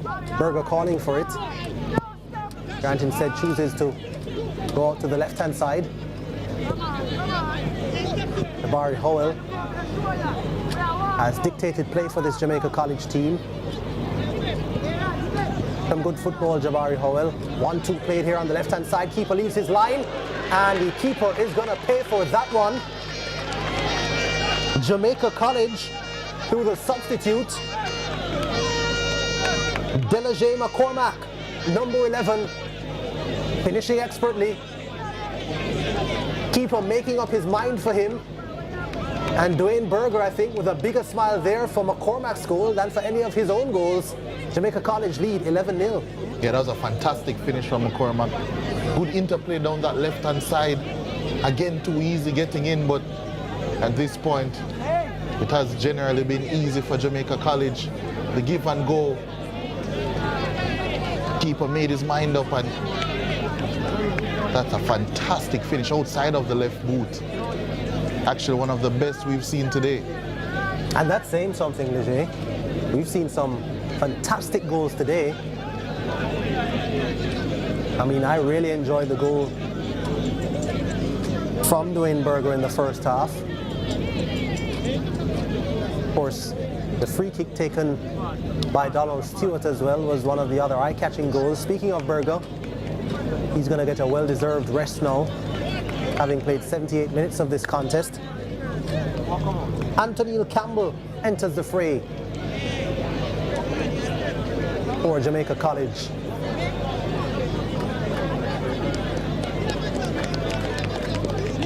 And Dominic Clark is also going to get his time on the park. Jabari Howell has done many of the good things that Jamaica College has profited from in this particular contest.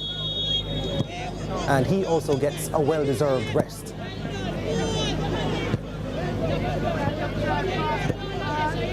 $11-0. The dark blues over the light blues of Greater Portmore. Jamaica College here at Ashenheim Stadium. I think giving their fans what they expected. There's a look at Howell having a smile now. He had a lot of smiles on the field as well. Really enjoyed his football. It was a crucial part of a lot of what JC did, pulling the strings. Donald Stewart now trying to continue to pull the strings. Still got just under 10 minutes plus whatever added time there will be for stoppages, but I dare say that this may be a tougher decision for Leger in terms of player of the match. Perhaps if we're talking about top striker as well, but I'll give him a little bit more time as we see this one played out wide to substitute Clark. Clark finds Kanye Douglas. Douglas, in trying to find back Clark, puts the ball into touch. Jamaica College coaching staff looking on. How big is their coaching staff? Quite. I mean, and you know how accomplished the coaching staff is, because in every group of, say, 3 or 4 Leger, you can identify maybe 2 or 3 of the people who've been coaching for a while, and some of them coaching at a very high level as well. It's an accomplished coaching staff for Jamaica College, and indeed a big one.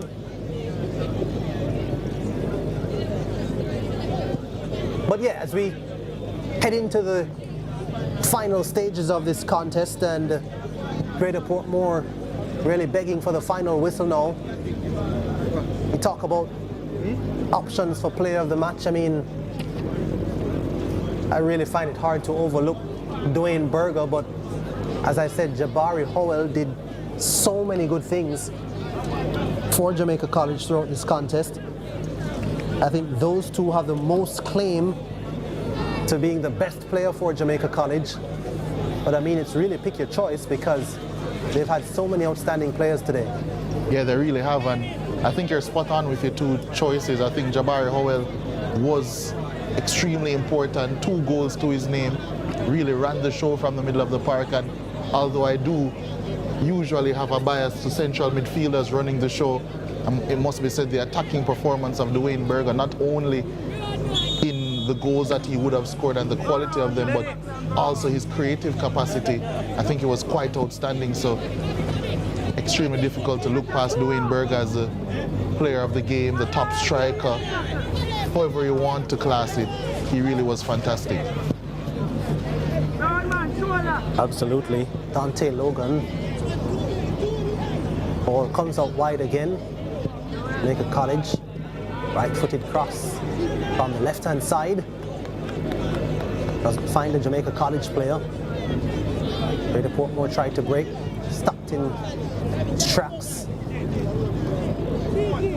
AC again shifting this way and that. Neat little 1-2. Through on goal. Interception made at the very last minute for Greater Portmore. Now they come away with it, try to boot the ball upfield early, catch JC's defenders napping. But that has not happened all contest, and that won't change now either. We see Logan back on it. Bring it out wide.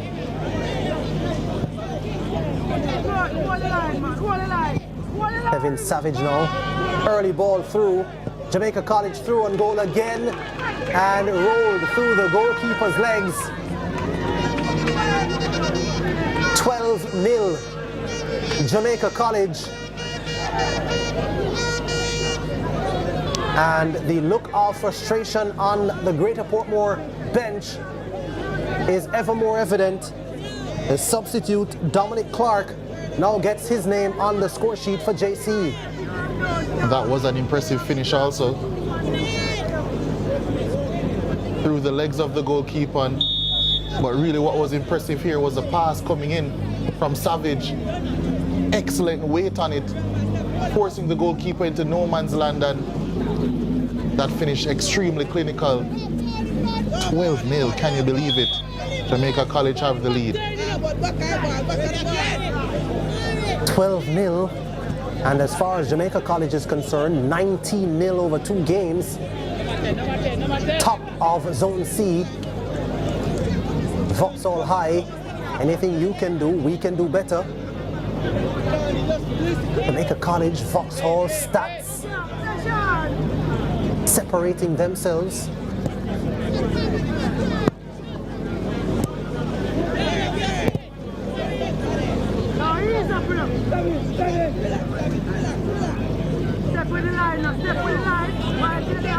And 5 minutes plus any time to be added for stoppages.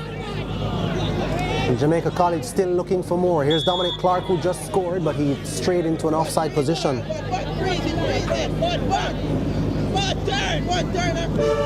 Yeah, you're right to check your watch, Mr. Assistant, because even though it's 85 minutes that have elapsed, it seems like this game has been going on for hours, really.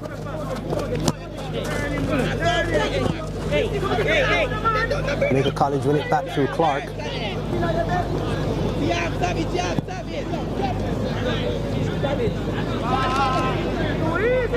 Another interplay from Jamaica College. See that pass coming down the wing from a mile away. Greater Portmore, though, emerging with it. JC take control again. Dante Logan.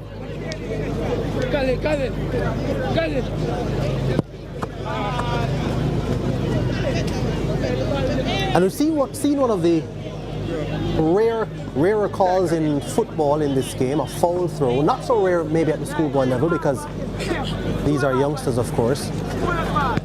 But one of the new rules introduced at the international level is the 8-second rule now for the goal kicks, léger, and a corner awarded to the team who is the offended party in that instance. And I just wonder how much of those we'll see in schoolboy football this year. Wonder how many have actually been called so far, in fact, in the competition. Can't remember any in our televised games.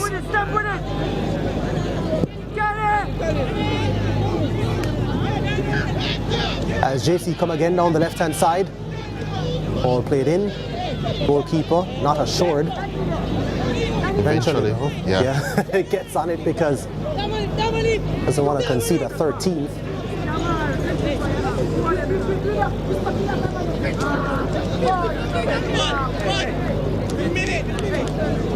Yeah, they've really unraveled Greater Portmore, and if anything was a microcosm of their entire performance, that kerfuffle there.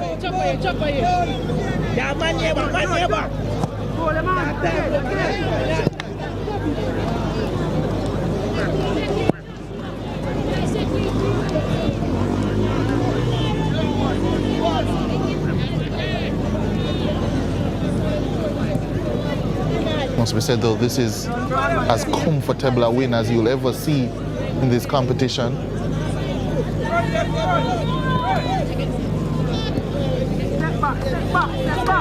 Definition of a walk in the park for Jamaica College. A minute and a half to go in regulation time.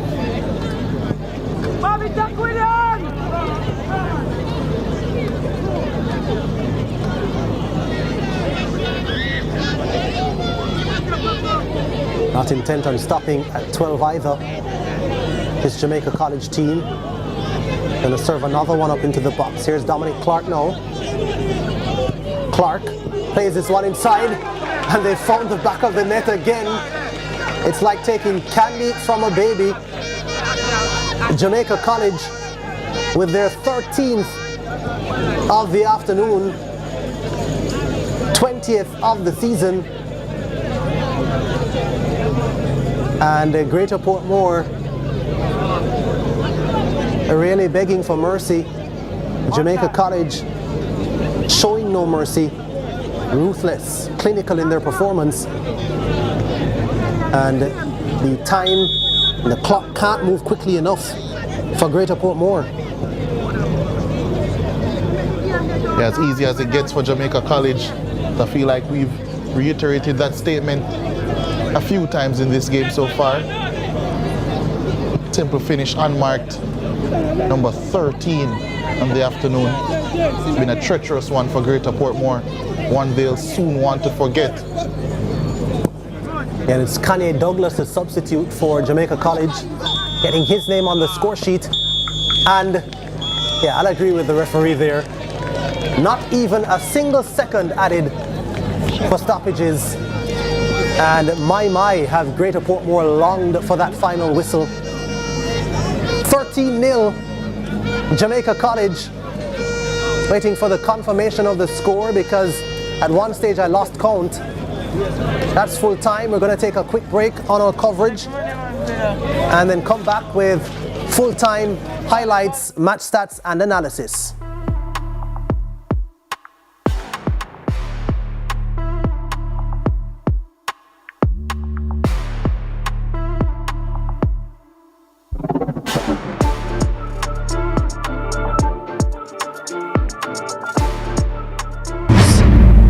Take you beneath the surface.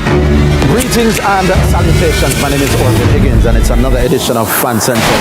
Talking to the people at the heart of the top sporting stories. Hear from your favorite sportsmen and women and the administrators who work tirelessly to make it all happen. It's live sports talk. I've written an entire article. Yes. Looking at all the major issues every Tuesday at 9 p.m. It's Fan Central.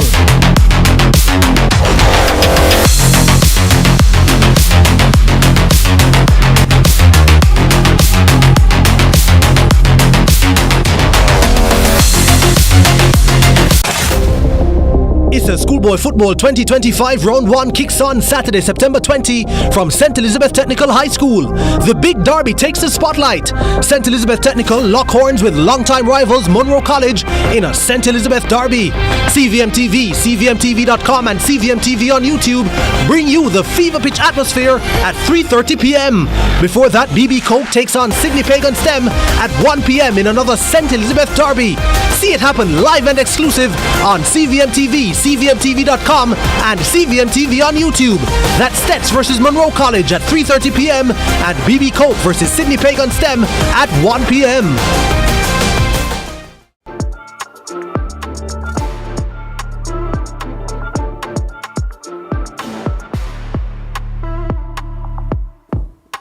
Back with you at Jamaica College, Ashenheim Stadium. The home team running out 13-0 winners over Greater Portmore in this Zone C clash. And of course, with that, remain group toppers as they came into the day. Here are the highlights at full time. Jamaica College really filling the goals. Dwayne Berger with a fantastic strike. First time off the right boot, curling past the goalkeeper. Nothing he could do about that one. 1-0 JC. This one was Berger turning provider. And Jabari Howell, number 7, on his left boot. Must be said that the goalkeeper should take some of the blame for that one. That should have been a comfortable save. And that was goal number 2. It was an effort from Dante Logan from outside the box. You're going to see a trend from Jamaica College. Weren't shy from shooting outside the box. Look at this free kick now from Donald Stewart. Peach picked out his target, made no mistake. And at that stage, Jamaica College were just warming up. Howell finding Keshawn Lee Chin, pushing it past the defender easily. Look at this, one drop of the left shoulder, plays it across the goalkeeper, no chance. JC 4-0. This is another attempt by Jabari Howell from outside the box. He was unsuccessful with this one. But we're going to see him successful with this one now, just given way too much time and space on it. Look at that. Multiple touches. Again, the goalkeeper gets a hand to it. Should have really punched that one around the post. Not able to do so. Keshawn Lee Chin smashing that one into the roof of the net. In fact, that was Davante Allen.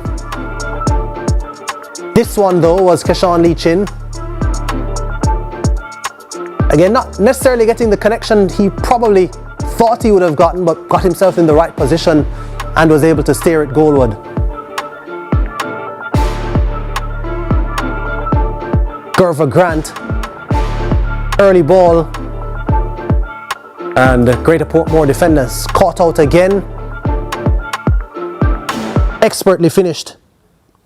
That penalty from Jamaica College. A ball over the top to Dwayne Berger. By this stage it was a substitute goalkeeper in goal for Greater Portmore. Didn't make a difference though. And Berger slotted home expertly. Seeing it again, I mean, we do have more than enough goals to show you. But there you go. Show you that one again for good measure. It was a really good ball from Jabari Howell. The two players that we said, myself and Leger, as real man of the match candidates, connecting on that one. The goal scoring wasn't done yet. Berger notching his third. Tevin Savage, a substitute, finding him. A hat-trick of goals for Dwayne Berger. This one finished with a plum from the outside of the left boot. Delager McCormack, substitute. And then another substitute, Dominic Clark, racing away, getting a perfectly weighted through ball. Goalkeeper forlorn, well and truly beaten. And this one again, taken by Clark. Got back up to his feet, rolled it across the face of goal. Kanye Douglas, another substitute, making no mistake. One time off the left foot. And that was an image they longed for, Greater Portmore. The final whistle from referee Carvel Banton. 36 attempts, 21 on target, 13 finding the back of the net for Jamaica College. 13 corners. Of course, JC with, well, I said the lion's share of possession, but this one is like even more than a lion's share, 80-20. Janae Robinson will have the thoughts of both coaches.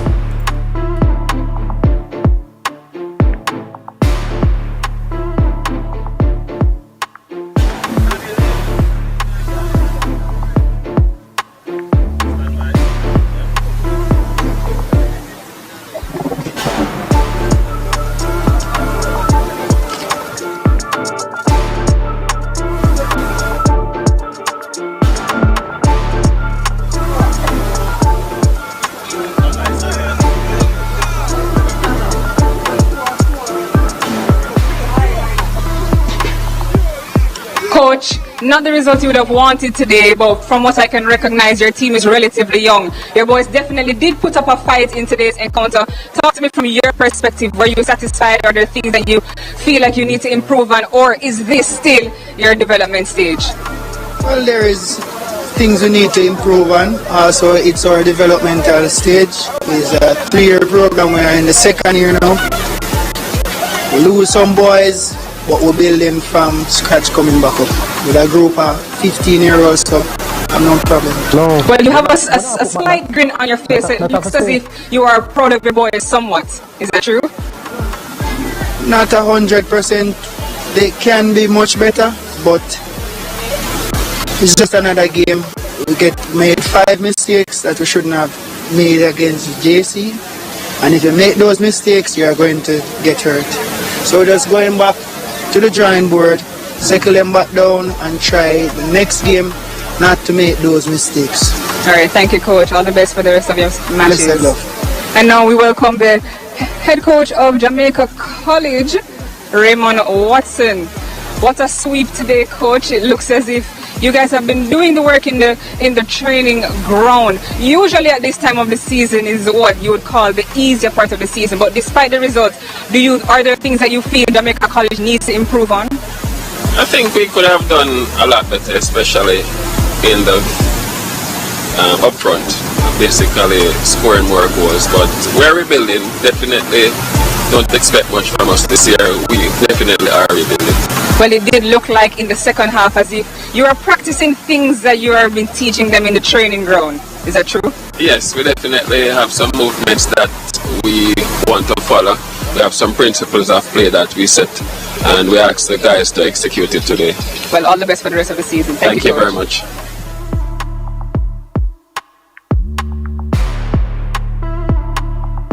All right, thank you so much, Janae. We're going to take a wrap. Thank you so much for watching us on CVM TV, CVM TV News on YouTube, and CVMTV.com. Jamaica College winning by 13-0. And in the first match, Vauxhall beating Spanish Town High by 8-1. On Saturday, we'll have another doubleheader for you from St. Elizabeth Technical. Stets will be playing Monroe in that big St. Elizabeth derby, plus BB Coke versus Sydney Pagan STEM. 1 o'clock and 3:30. You can see both those matches live and exclusively on CVM TV. For Leger Williams, Philip Riley, and the rest of the hard-working production team, I'm Jordan Ford, saying bye-bye for now.